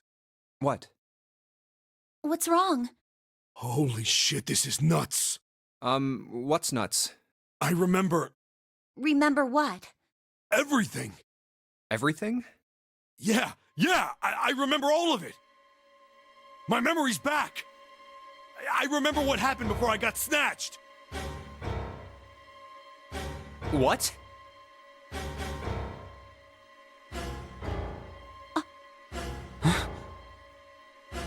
Let me tell you what happened. Like Snake said, Ace is Hongo from the right. The other three are Musashiro, Nijisaki, and Kubota. Musashiro was the man with the cash. Nijisaki was Hongo's right-hand man, and Kubota developed the actual technical details of the experiments. How do you know all this? Come on, man, I told you, I finally got my memory back. No, that's not what I mean. I'm trying to ask you why you knew all this stuff in the first place, before you forgot it. You really want to know? Of course. Me too.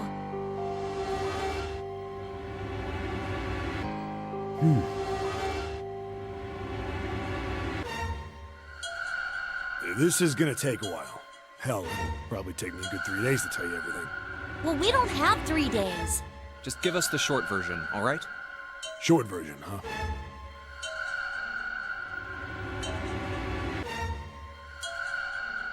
All right, fine. I'll give it a shot. No promises, though. I'm a detective.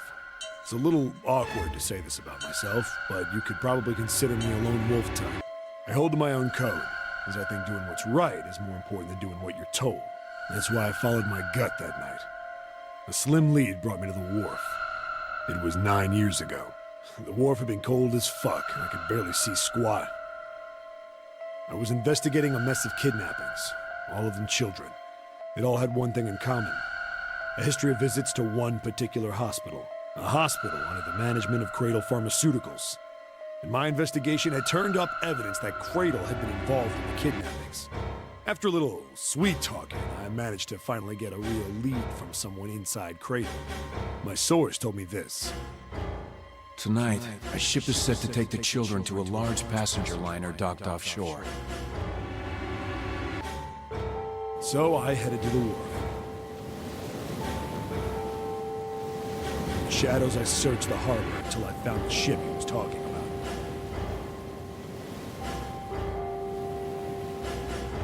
There was a bunch of movement near it. Men in black suits, many of them carrying large bags. The bags.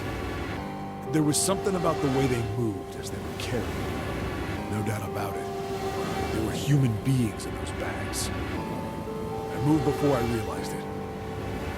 I came out of hiding with my gun already in my hand. Don't move. I felt metal touch the back of my head. Drop the gun. I could kill you right now. It'd be easy to get away with it, too. Just tie an anchor to your feet. No one would find you for a week. Know what you want? The fish here would love a meal. He kept digging the cold metal thing into my skull. There was nothing I could do. I did what he said and laid my gun on the ground. Then suddenly, there was a sharp pain in my neck. A needle. A drug? That was my last thought. My face hit cold concrete. I was out like a light after that.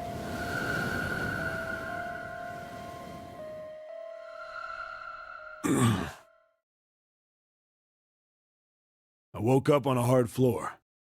Damn it! Shit, my head hurts. I did a quick once-over of the room. Where am I? A small, shabby bed, a dirty sink. A toilet with no privacy. I'd seen it countless times as a cop. I'm in a cell, huh? Facing the toilet was a door set into the wall. I was still pretty woozy, but I made my way over to it. I pushed and pulled on it, but...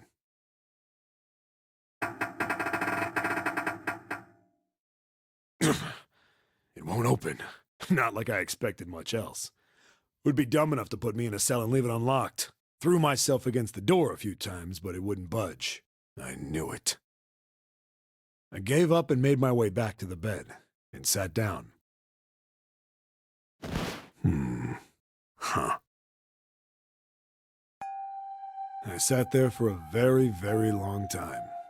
Who knows how long. Then, I heard a faint voice. The voice was far away. I couldn't understand what it was saying. But I could hear one. It was pretty high, probably a little kid. Oh.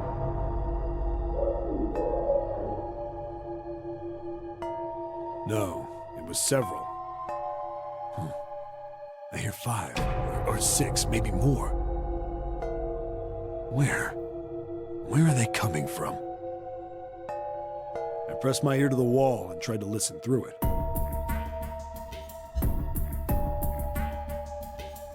No, that's not it.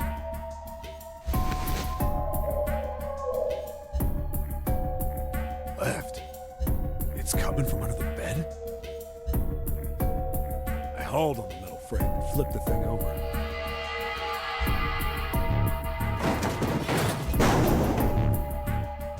And there it was. The bed had hidden an air vent under it. The hole in the wall was covered by a metal grate. I dropped flat on the floor and peered through the grate. I couldn't see shit, but I knew it in my gut. This was where those voices were coming from. Hold up. Why are there kids here? But then what my inside man told me popped into my head. Tonight, a ship is set to take the children to a large passenger liner docked offshore. Whoa. Am I on that ship? It didn't matter. All I knew was I had to get to those kids. I checked out the metal grate. Could I fit? I stuck my fingers in and grabbed it. And then...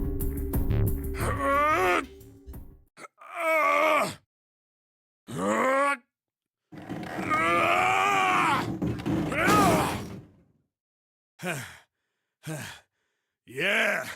How do you like that, you son of a bitch? I finally got the damn thing off. Sweat was dripping down my face, so I wiped it off and crawled inside. The first bit or so was tight. I had a wriggle on my belly. I'd wind up eventually, and there was space for me to crawl along on my hands and knees. I went from crawling like a worm in dirt to skittering like a bug. Couldn't say it was much better, but I'd take what I could get. And when I'd been in the thing long enough to start wondering where it'd take me, a massive sound nearly scared the piss out of me. It was like a heavy metal door had just been slammed shut. Then there was a voice.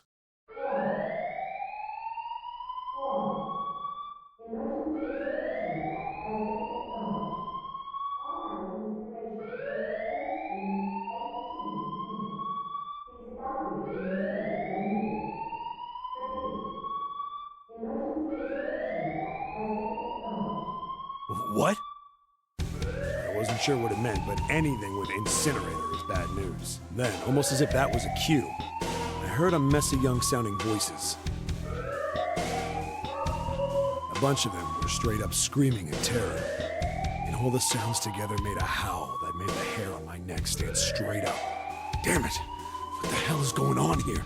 I scrambled through the duct as fast as I could. I made a giant racket, but I didn't care at that point.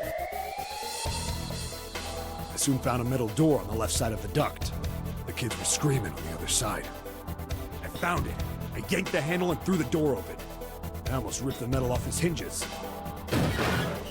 What the hell is this place? I couldn't believe what I saw. The room had a dome up top. There had to be about 9 walls, all the same size. Up in the ceiling was an upside-down funnel, almost like a chimney. I looked down. There they were, the kids I'd been searching for. They all gawked up at me, suddenly silent, for the moment, from surprise and fear. Scared of the room or me, I couldn't tell. Probably both, actually. Not like I can blame them running into a mug like this when they're already scared shitless. I snorted at my own dig at myself and turned to the kids. Don't worry, kids, I'm not your enemy. I'm one of the good guys. All of them stood there, frozen. Well, except one. He was a boy, slightly older than the others, in a private school uniform. Who the hell are you? He stepped forward and glared at me suspiciously. I'm a detective. I'm here to rescue you. It looked like they relaxed some the second I got the words out. How are you gonna help us? Where's the exit? There isn't one. The doors we came in through won't open, and the door over there... He kinda cut himself off. I think he was considering something before he changed his mind.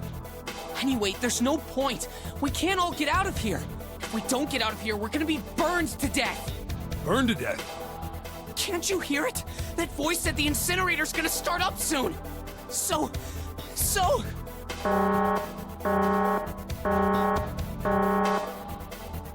The voice spoke again. Incineration will begin in 15 minutes. They only had 15 minutes. I looked back down at the kids. Looks like a good 20 or 30 feet to the floor. No way I could pull them up. Too big of a distance for any of us to reach. What the hell was I gonna do? But then I got an idea. Wait right there. I'm gonna be right back. What? Where is he going? Are you just gonna leave us here? They just got frightened again. I'm not the best at that kind of thing, but I tried to reassure them with a smile. Don't worry, all right? I'll be back, I promise. So just stay calm and wait right there. Got it? I didn't wait to hear them respond. There wasn't time. I had to hurry. Well, as fast as a guy could on his hands and knees. Didn't take me long to get back to my cell. Still no way out of there, but I had a plan. I needed something from the room. When I got it, I dove back into the hole and took off towards the incinerator. Then... Sorry to keep you waiting, guys. I tipped out the doorway and dropped down the rope I brought with me. Back in the cell, I'd torn the bed sheets into strips and tied them together to make a rope. It was sloppy, but it got the job done. All right, just tie that around yourself, okay? I'll pull you up one at a time. Right. Huh. Wait a sec. Something is wrong. There were more of you before. Where'd the rest of you go? The boy in the uniform answered. I let them go on ahead. We opened the number 9 door and they left. What? You're telling me you opened that door? That's what I said. And what the hell are you doing here? We couldn't go with them. Why not? Look, the only people who can go through the numbered door... He was in the middle of explaining when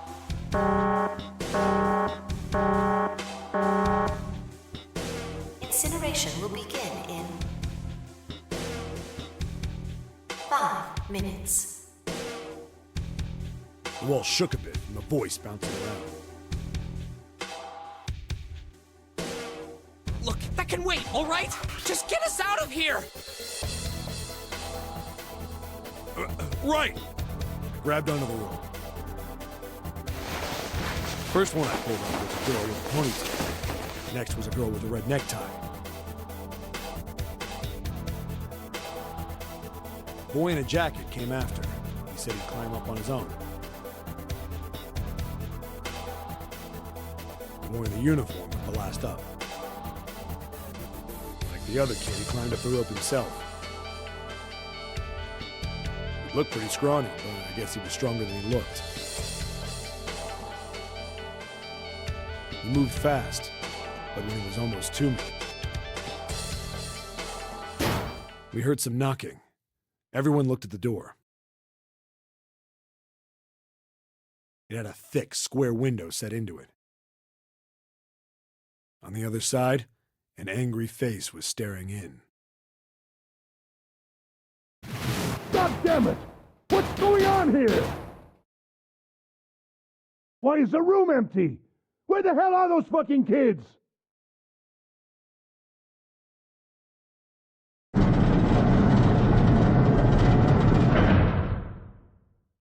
The door opened, and a man stepped in looking half mad with fury.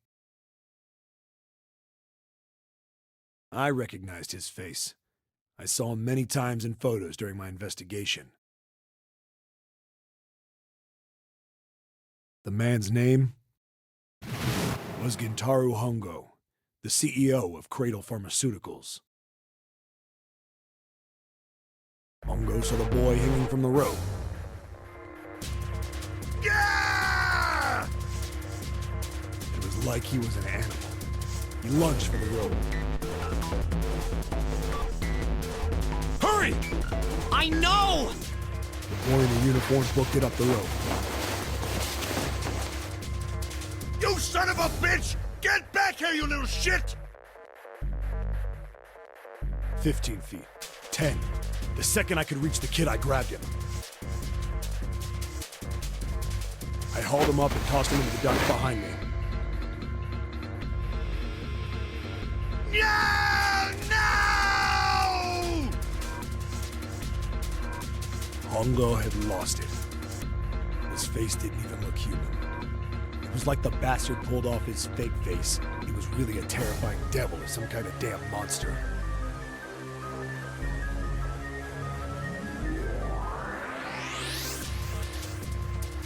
I quickly reeled in the rope, leaving a furious Hongo yelling at me from the floor.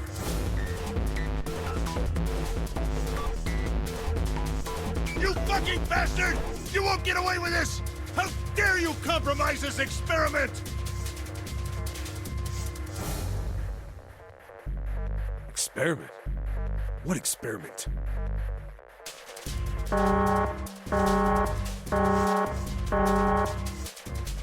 Incineration will begin in 1 minute. Hey, old man! What the hell are you doing? Hurry up! The boy in the uniform was trying to get my attention. I may have thrown a salute in the raging asshole's face before I closed the door behind me.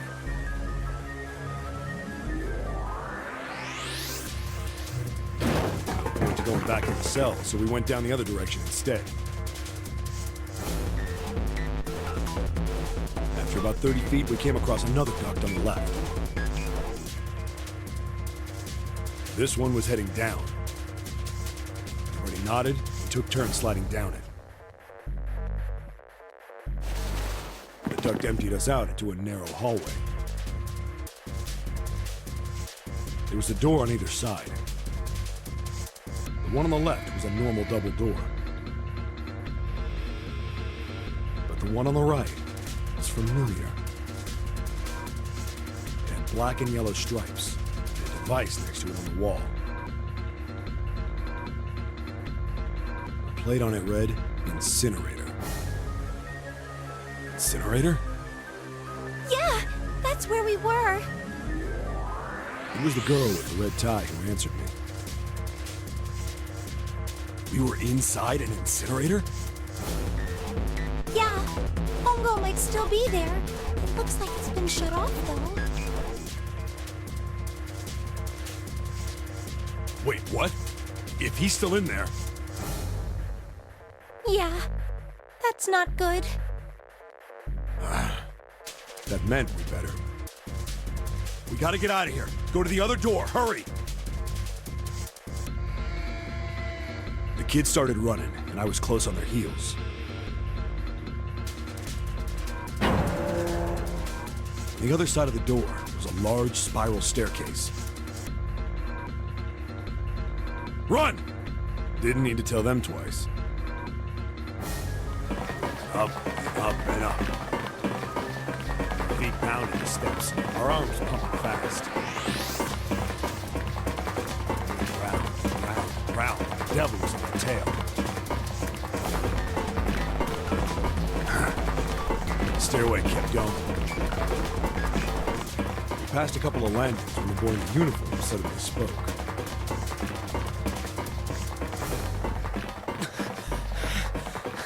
Something's up.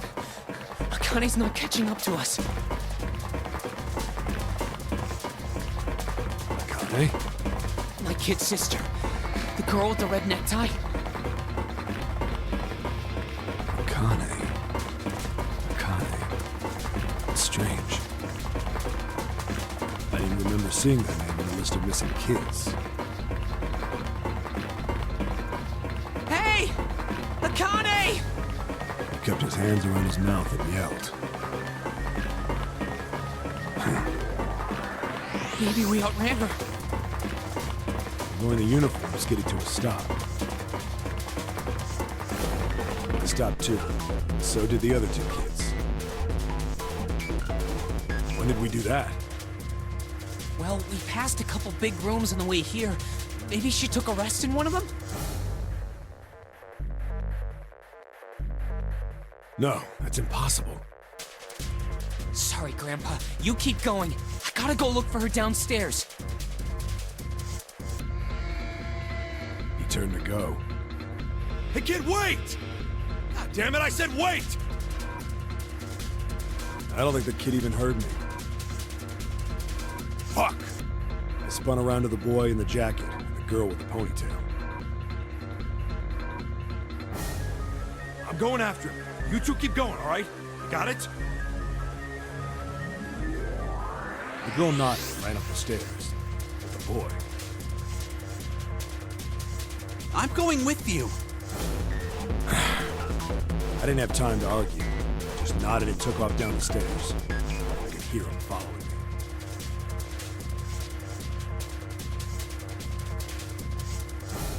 We ran all the way to the bottom floor, calling for her.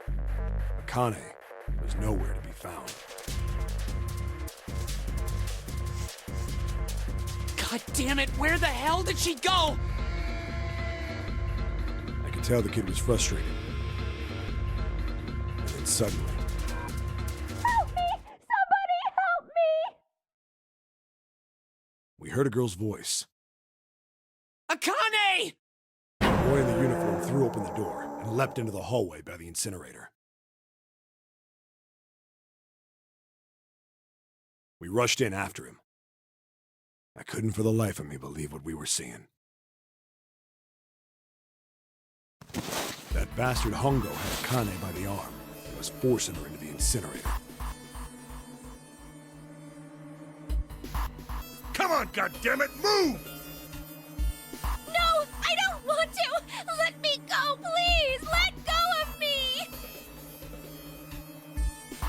She planted her feet squarely on the floor and was struggling to get away. But Hongo was bigger and stronger. She wasn't gonna win.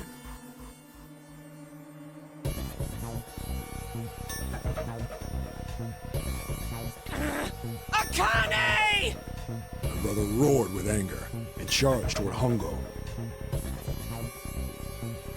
Help me! Ah! You're too late! late, idiot!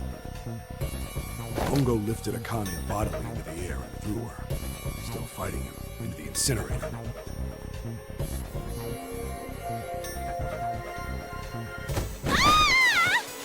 Before we could even blink, Hongo had leapt through the door after her. We saw him land inside.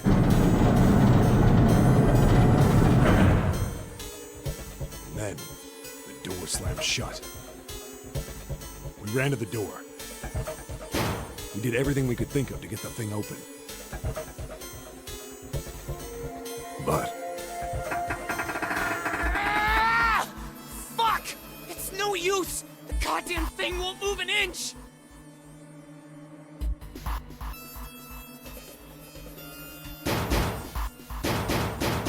he started slamming his fists against the door. He was close to shattering his knuckles with how hard he pounded on it.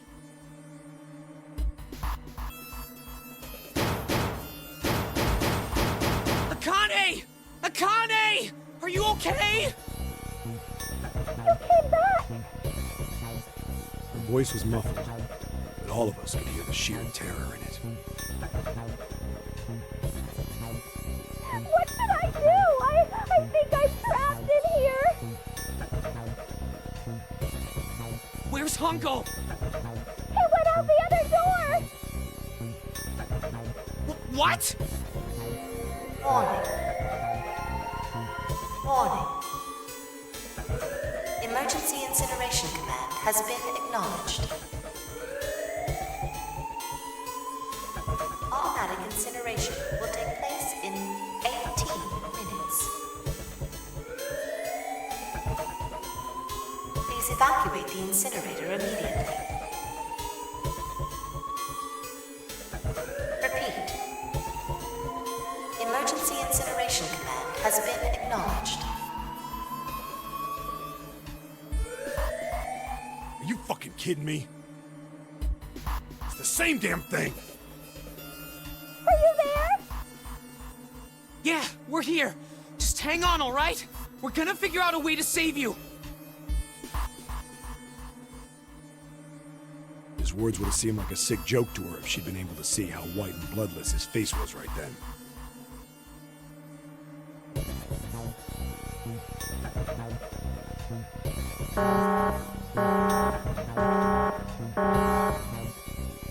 Incineration will begin in 17 minutes. Please help me! I'm really scared! I don't want to die! I don't want to die! I don't want to die!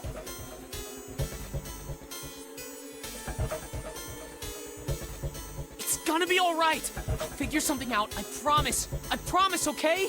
You hear me? I promise!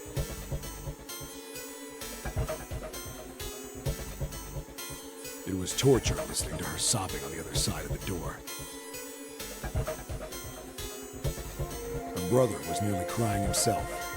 He could only stand there, fists clenched so tight his knuckles were white.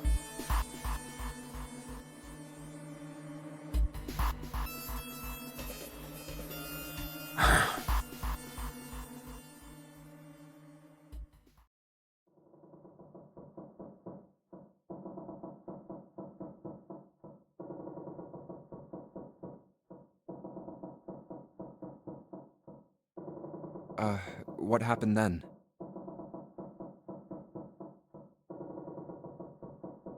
Come on, man. Put yourself in my shoes. It doesn't end good. You think I want to remember that? Then... Yeah. Shit. If I'd known it was gonna be like this, I almost wish I hadn't remembered.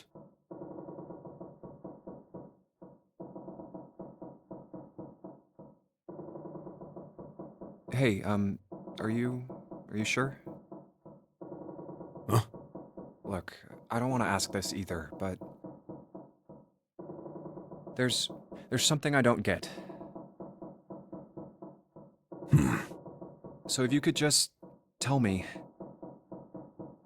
Did that girl, Akane, really... Yeah, I'm sure. There wasn't anything we could do. After a while, the countdown ended. And we heard something burning.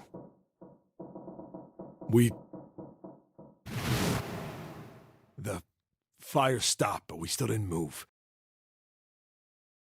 Me and the jacket kid were frozen. The boy in the uniform collapsed as if he couldn't hold himself up anymore.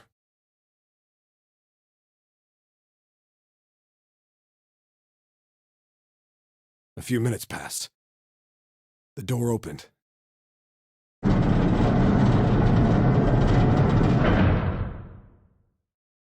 boy in the uniform tripped over his own feet running in.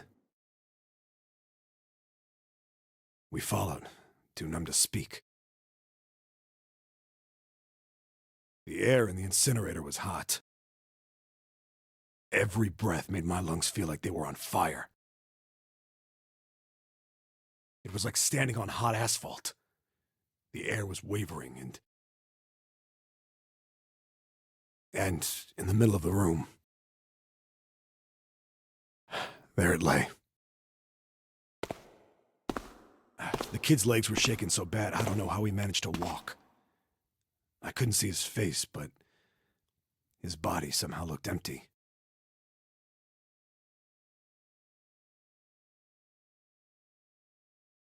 Finally, he reached it. He fell to his knees as his legs gave out on him. And then...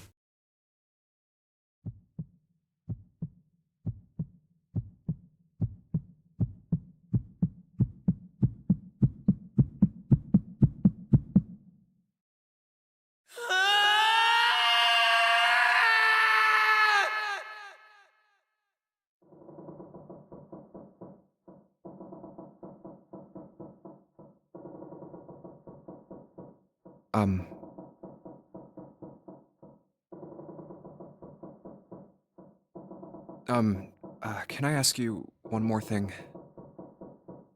What's that? The girl, Akane. What was her last name? What does it matter to you? Just tell me, okay? Please?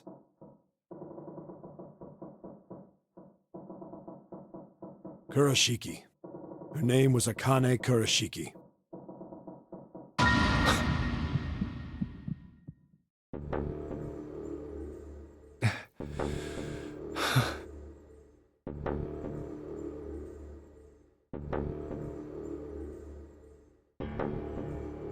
You were there that day, weren't you?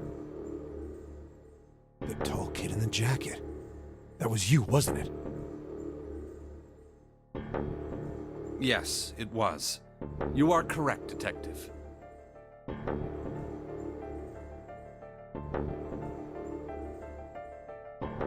Don't misunderstand me. I told you before how Zero threatened me. There was nothing I could do. I couldn't say anything about what happened 9 years ago.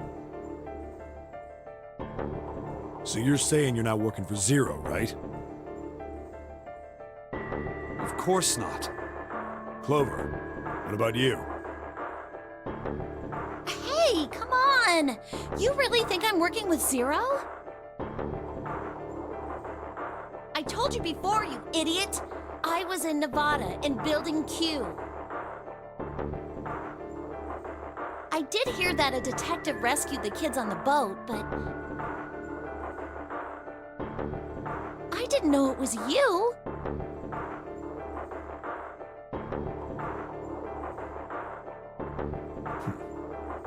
Well, I guess I believe you. All right, let me ask you another question.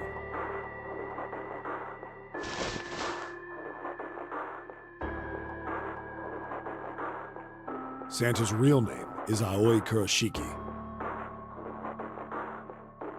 He's Akane's brother. You know that?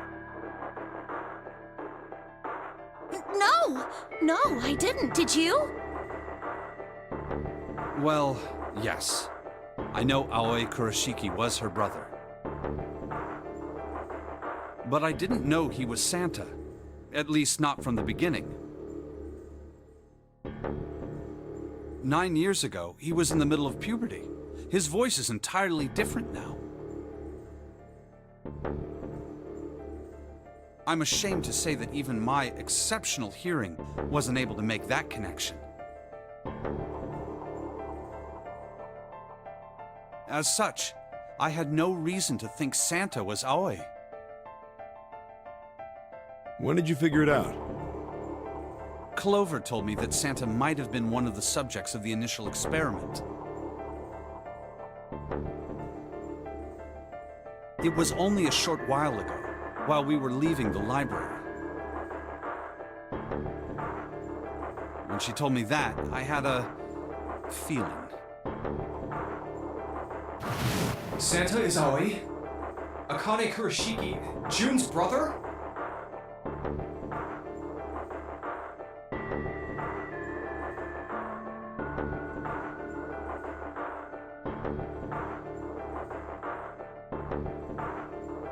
There's still a lot we don't know.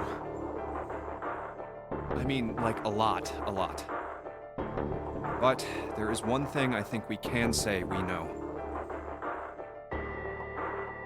What's that? The body we found in the shower room. It had to be Nijisaki, dressed up to look like Snake. What? Come on, man, what kind of detective are you? You didn't figure that out already? Hey, go easy on me, man. I just got my memory back, all right? Cut me some slack.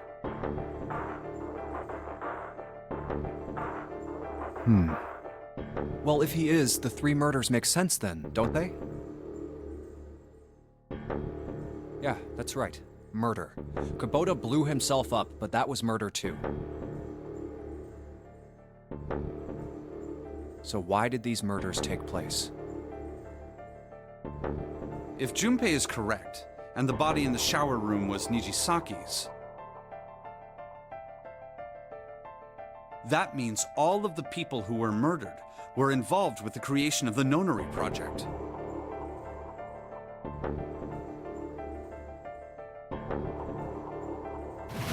Kubota, the person who conducted the actual experiments. Nijisaki, Hongo's assistant.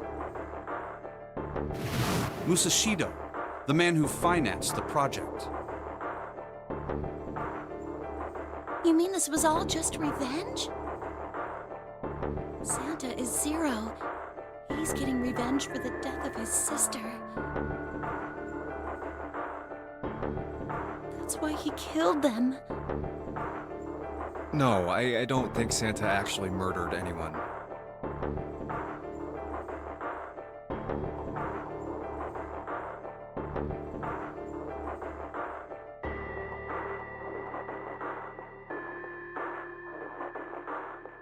If I'm right, then it's not hard to figure out who the next victim's gonna be, is it?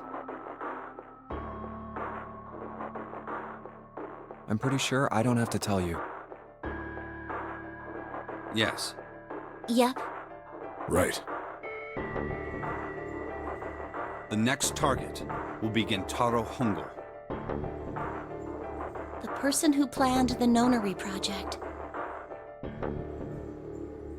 In other words, Ace. What?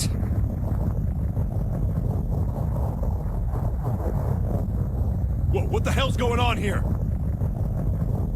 It must be 6 a.m. Our time is up. Shit! Come on, we need to get out of here. How?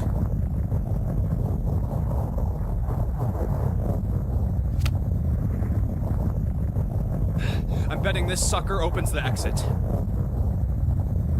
Come on, let's go.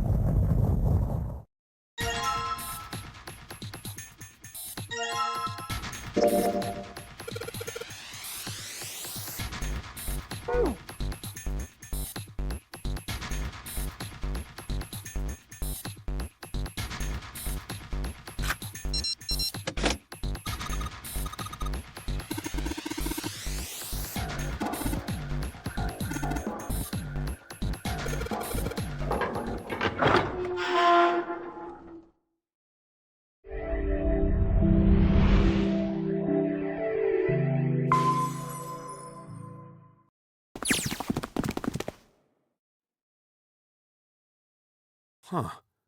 I think the shaking stopped. It would seem so, but we are yet to be out of danger. You're right. Let's hurry. This exit needs the Uranus card, too.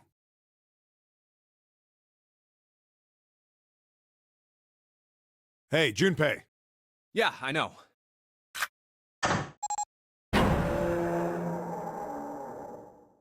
All right, it's open. Let's go.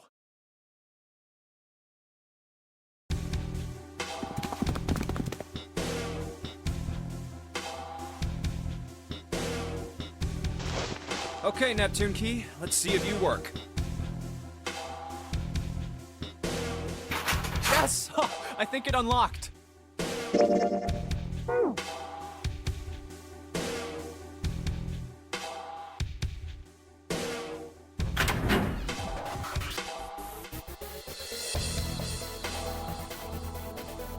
It says incinerator. So this is the incinerator. This is the first time I've seen it from this side, but yeah, I think so. Then there ought to be a lever near the door. Yeah, right here. Pull that and the door should open. Got it.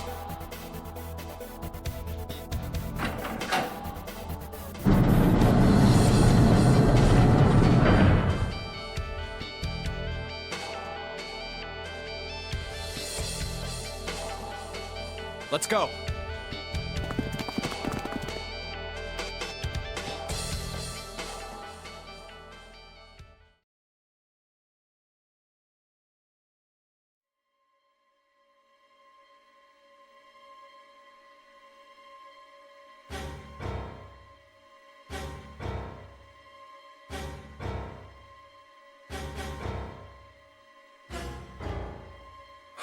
What the hell is going on?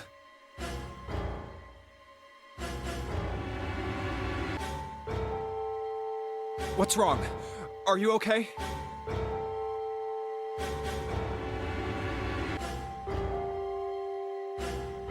Jumpy, you came to get me. Of course I did. I made a promise. I'm so glad you're here. So glad.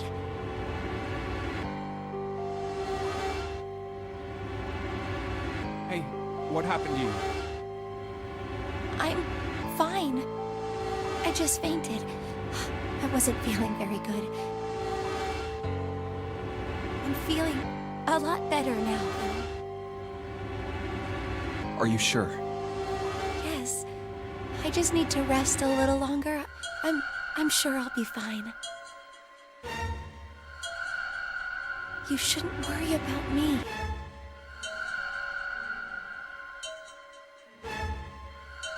Santa.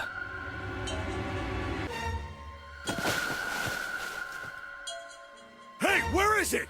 Where's the gun? You hide it somewhere?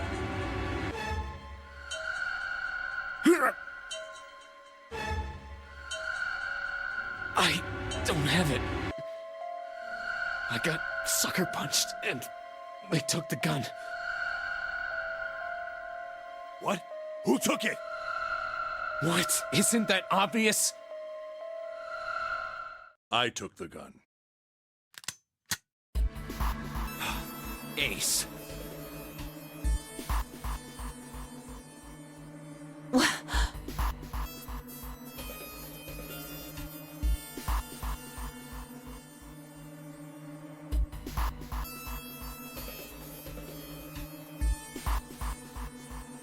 Just what the hell do you think you're doing, Ace?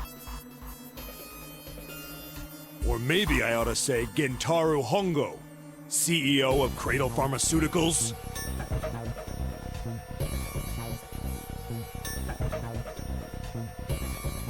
You have me at a disadvantage, and I don't like that. You know me, but I don't know you.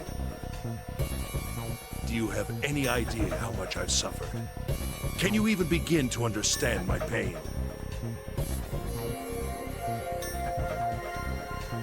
The pain of prosopagnosia, right?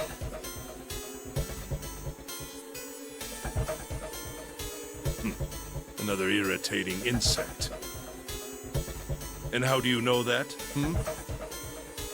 Good question. No matter. If you don't want to answer, it makes no difference to me. This is a waste of time anyway. It's time for me to go.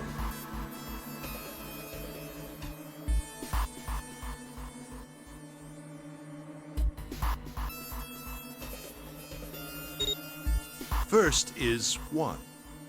Give me your hand.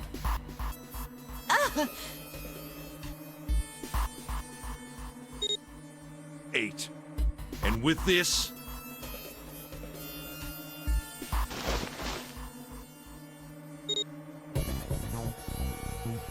9.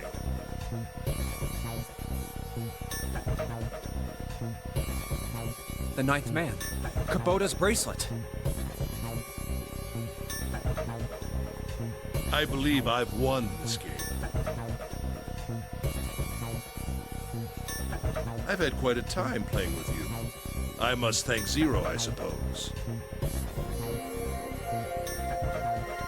Wait, what?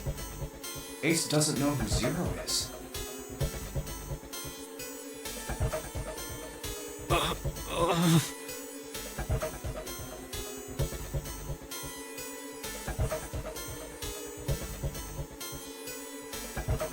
the hell are you planning, Santa? At any rate, this game ends now.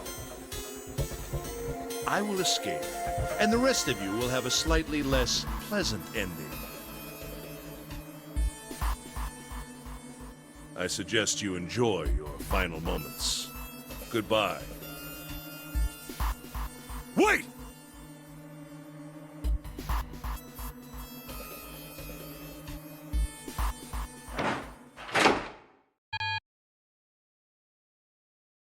What? Why isn't it opening? One more time.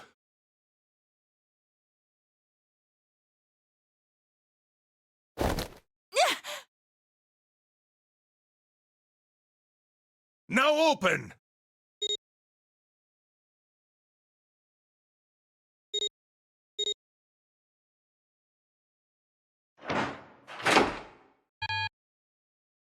No! What is this? Why? That digital root should be 9! It has to be 9! Then why? Why isn't it opening?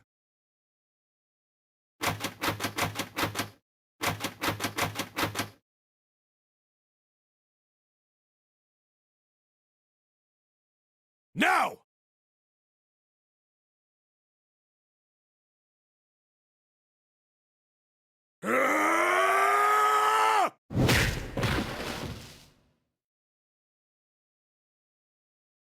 No!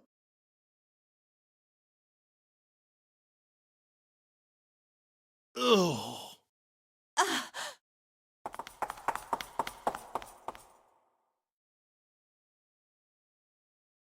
Oh, that was close.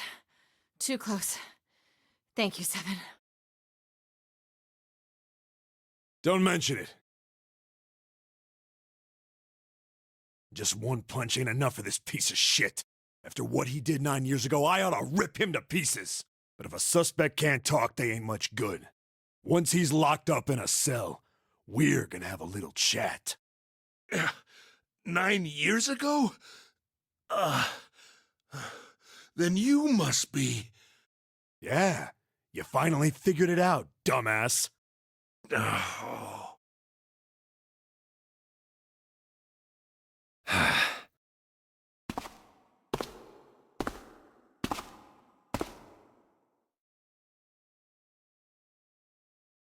Ace, you killed Kubota, Nijisaki, and Musashido, didn't you? Wait, Nijisaki? Oh, right. You don't know yet. All right. We'll just go through them in order then. Let's start off with Kubota. You talked to Kubota and managed to convince him to go into door 5 alone. You killed him without making it look like you killed him. The way I figure it, you had 4 motives. 1. In the nonary game, the number 9 is dangerous. Whoever had the 9 bracelet could join whatever team they wanted. Adding 9 to any number doesn't change the digital root.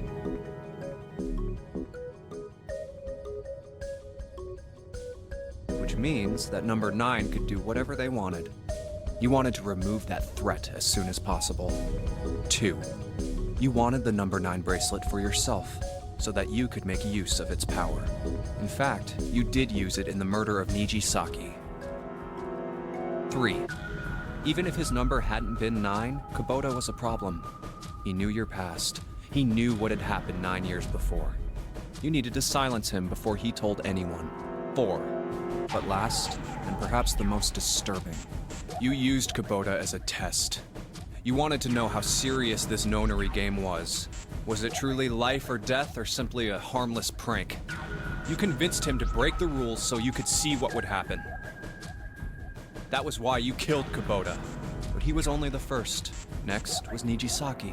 While everyone was off looking for the missing parts for the Reds, you ran into Nijisaki near the big hospital room. However, because of your prosopagnosia, you didn't realize he was Nijisaki. Chiefly because, when you met him, he was dressed like Snake. That was why you thought Nijisaki was Snake. No, that's not... That was Nijisaki? Why? How did... I'll get to that. Anyway, you thought he was Snake. Snake was one of the kids in your experiment 9 years ago. You remembered him because he was the blind kid, but his presence made you think. Snake was one of my subjects 9 years ago. He probably hates me. But if that's true, why isn't he saying anything? Is he keeping quiet because he can't see? Or perhaps he's working with Zero to get revenge on me. Whatever the reason, anyone who knows my past is a threat. Before he tries anything, I need to get rid of him. That was when you decided you had to kill him. The murder weapon was Kubota's bracelet. You just waved it over the red. Verified your own number and then grabbed Nijisaki's arm and forced it over the scanner panel. Then, when the door opened, you kicked him in. 9 seconds later, the door closed. And then 81 seconds passed. And poor Nijisaki was dead. And you mean to say... Snake is still alive? Sorry to disappoint you, but I'm as good as new. Thank you for killing the wrong man, but I can't say I like knowing that you wanted me dead. Although, to be honest, even if you hadn't tried to kill me, I would still hate you very much. Well, I wouldn't blame you.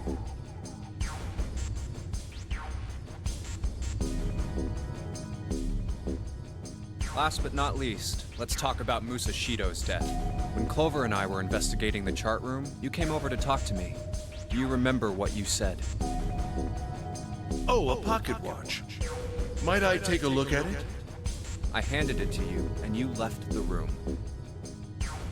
You had been in charge of the nonary project. Of course, you would have known the solution to every puzzle, which would mean that you also knew how to get out of the wheelhouse. All you had to do was place the watch in the indentation on the door to unlock it. With the door open, you could enter the captain's quarters. Musashido was there. Conveniently placed next to him was an axe that practically begged you to kill him with it. You picked up that axe and buried the blade deep in the other man's chest. One blow was all it took. And then you returned to the chart room as if nothing had happened. There was something I wanted to speak with you about, Junpei. Could you come with me for a moment? I had no reason to say no, so I followed you to the wheelhouse. When we stepped inside, remember how you slipped your hand into my vest? You pulled out a piece of paper, the one I used to cheat during the vote. But that wasn't really what you were after. Your true purpose had been to slip the watch into my pocket. It wasn't a very good plan. Had way too many holes, and someone saying the wrong thing could have brought it all down around you. You must have been desperate. But what made you willing to risk it all to do it? Ace. Musashido's murder is the only one I don't understand. You obviously did it. But why? Because of this.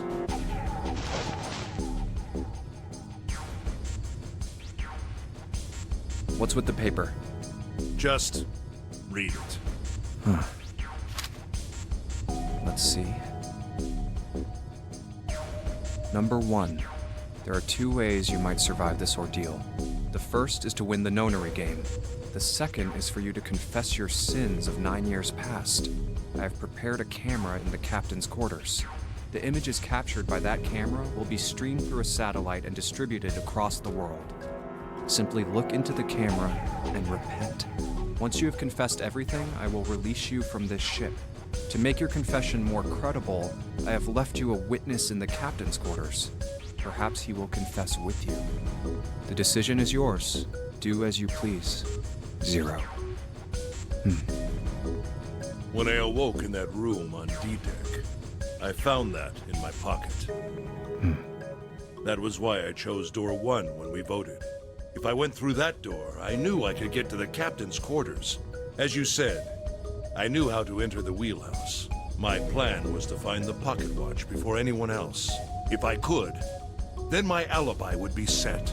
At least, that was the plan. Unfortunately for me, you got to it first.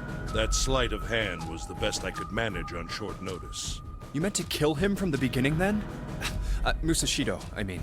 I only knew Musashido was the witness after I reached the captain's quarters. I asked him, and he answered. He seemed groggy. Perhaps he had only just awoken from sedation. I suppose Nijisaki was in much the same state. He seemed confused and disoriented when I encountered him. But yes, you are correct. I intended to kill him from the beginning, even though I didn't know who he was. I proceeded to the captain's quarters in order to remove this so-called witness.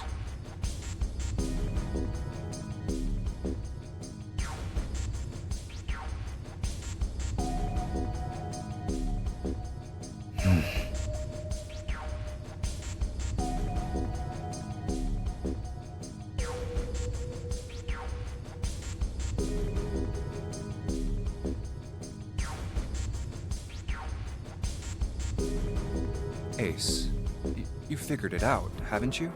You were being manipulated. Yes, so it would seem. I was little more than a puppet, in many ways. Everywhere I went, everything was already prepared. The Reds in the large hospital room were dismantled. Nijisaki was dressed like Snake. There was an axe in the captain's quarters. Musashido was delirious from the anesthetic, so he couldn't fight back. Nijisaki as well. In retrospect, I can't understand how I could have fallen into such a simple trap. But yes, this was a trap. It was Zero's trap, and I fell for it, hook, line, and sinker. I did everything he wanted me to do. Yeah. By manipulating you, Zero was able to kill 3 people and keep the blood off his own hands. All of this was revenge for what happened 9 years ago. That's why this nonary game happened. Am I right, Santa?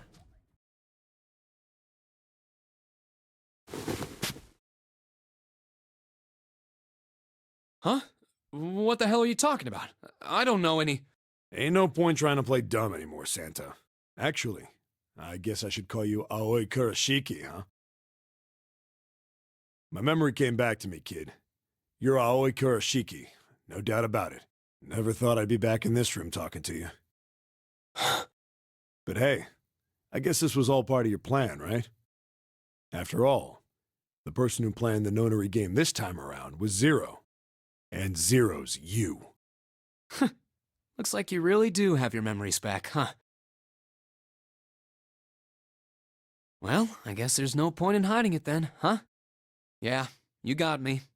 I'm Aoi Kurashiki. I was one of the kids in the nonary game 9 years ago. I made it out. So did Snake over there.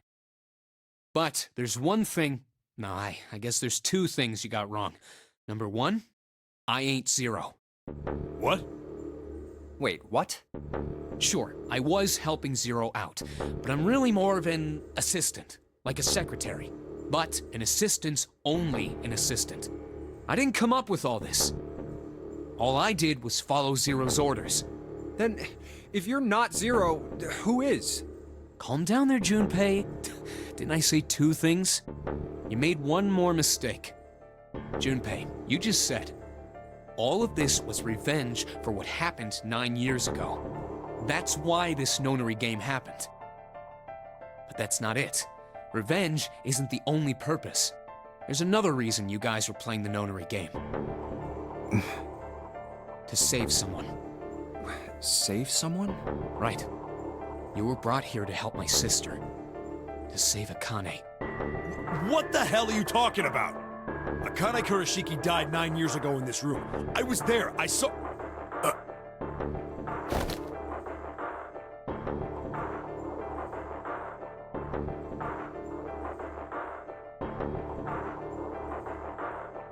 What?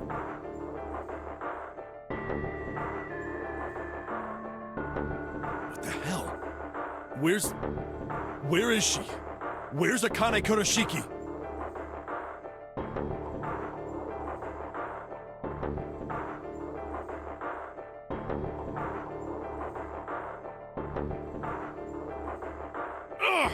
Oh, my head!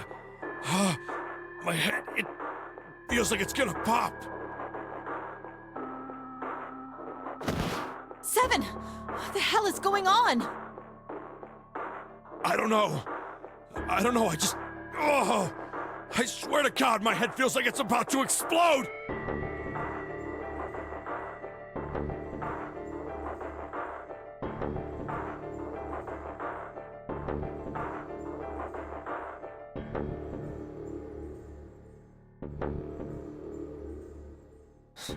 What was the Nonary Project? I'm sure you know already, but I'll tell you one more time. It was a project designed to test a particular phenomenon. And what was that phenomenon? For two organisms to communicate with one another in the absence of physical contact. The morphogenetic field theory. Could human beings use these invisible fields to exchange information? That was what this experiment was conducted to determine. There were two separate locations. One was the Gigantic, and the other was a building in Nevada called Building Q.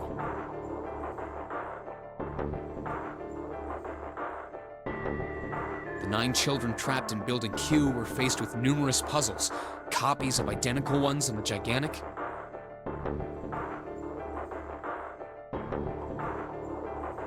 They were told to send their answers into the morphic field set and transmit them to their brothers and sisters on the Gigantic.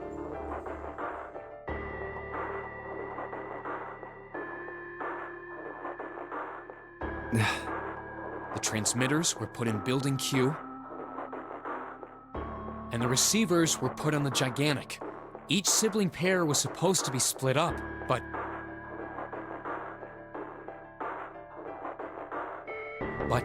there was a mistake. Akane was a transmitter. She should have been in Building Q. However, for some reason, she was placed on the Gigantic with the receivers, like me. Perhaps she was mistaken for someone who was supposed to be in Group A. Whatever the case, Akane ended up on the Gigantic. I think I've told you enough. You get it, don't you? I'm pretty sure you know where this is going, Junpei. Where what is going? Don't play dumb. You know things you shouldn't. Things you couldn't. How did you know Ace had prosopagnosia? How did you know why Ace wanted to kill Kubota and how Nichisaki was killed? Were you surprised when you found out Ace was Hongo? And what about the coffin Snake was trapped in? How the hell did you open it? Well, that's...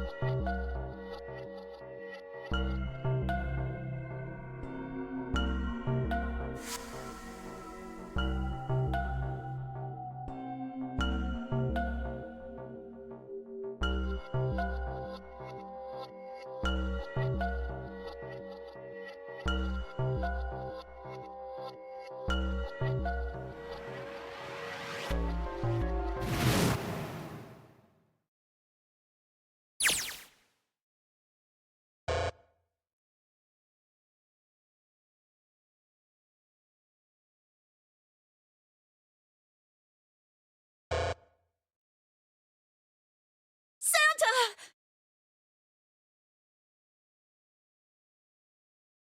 Freeze.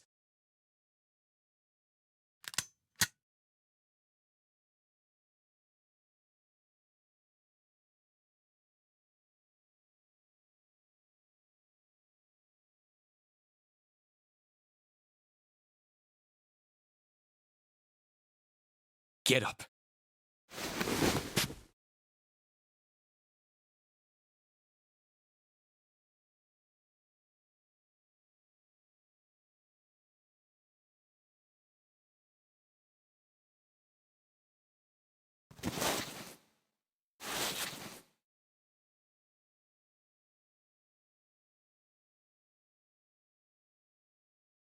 Hey, what's your plan, Santa? What are you doing?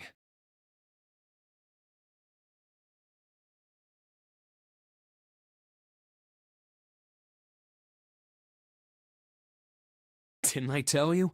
I'm Santa Claus. It's time for me to go make a wish come true.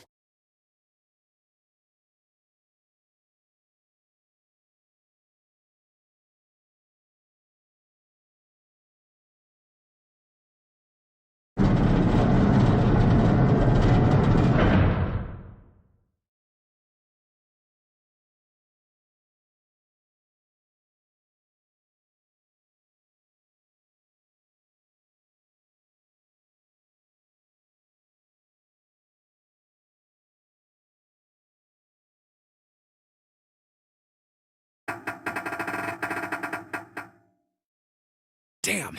Well, it looks like this door isn't opening anytime soon. Oh, you mean we're trapped? So it would seem.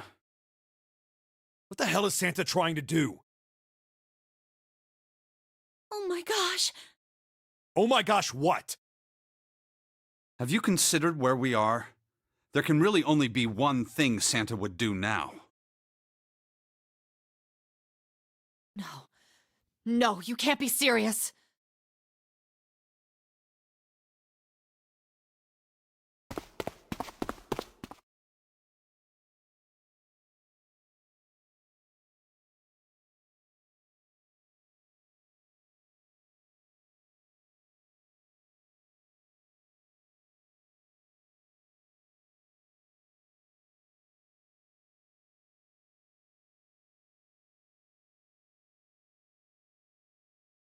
Junpei, can I borrow your pen and notebook?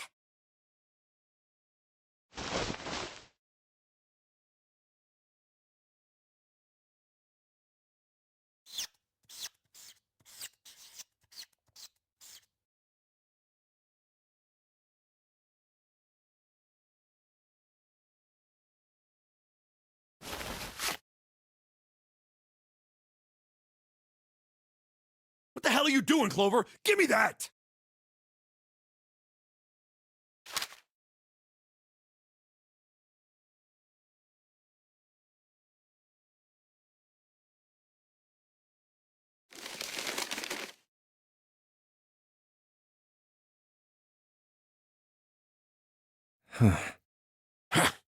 What?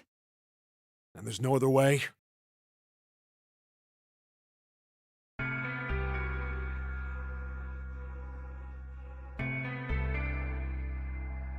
It's okay. Go. Lotus. Come on, you know we can't do that. Oh, don't give me that. I'm sure you'd love to get rid of me. God damn it, you idiot!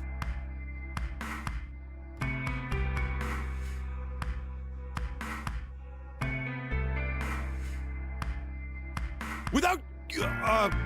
if you're not... Look, it'd be bad, all right?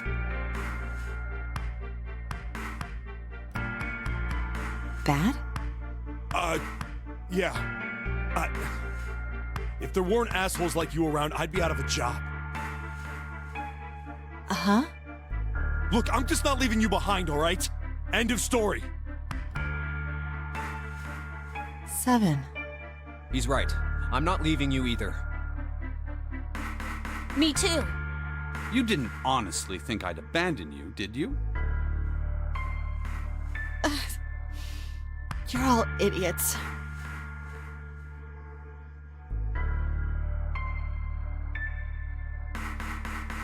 That being said, however... However? I doubt we would be able to open the door anyway, even if we were to leave Lotus behind. Huh? Why? I trust you remember what happened to Ace? I couldn't, see exactly what happened, but... I was able to guess what he was attempting to do earlier, at the Red. Oh, yeah. No! What is this? Why? The digital route should be 9! It has to be 9! Then why? Why isn't it opening? Just to see. Why don't we give it a shot? Give it a shot? Yes, that is what I said.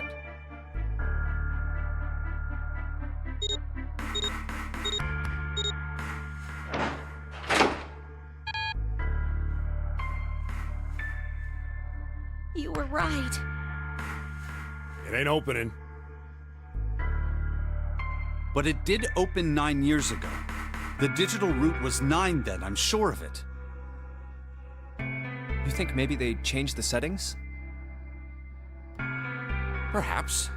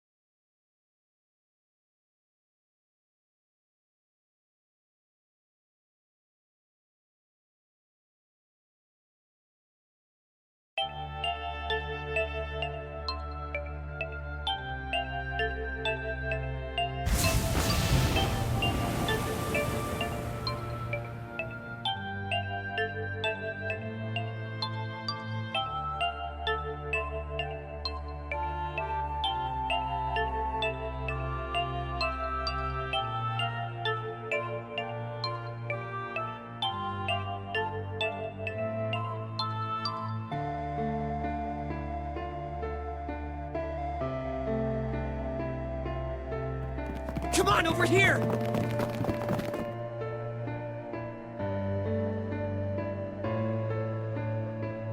Come on, hurry up!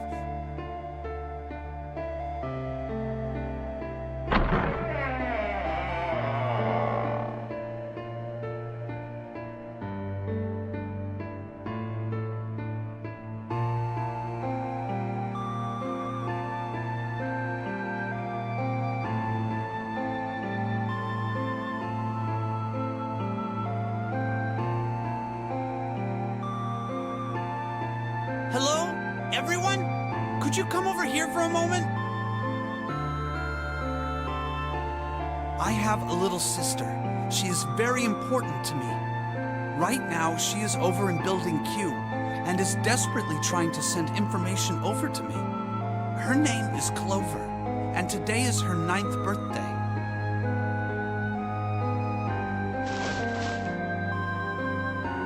I was going to give these to her as a birthday present. I was outside picking them when I was abducted. I'm sure I've already told you, but I am blind. For a man who can't see, collecting 9 of a very specific plant is, well, it is difficult. But my sister means a great deal to me, and I hope that these would show her how much I cared for her. Since it's her 9th birthday, I thought 9 4-leaf clovers would be appropriate. Every one of you has a brother or a sister in Building Q with Clover. For their sake, we have to survive. We have to get off this ship. Do you understand? If we're going to do that, there are 3 things you have to remember. We need trust and love, and we have to have faith in one another. If we can take all 3 of those to heart, then I promise that good luck will come our way. Did you know that the leaves on the 4-leaf clover mean faith, trust, love, and luck? Those words are leaf words. So if you believe what I've told you, and you understand, then I want you each to have one of these. They're a promise between friends.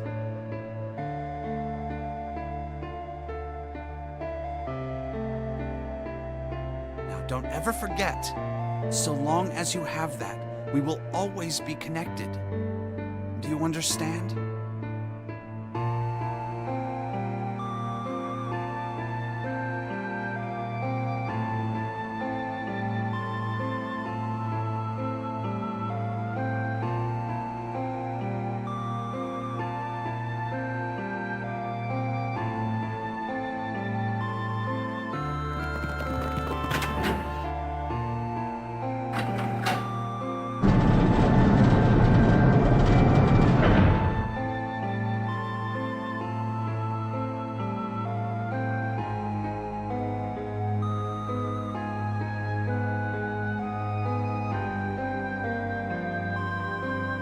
What are we gonna do? There aren't any other doors.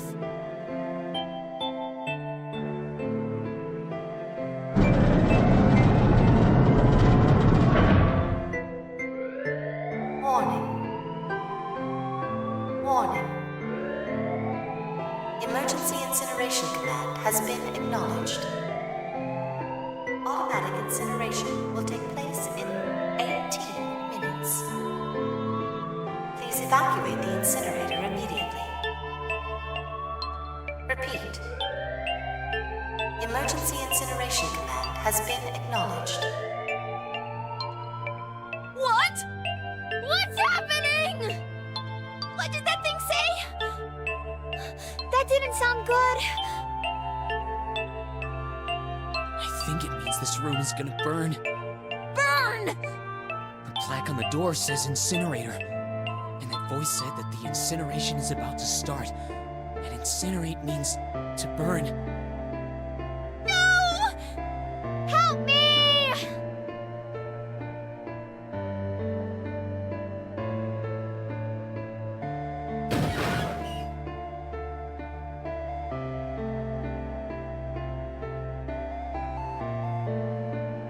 Don't worry, kids, I'm not your enemy. I'm one of the good guys. I'm a detective. I'm here to rescue you.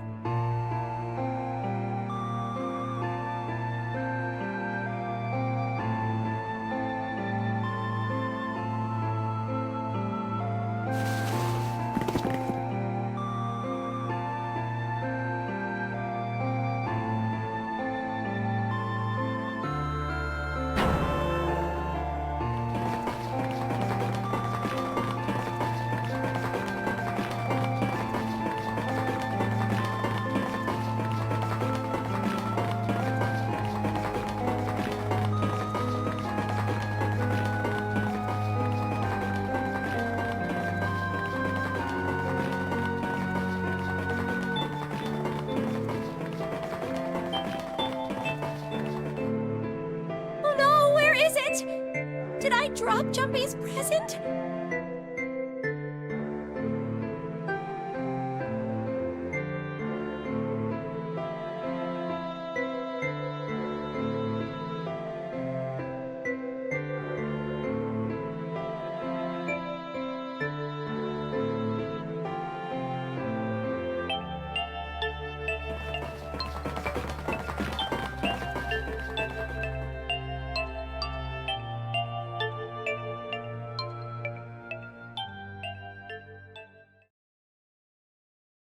There it is!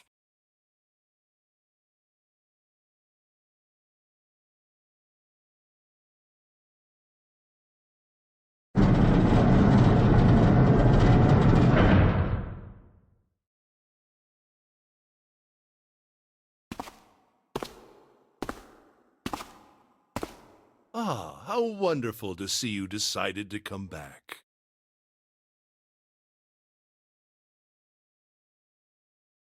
Come with me. We must continue the experiment.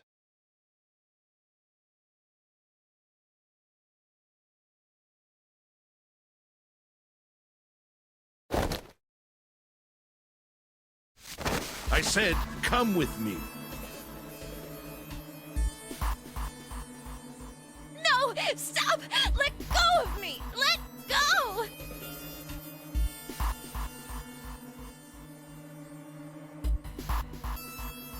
Stop struggling, goddammit! Do as I tell you!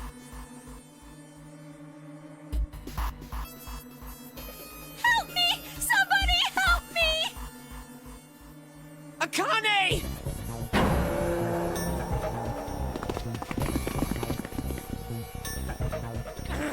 Akane! You came back! Ah! You're too late, idiot!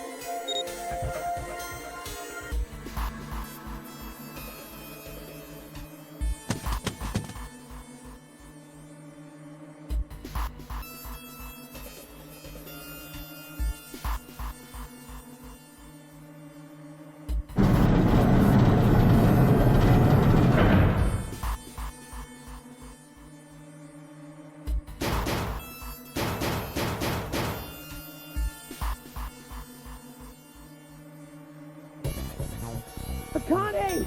Akane! Are you okay? Help me!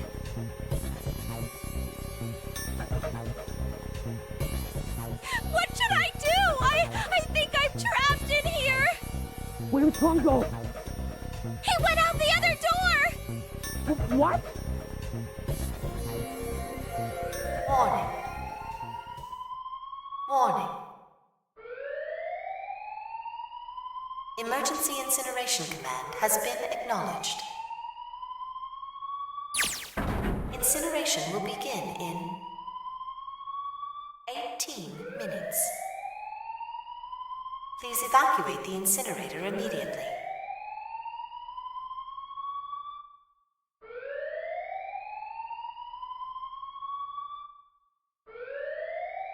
I knew it! It's starting. Santa started the incinerator.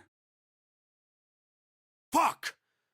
Man, I never thought I'd hear that damn voice again after 9 years. What the hell? What the hell? What in God's name are you talking about?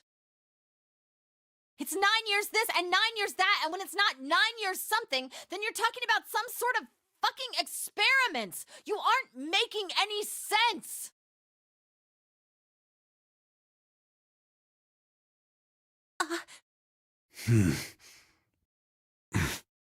I'm sorry, Lotus, but we really don't have time to explain it right now.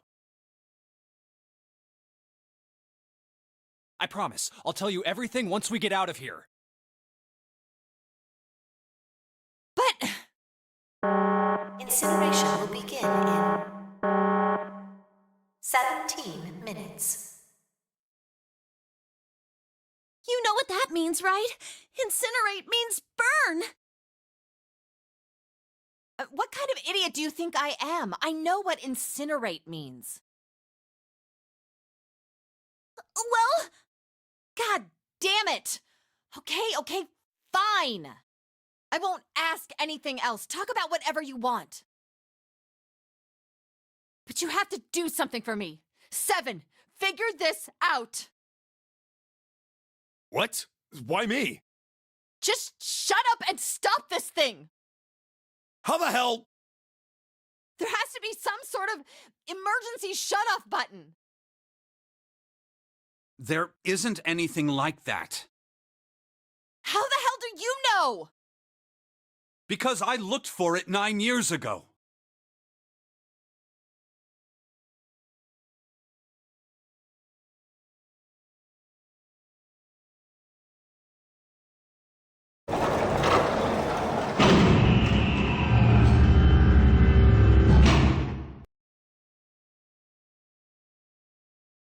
What the hell is that?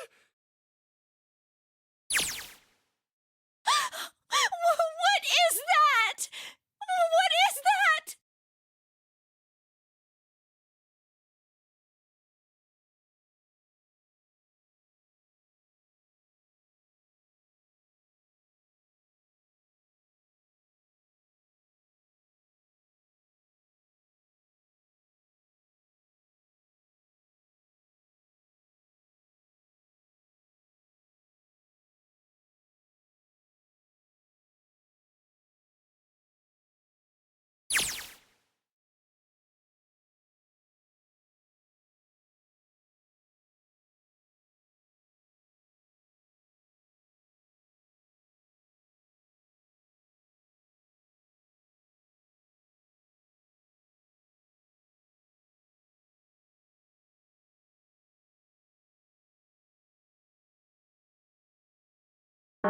Incineration will begin in 15 minutes.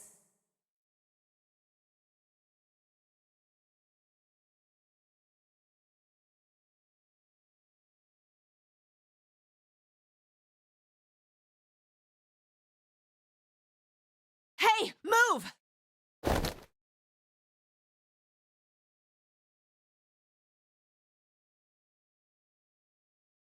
Okay, it's turned on. There's nothing on the screen, though.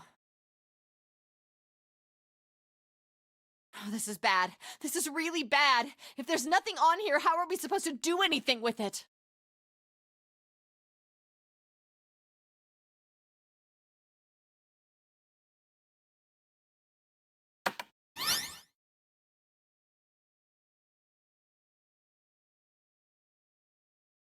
What is this?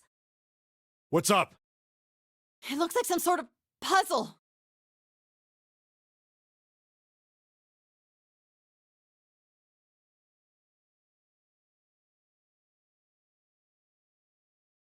Do you think that if we solve this puzzle,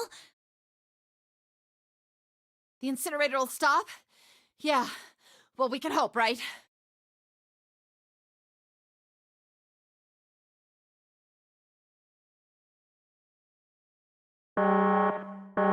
Incineration will begin in 13 minutes.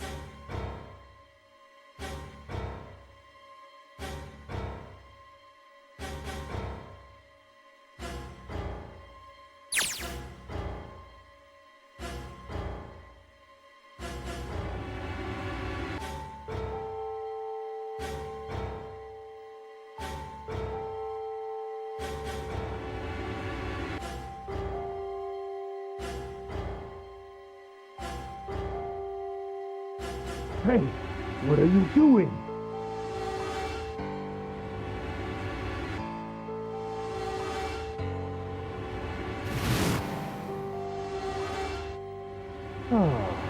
don't know what to do?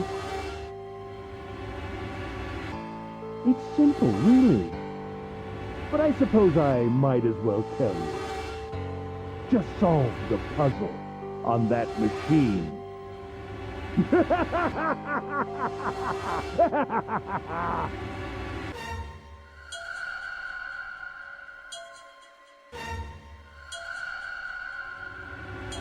You're a terrible person!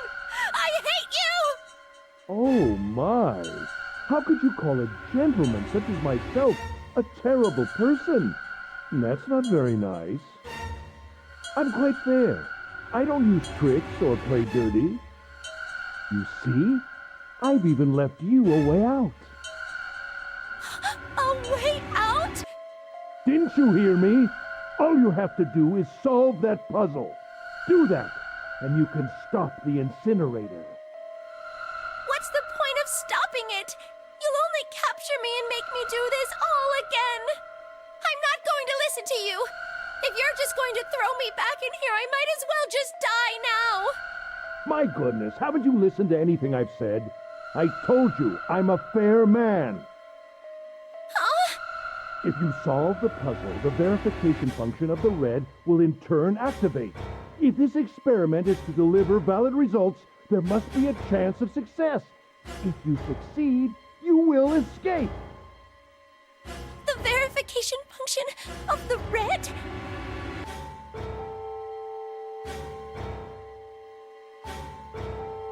Ah, so you do remember. Right now there are two numbers in the red. The first is 1, and the second is 3. Say, Akane, what's your number?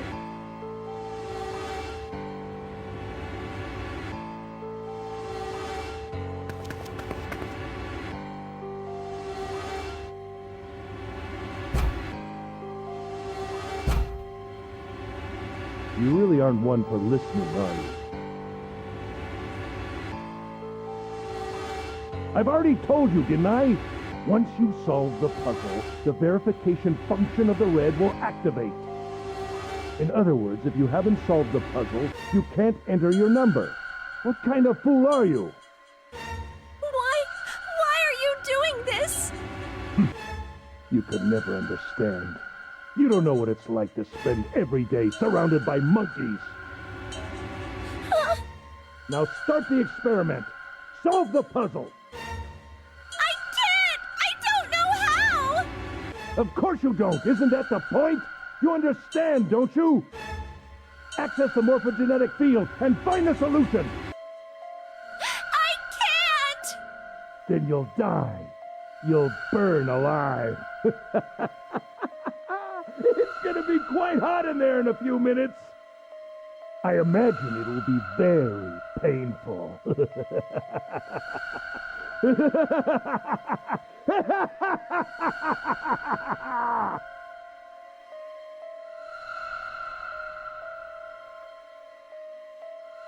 Incineration will begin in 10 minutes.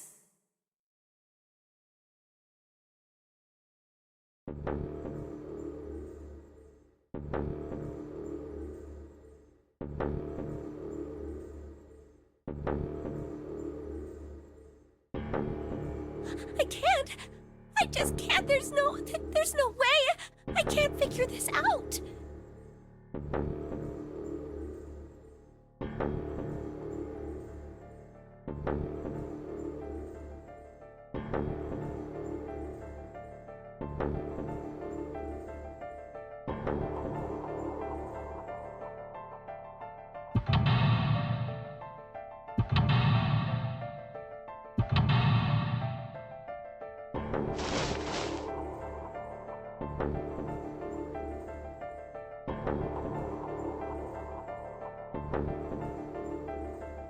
Help me! Jumpy! Help me! Help me! Help me! Jumpy! Jumpy! Jumpy! Please! Help me! Jumpy!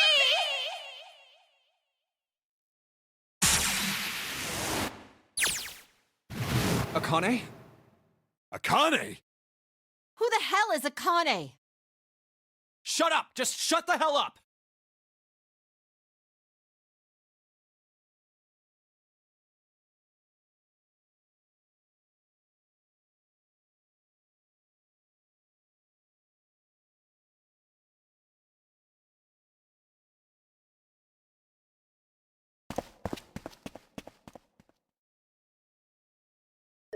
Akane! Akane! Can you hear me? Akane! Say something!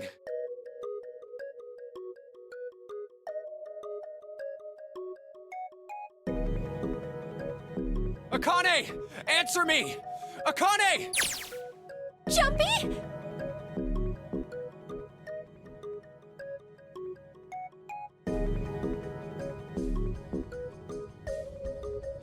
Jumpy! Akane! Jumpy!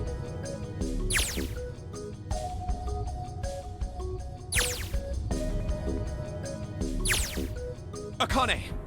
Akane!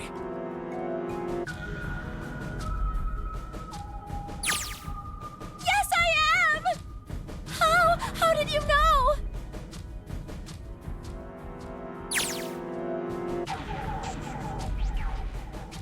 Right. There's only one way to help her. You were brought here to help my sister, to save Akane. Incineration will begin in 7 minutes.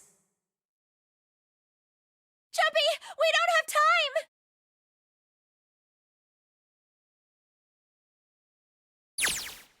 time! Got it!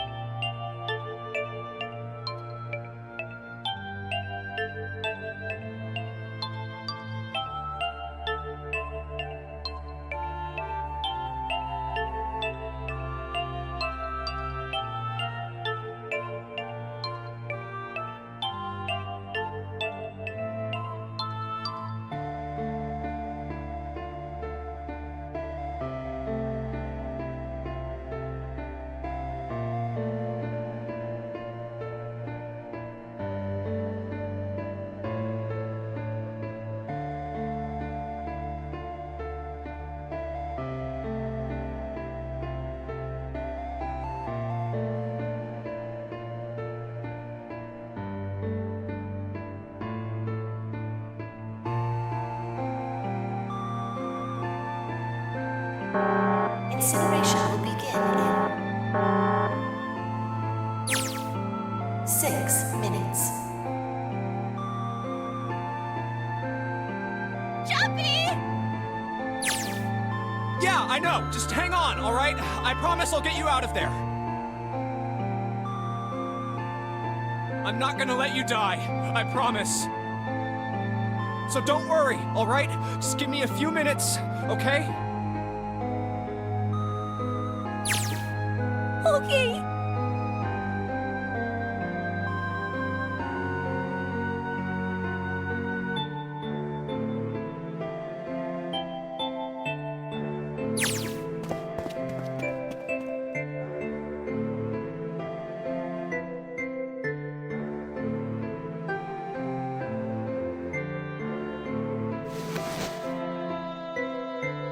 Hey, what are you... Just trust me, okay?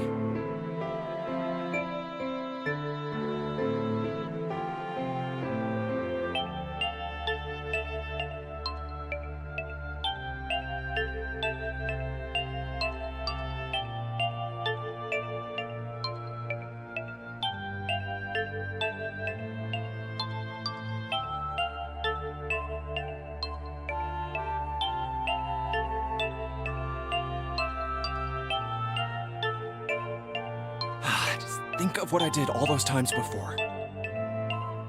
I'm gonna do this on my own, with my own mind. I'm gonna solve this problem.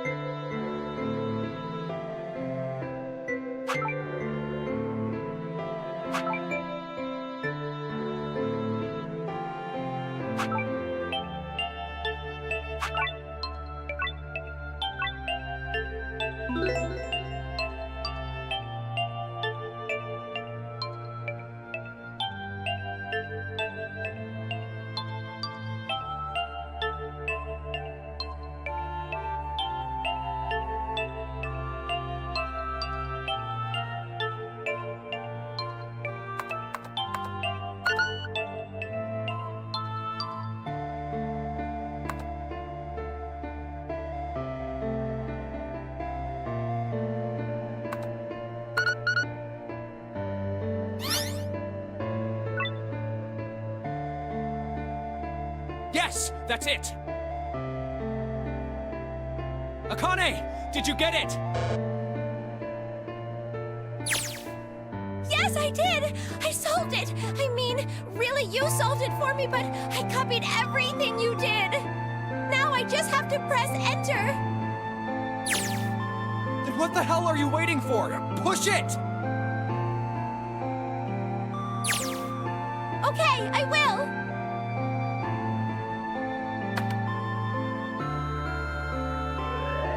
Emergency shutdown command has been confirmed. Incineration system has been disabled.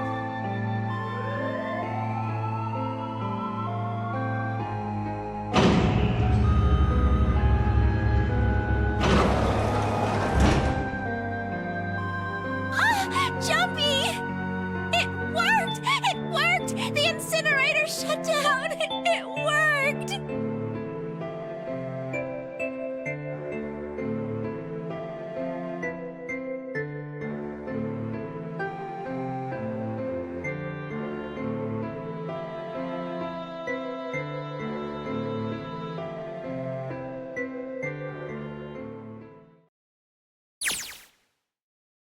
Whew.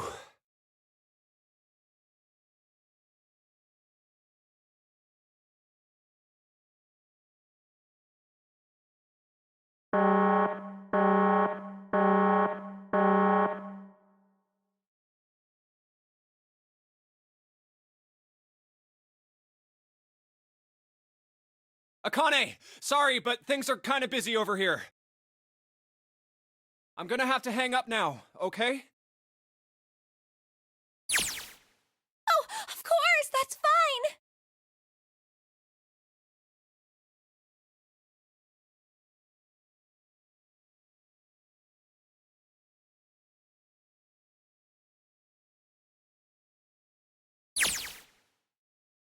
Now.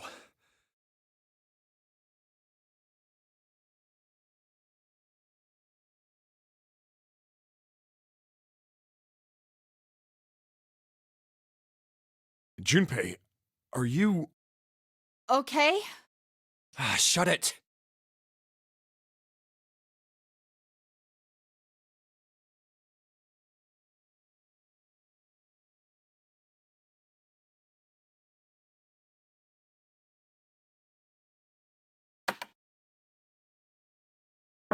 Incineration will begin in 90 seconds.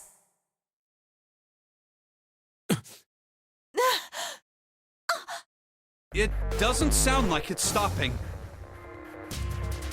What the shit? Why isn't it stopping?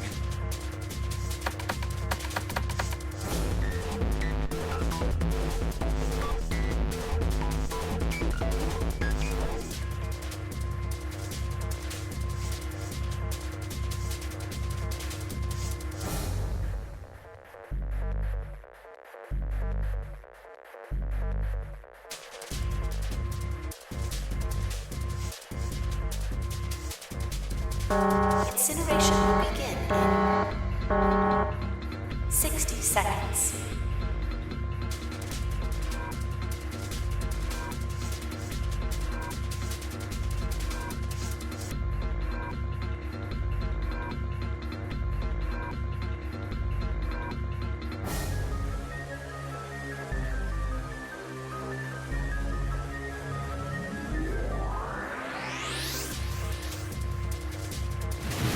It is hidden, but an exit can be found. Seek a way out. Seek a door that...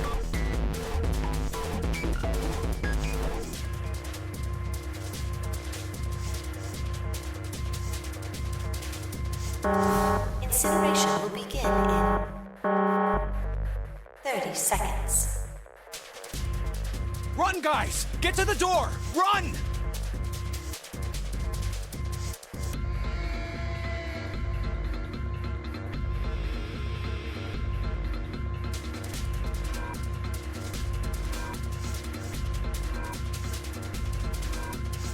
Quick! Verify your numbers on the red! Verify? Who? What combination? All of us! We all need to verify! Why? You really think this is a good time to ask questions? Just do it!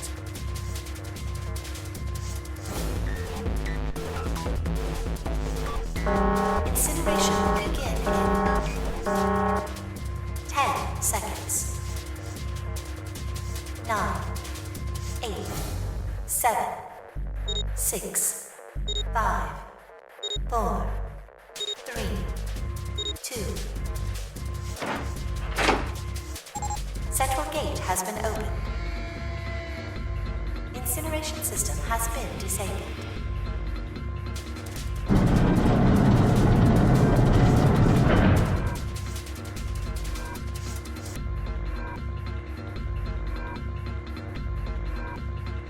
Hurry! We've only got 9 seconds before the door closes. Go, go, go!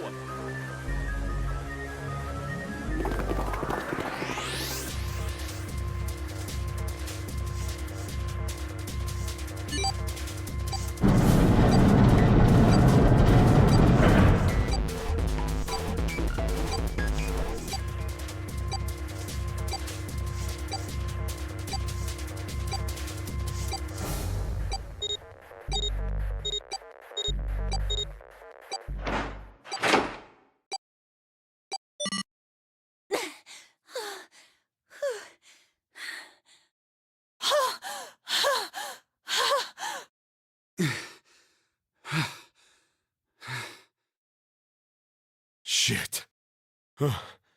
Looks like we made it, huh?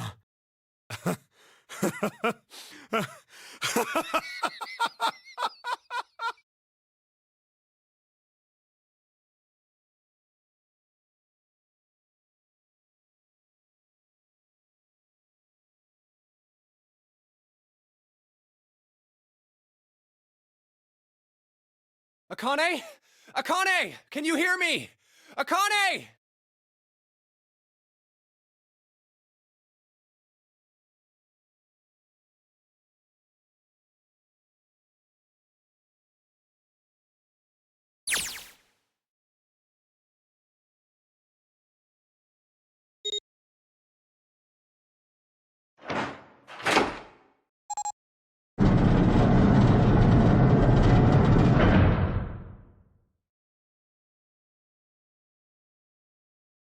Akane! Aoi!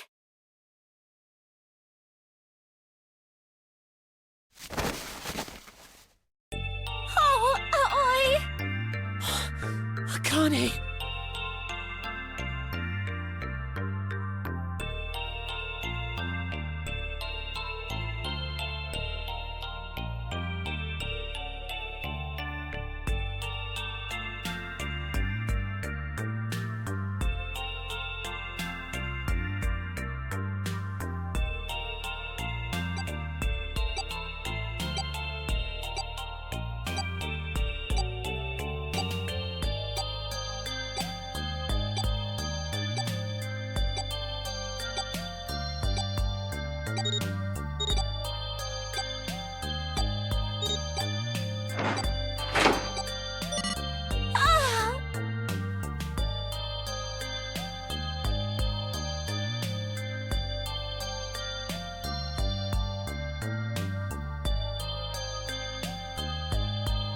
Let's get out of here.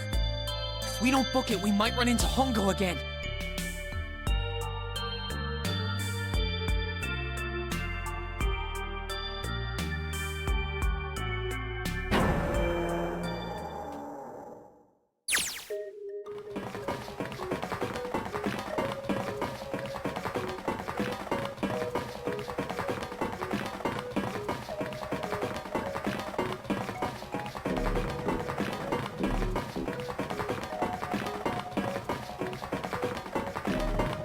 Hey, Junpei, can I ask you something?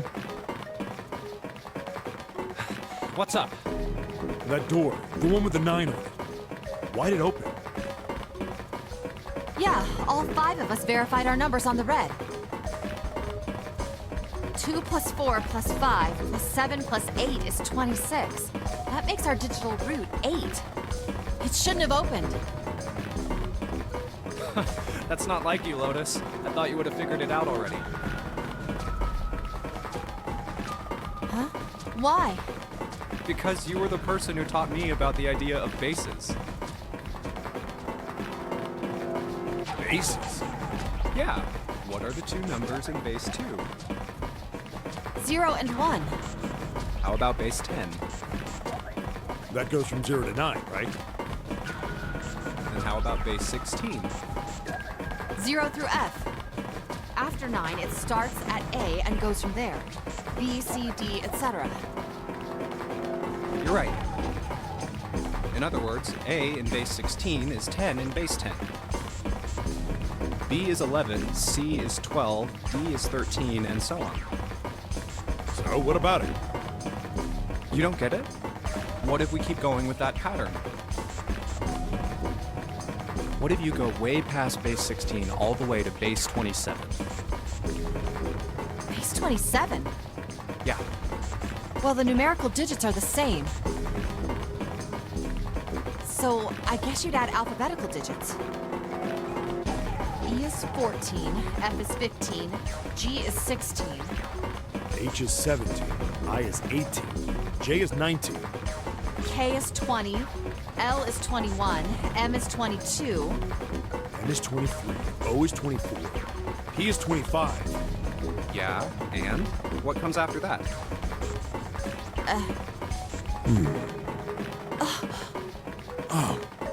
Q. 26! And what does that mean? There wasn't a 9 on the door. It was a Q! A fucking lowercase q! Yep, that's pretty much it. I guess to put it another way, you could say that it was a 9 in base 10, but a Q in base 27.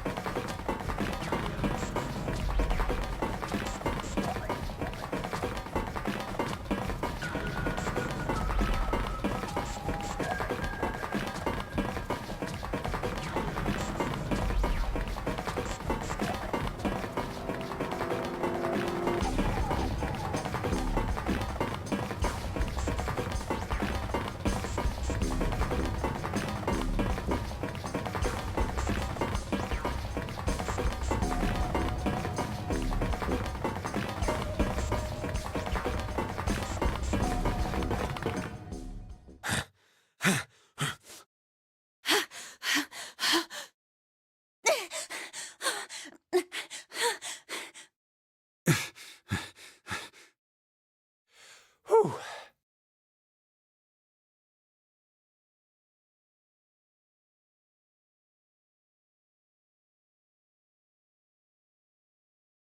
All right, I'm gonna open it. Yeah. Yes. We're finally here! Please do.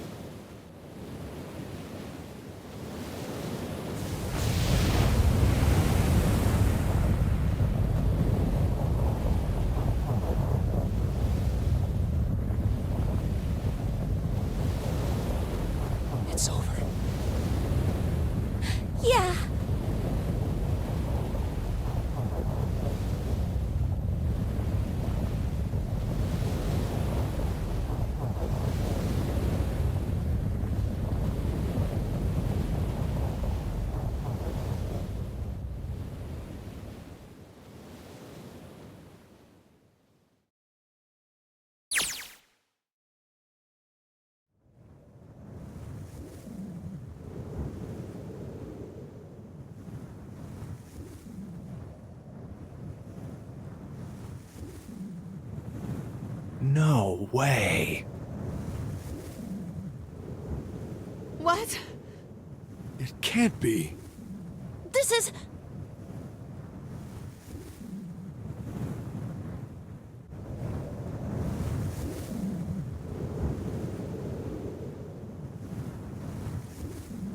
This is the building in the Nevada desert. the mock experiment building. Oh my god. This whole time we were in Building Q.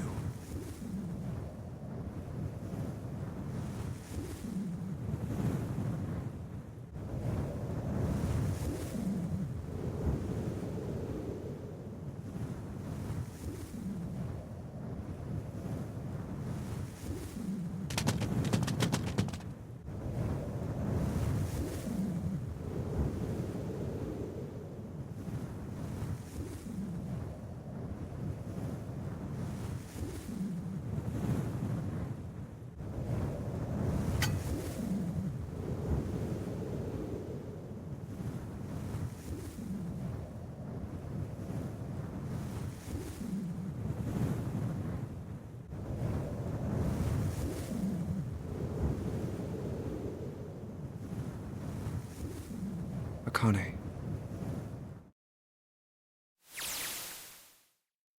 Jumpy!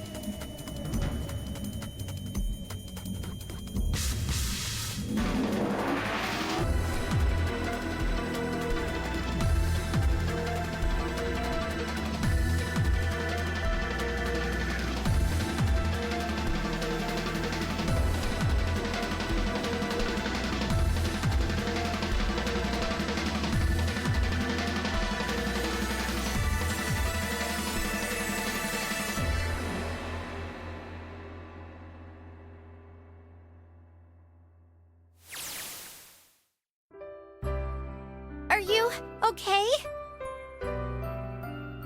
Oh, come on. This is nothing. Really? Yeah. You don't look okay.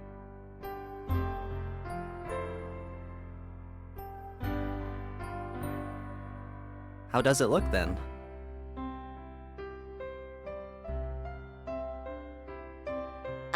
Well, let's see.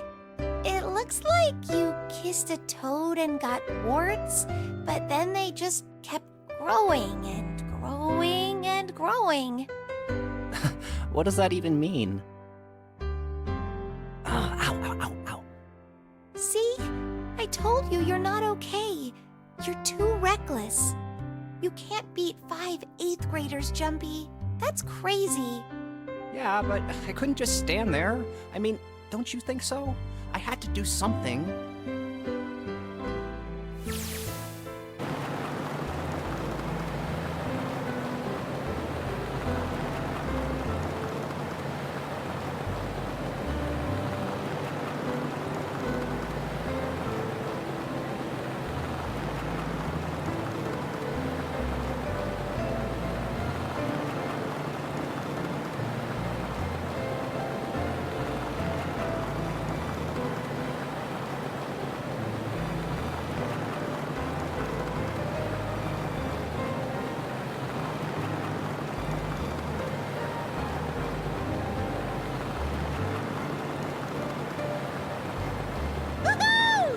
This is so fun! This is so awesome! Driving is so great when there's nothing around, and there's no speed limit. Hey, Clover, watch those bumps, all right? This car jumps even a little, and I think I'm gonna get crushed to death.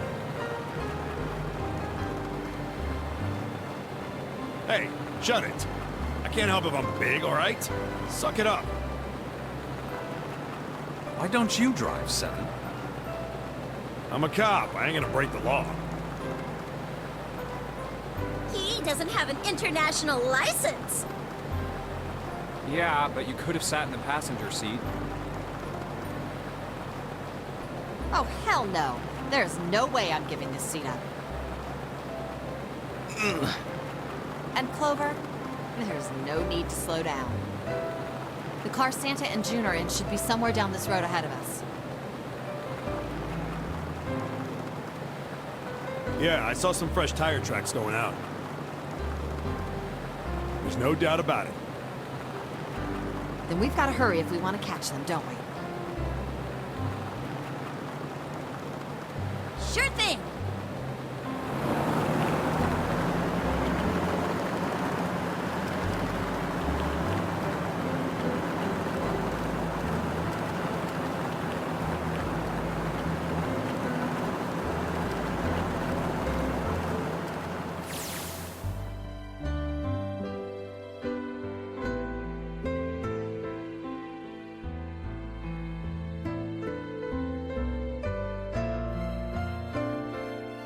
Hey, what the hell are you doing?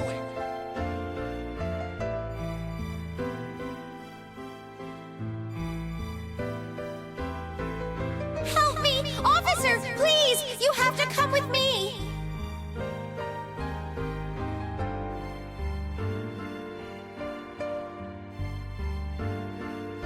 You couldn't run away after you threw the kitty to me?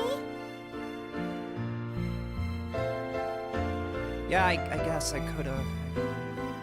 Then why didn't you? I didn't want to. I wanted to beat him up. Beat him up real good. Because of what they were doing to the kitty. Yeah, that too, but I think they were the ones behind those murders our first semester. Remember? Oh, you mean the bunnies. Yeah, the bunnies. They asked me what elementary school I was from, so I told them. And then they said they'd do the same thing to you that they did to the rabbits. I couldn't forgive them for that, so I...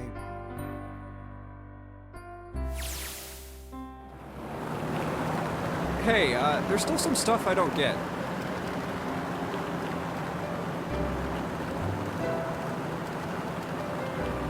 Like Ace. Well, I guess I should say Guitaro Hungro. Why did he create the Nonary Project? Anybody? Any ideas? Why don't you ask him yourself? He's still in the trunk, I assume?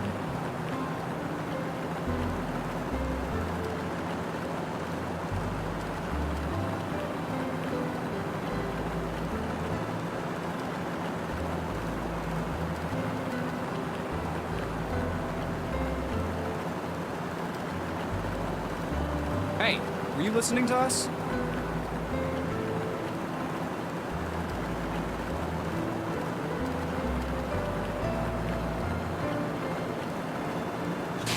Come on, I know you were. Answer me.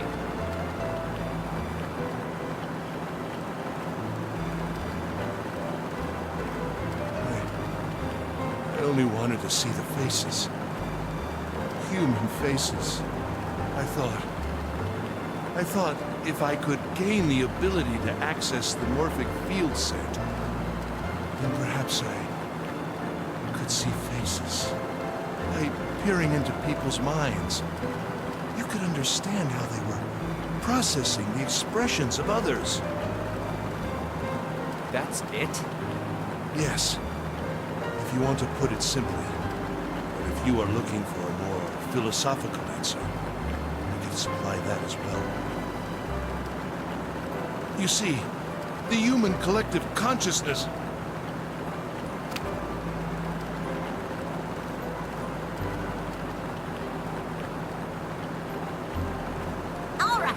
So what's your second question? You said there were some things you didn't get, didn't you?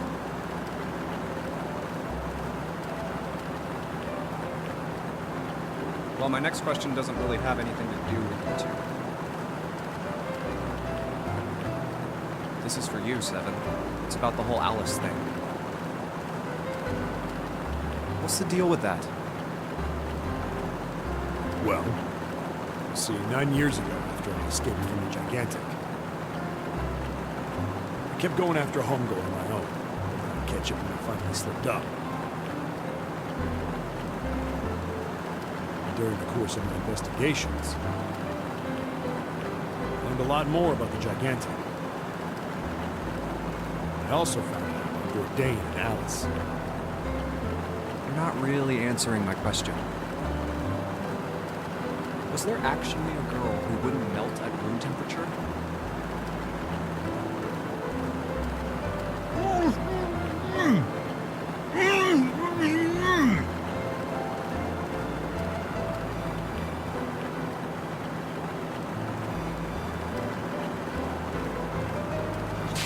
What? Alice doesn't exist. 9 years ago, I found Alice's coffin behind the library on the bottom deck. There was nothing in it but the root of a peculiar plant. My research determined that it was a member of the genus Mandragora, of the family Solanaceae. I was able to extract a particular alkaloid from it. I used that extract to create Submarine. Its creation was a tremendous boon to my firm, and we grew rapidly.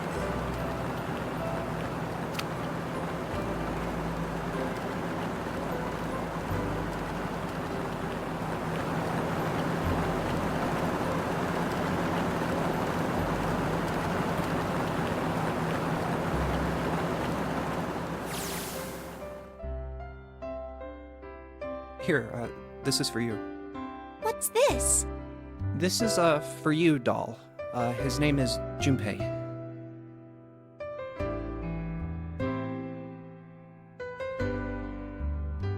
Jumpy, are you sure it's, for you, doll? Huh? Yeah, the lady at the shop said so, so that means it's for you, right? Are you sure it's not a voodoo doll? Wait, what? That's... Oh, man. Oh, man. Well, it sure looks like a voodoo doll. I mean, you do know what a voodoo doll is used for, right? Yeah, I guess calling it Junpei isn't a very good idea, then.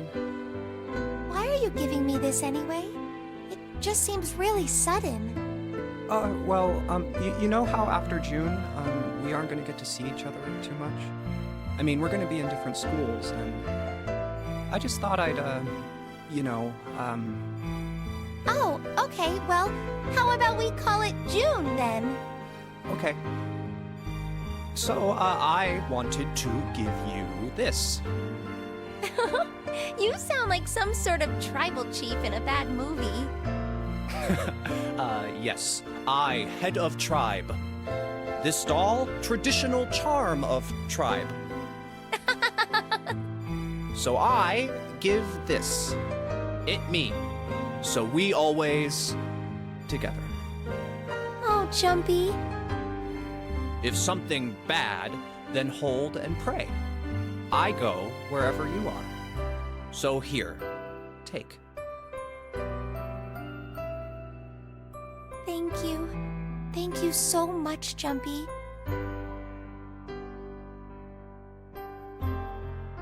Oh, Jumpy.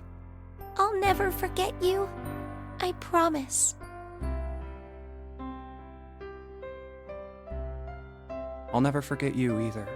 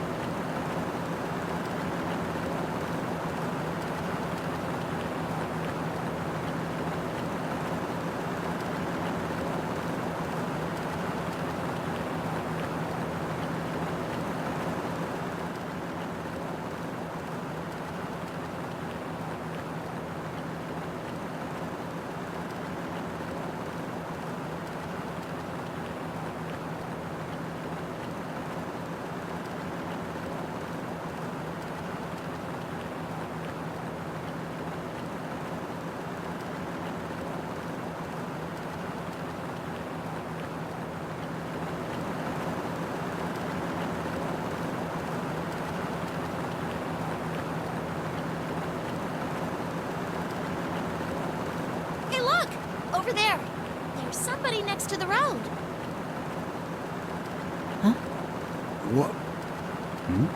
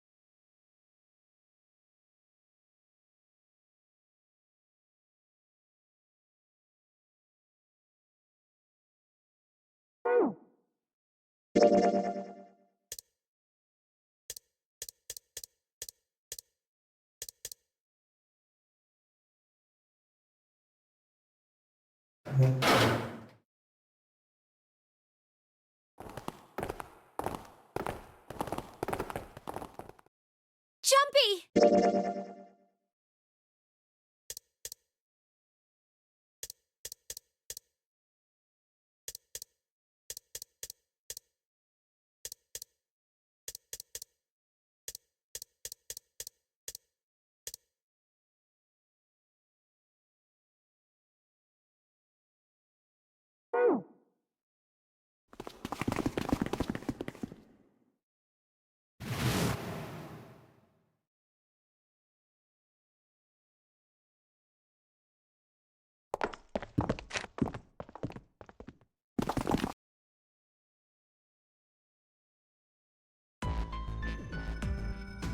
The key? Ain't that what I just said? I'm talking about the Jupiter key. We found it in the operating room. Here.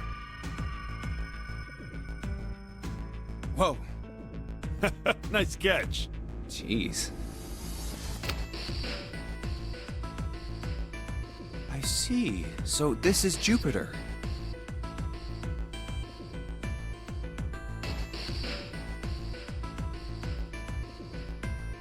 I'm gonna let you hold on to that, all right? Yeah, on it. So how many unused keys do we have now? There's the Earth key we found in the laboratory, the Saturn key card we found in the kitchen, and the Jupiter key you just gave me.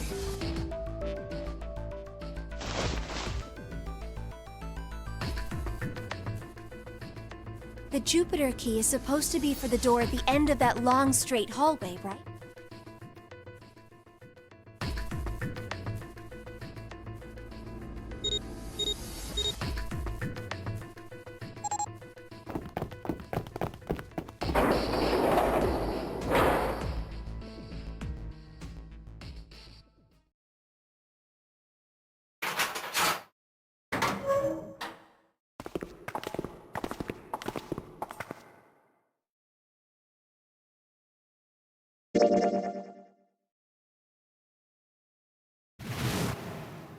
And on A deck, on the door to the left?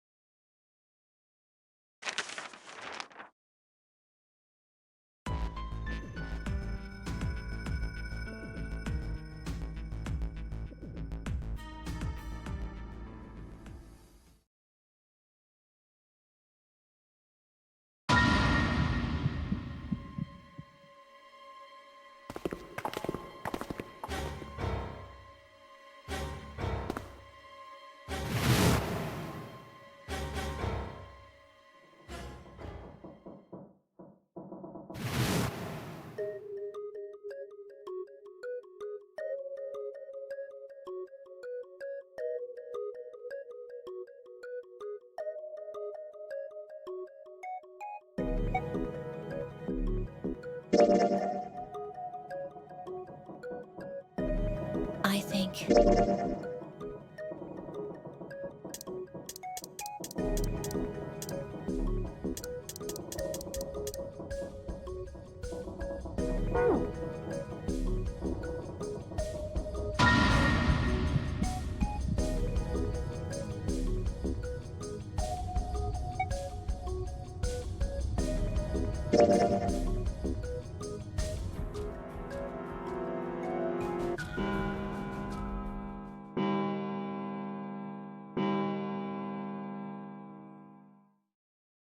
It's 3 in the morning.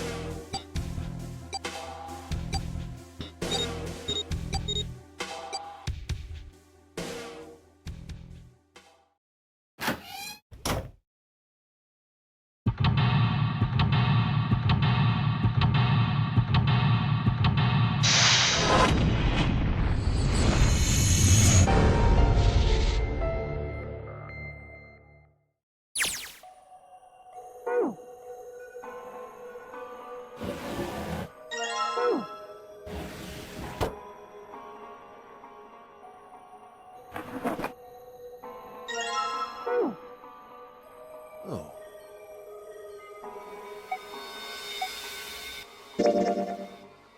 But why did I say that? I didn't need to speak to Ace that way. I feel kind of off somehow. Oh, I see. Of course. I apologize for the intrusion. Well, best of luck. Ow. Ah, what the hell? My head.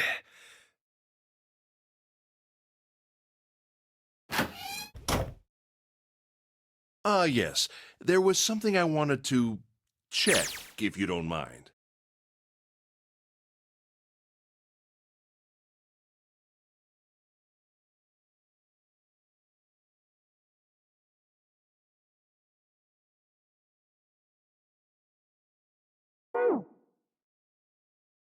Yeah?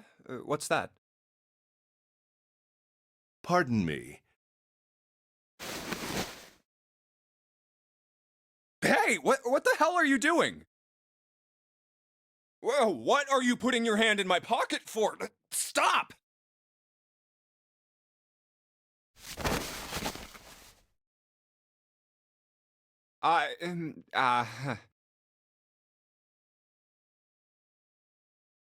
Just as I thought.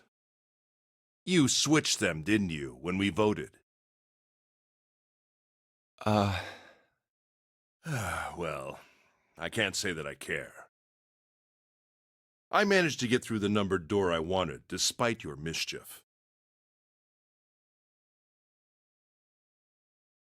Then, why did you... Oh, simple curiosity. I hope you won't think ill of me for it.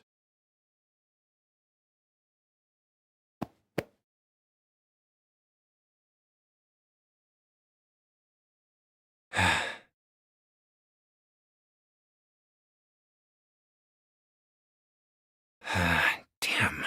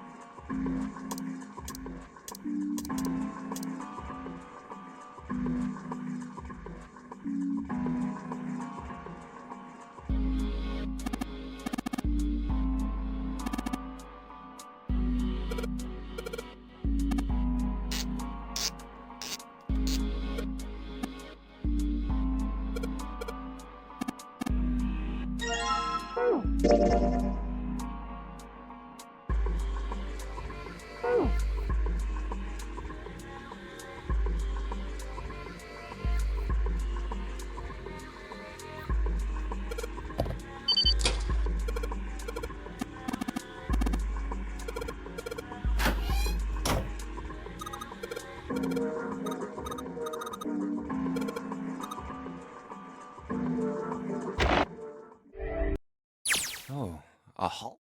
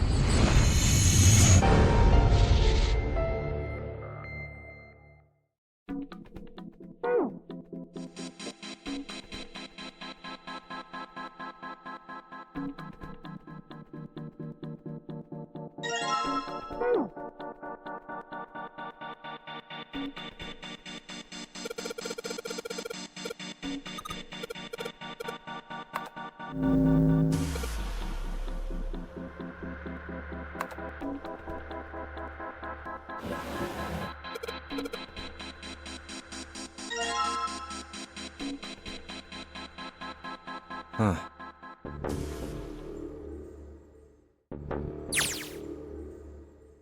I know it's important to figure out who this guy is, but don't you think we should figure out how to get out of here first?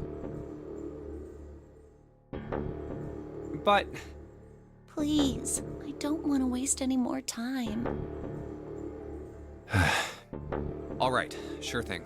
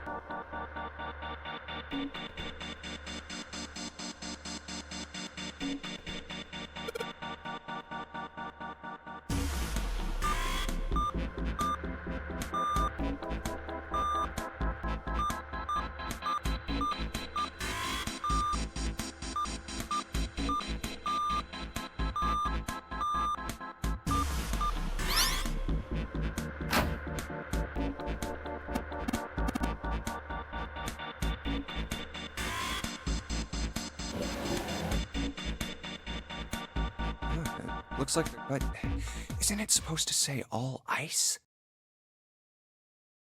This doesn't have a space between the L and the I. Are they saying that ALLICE is a single word? What the hell is this? Is the bottom deck a library? Anyway, whatever. It's gonna have to wait. I can't do anything right now.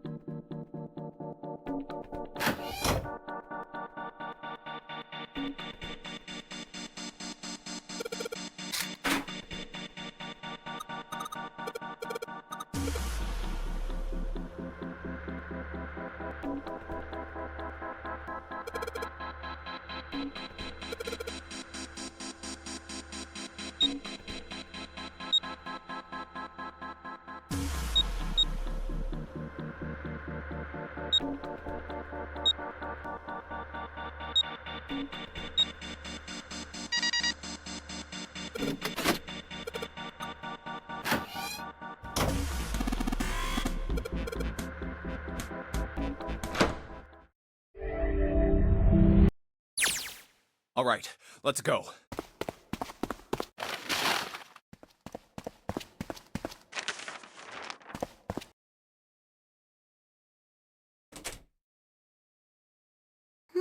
I wonder. What the hell? Come on, we gotta hurry. Huh? Clover, what's that on your back? A stick? Hey, Clover! What the hell's that thing on your back?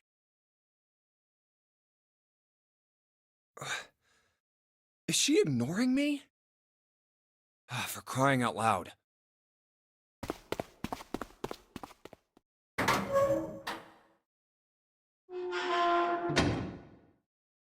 The big stairs. Huh. So this is where it ends up. Just like it says on the map. Ace, did he head down? Oh, there he is. Look, the 4 others are there too. Really? Let's join them. Jumpy, Clover! What's up? We found it! Found what? We found it! What did you find? The last door! We found door 9! What? Come on! Just follow us! We'll explain on the way! Okay. Well, if that's the case... Wait for me. We should get going as well. Jumpy! We finally made it! Yeah, it's finally time.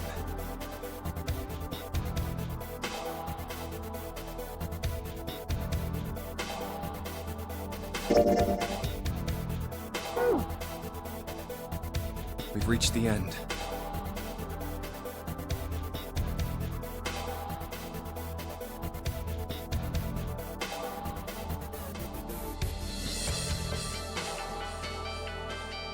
Something's bothering me.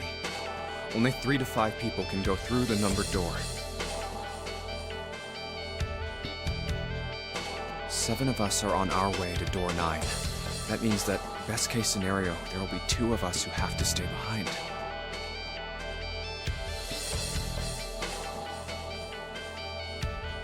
Two people. Is there a way? 4:30. We've only got 90 minutes left. I've got no time to wonder about it now. Hey, Junpei! June! What the hell are you two doing? Hurry it up!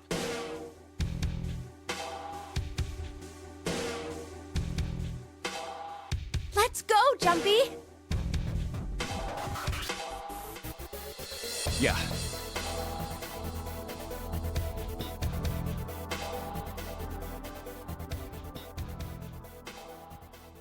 Hey, what about door 2?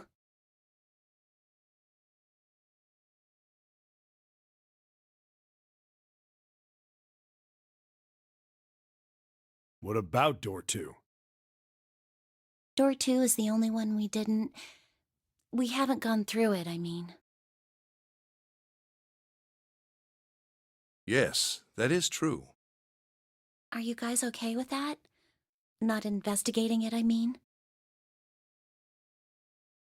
So what? We found door 9. We don't need any of the other doors. What's the point? Huh? What's the point in going to door 9? We can't all go through it, right? Then we should do what we have to do before we go any further. It's like a jigsaw puzzle. The best way to finish it quickly is to do the border pieces first. You know? Or what? You think all 7 of us should go to door 9? And then we argue over who stays behind and who gets to go? Do we really want to do that again?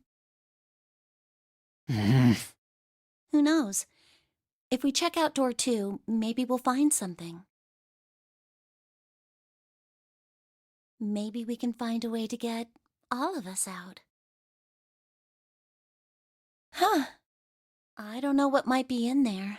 We may not find anything.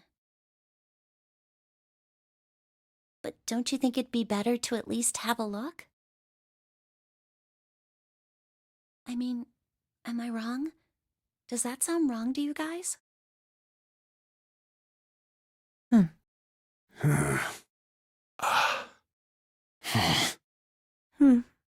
Yeah, you do have a point. The last time I checked the clock, it was 4:30. It's not like we've got a lot of time, but if we're quick about it, we might have time to take a look.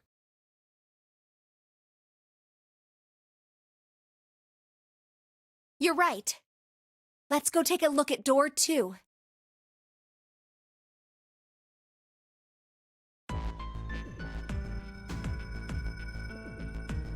The elevator can take us down to door 2. Who shall go then? Let's see. Me. I'm going. Then June, 7, and I need to go with her. Hey, why do you get to... I don't mind.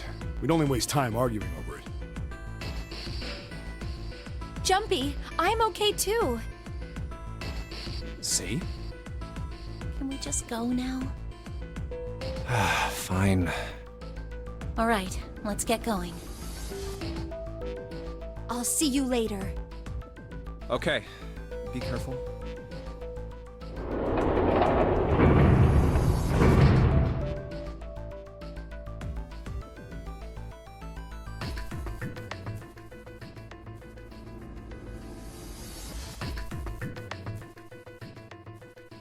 Lotus, would you be so kind as to go with me? Go with you? Well, I didn't think people still talked that way outside of the 1950s. Well, I'm a mother. Would that be a problem for you? That wasn't what I meant to... I was hoping you would come with me. Seriously, though, I was kidding.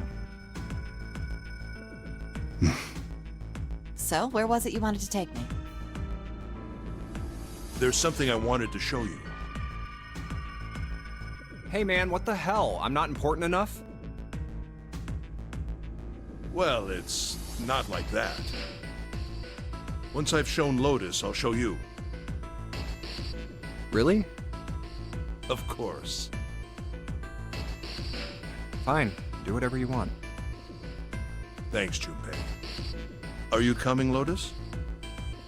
Fine. Doesn't look like they're going to be back anytime soon. I might as well go and see whatever it is you think is so important. Thank you. Well then, shall we go?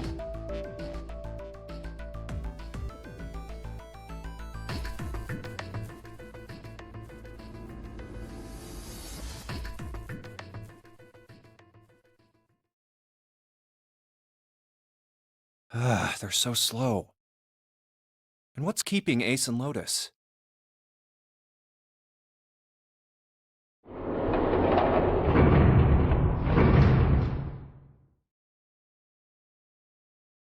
Clover!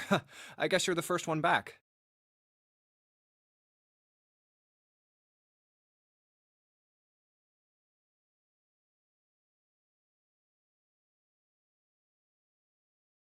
Where's everybody else?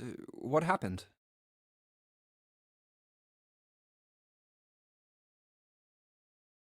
Where are Ace and Lotus? Hmm? Oh, Ace said he wanted to show Lotus something, so they went into that hallway.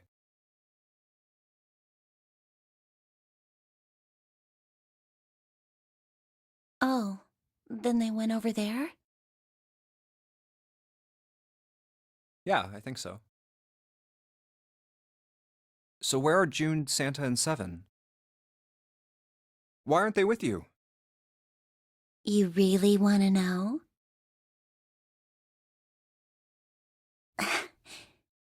Yeah. Okay, sure. Here, let me show you.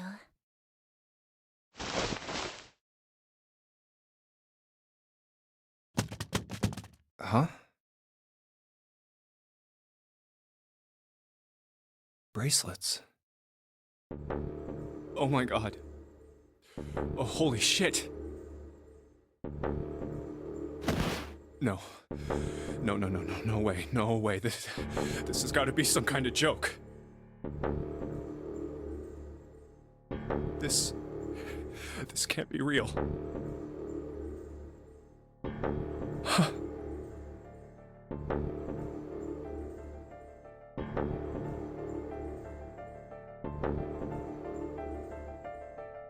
Three, 7, 6. Lastly, let us discuss how to remove the bracelets. There are only 2 ways to do so.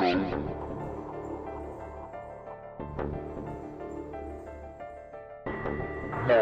You escape from this ship. 2. Your heart rate reaches 0. In other words, once the bracelet is taken outside the confine of the ship, or it acts out of the mirror's heartbeat has fallen to 0, it will shut down automatically.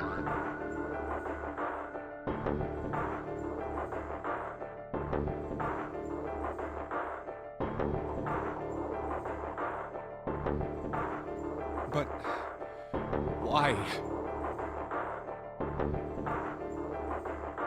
Revenge for my brother.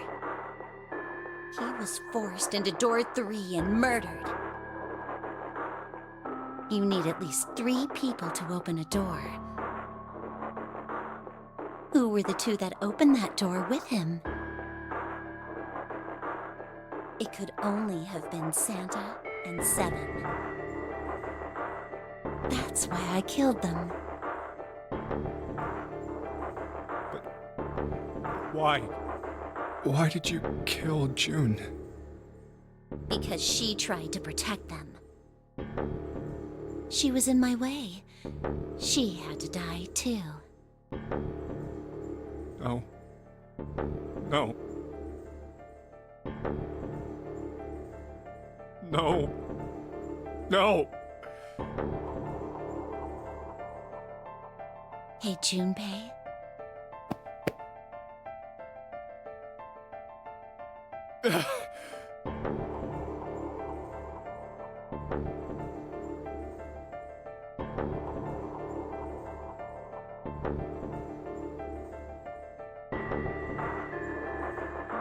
Let's go. Let's get out of here. Let's leave this ship. What the hell are you talking about? To open a numbered door, you... Yes, I know. You need at least 3 people. But as long as we have this... That's...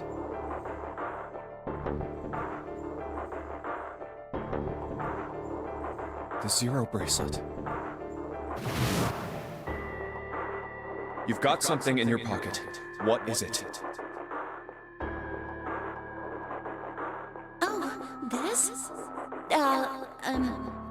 This is...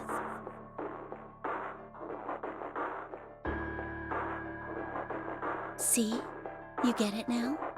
If we have the Zero bracelet, we can leave.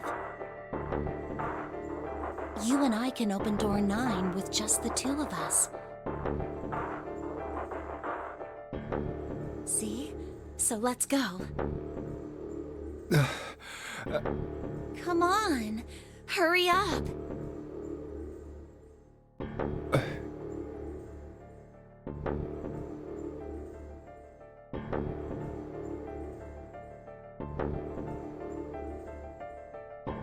Junpei.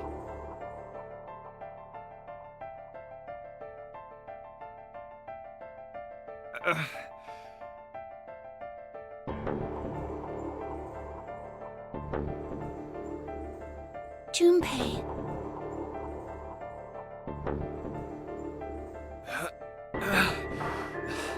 Clover. Yeah?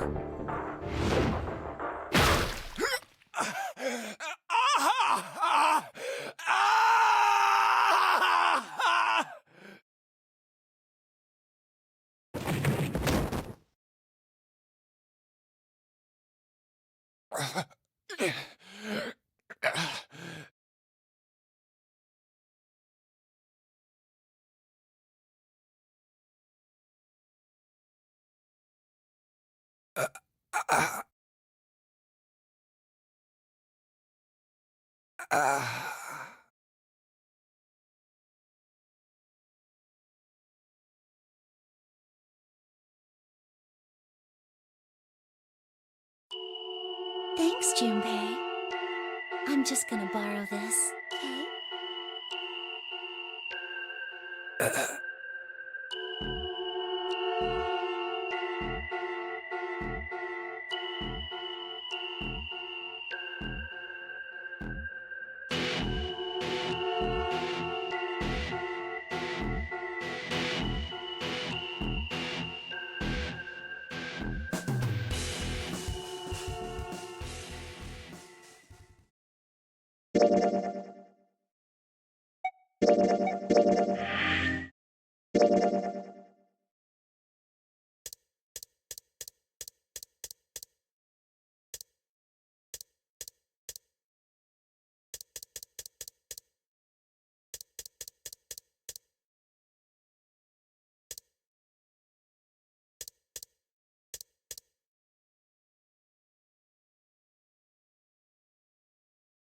One.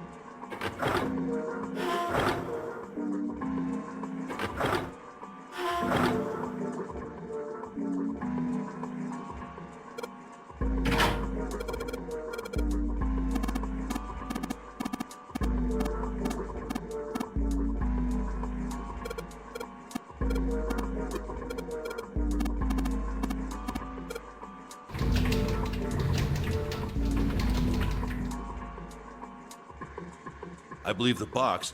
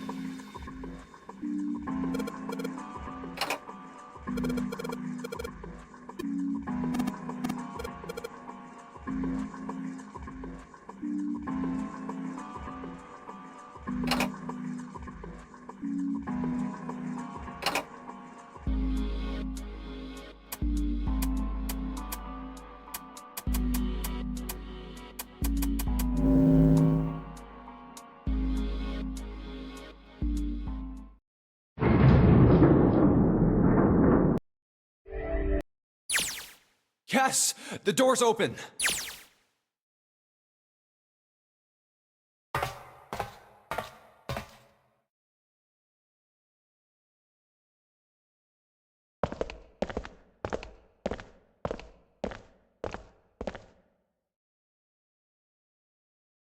Have you ever heard the story of the two Santa Clauses?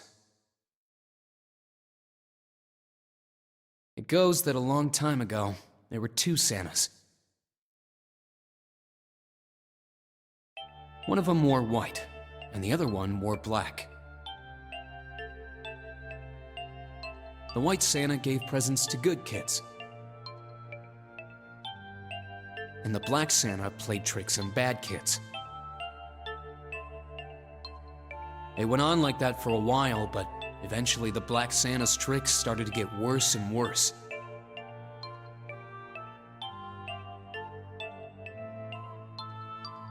Pretty soon, the white Santa couldn't stand it anymore, and he stabbed the black Santa to death.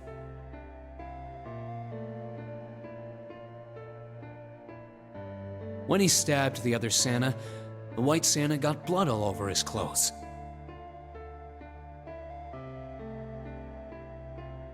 And that's why, these days, his clothes are red. You could say that red is all that's left of the black Santa.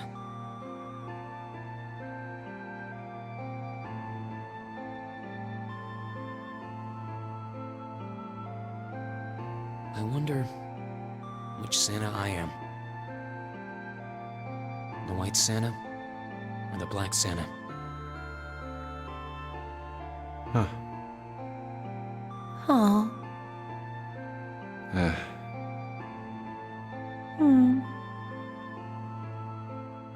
All right, let's go.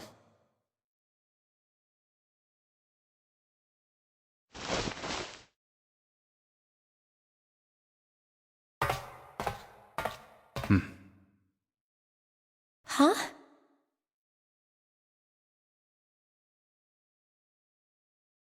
Hey, what are you two doing?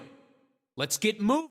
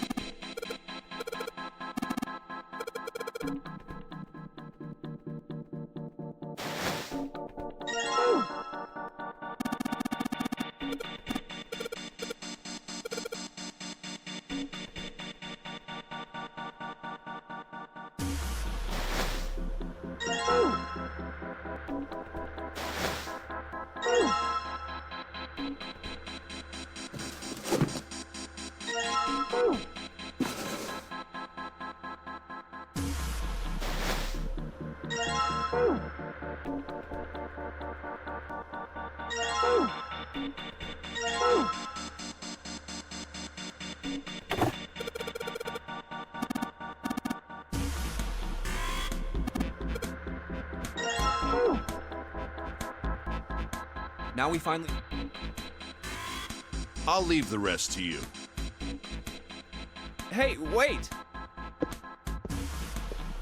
What's wrong with him? Oh well, whatever. Time to solve the 9 boxes puzzle.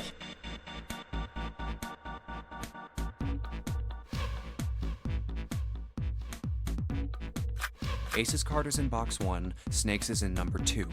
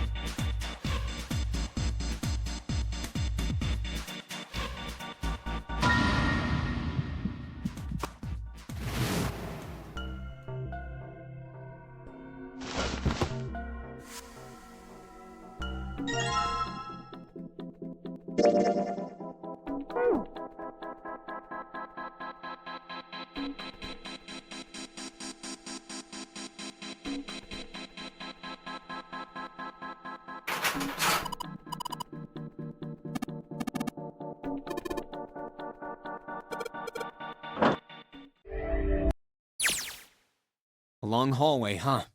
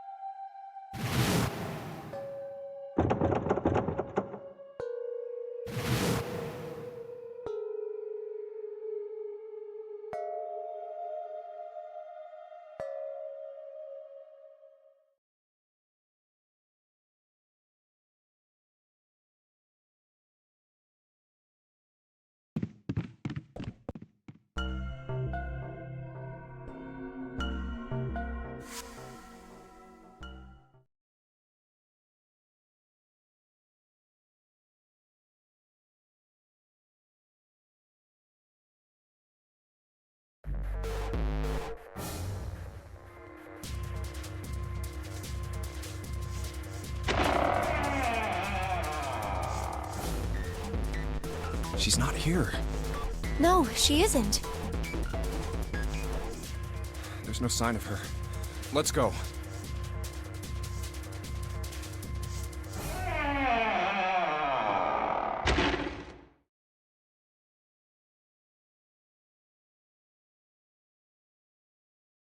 All right, I'm thinking we should probably split up.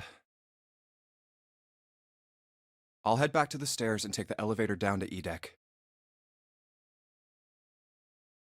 June, you can take the stairs up to B-Deck. All right, that sounds good. But, What? could you stop calling me by that code name when we're alone? Huh? Sure, right. I'll do that.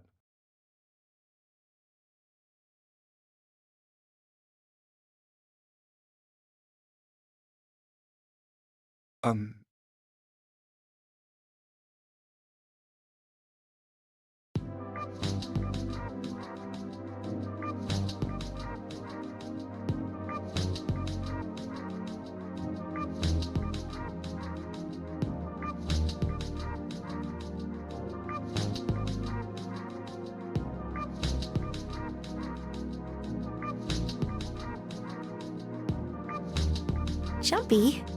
Oh, no, it's nothing. All right, I'm going then. Yeah, be careful, Connie. You be careful too, Jumpy. Yeah, got it. Take care.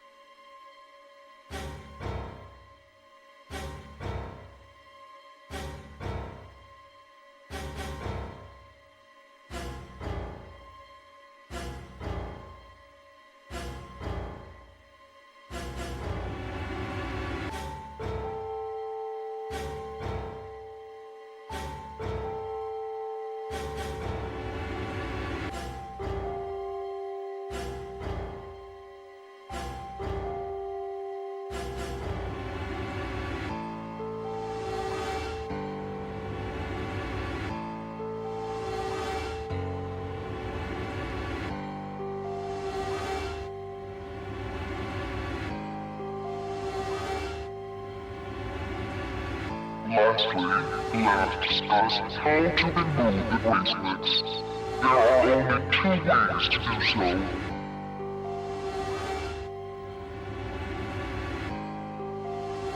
1. You escape from this ship. 2. Your heart rate reaches 0. In other words, once the bracelet is taken outside the confine of the ship, or X out of the mirror's heartbeat has fallen to 0, it will shut down automatically.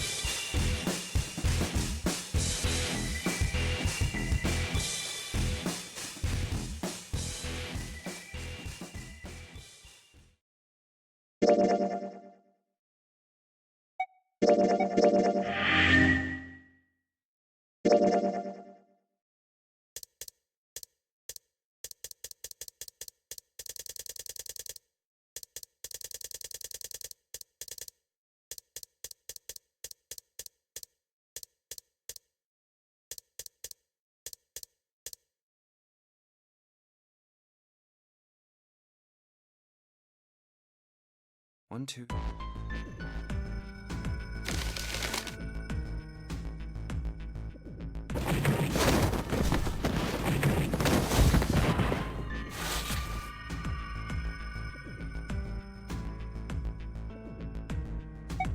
My choice is door 2.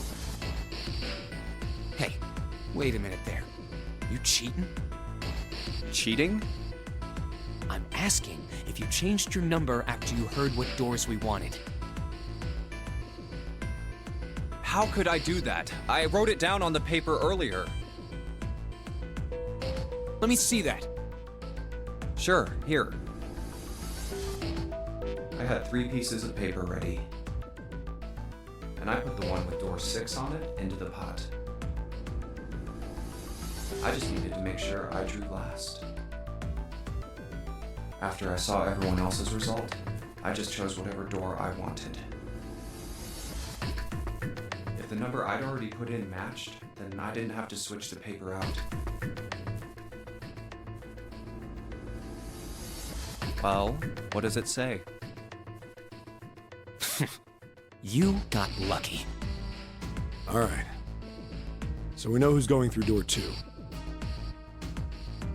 That'd be me, Lotus, and Junpei. The only problem's the other 2 teams.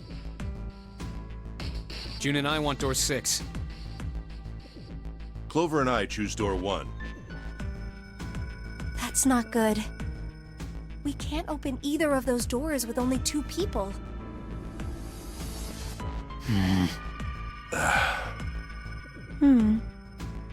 Why don't Santa and June go into door 1 with Ace?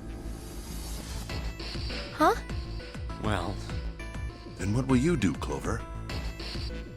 I'll be waiting at the stairs. You guys are coming back here, right? That's what 7 was saying, wasn't it? We aren't going to be split up permanently till we find door 9. We might get separated for a little while, but we'll see each other again. Otherwise, we won't be able to open door 9. That's how the nonary game works. I'm sorry, but I just want to be by myself for a while. You understand, right?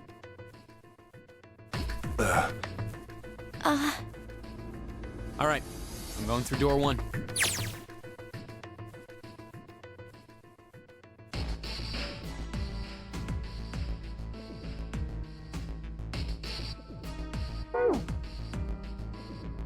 That all right with you, June? Yes.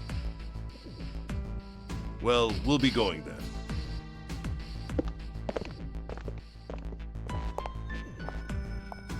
Let's move too.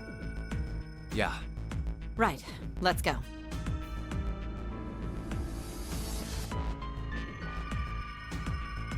I won't see June for a while, but this was my choice. I'm just going to have to suck it up. 7 said we'd all see each other again, and I'm going to believe that.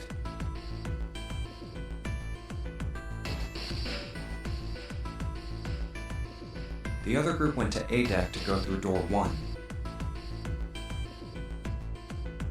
Clover joined them. Our group is on our way too. We're heading to the bottom deck using the elevators. I wonder what we'll find down there.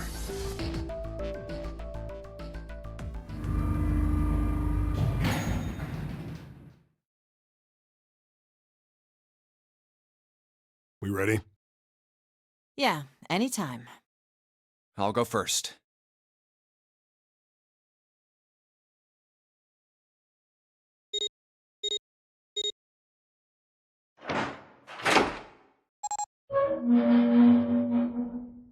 Let's go!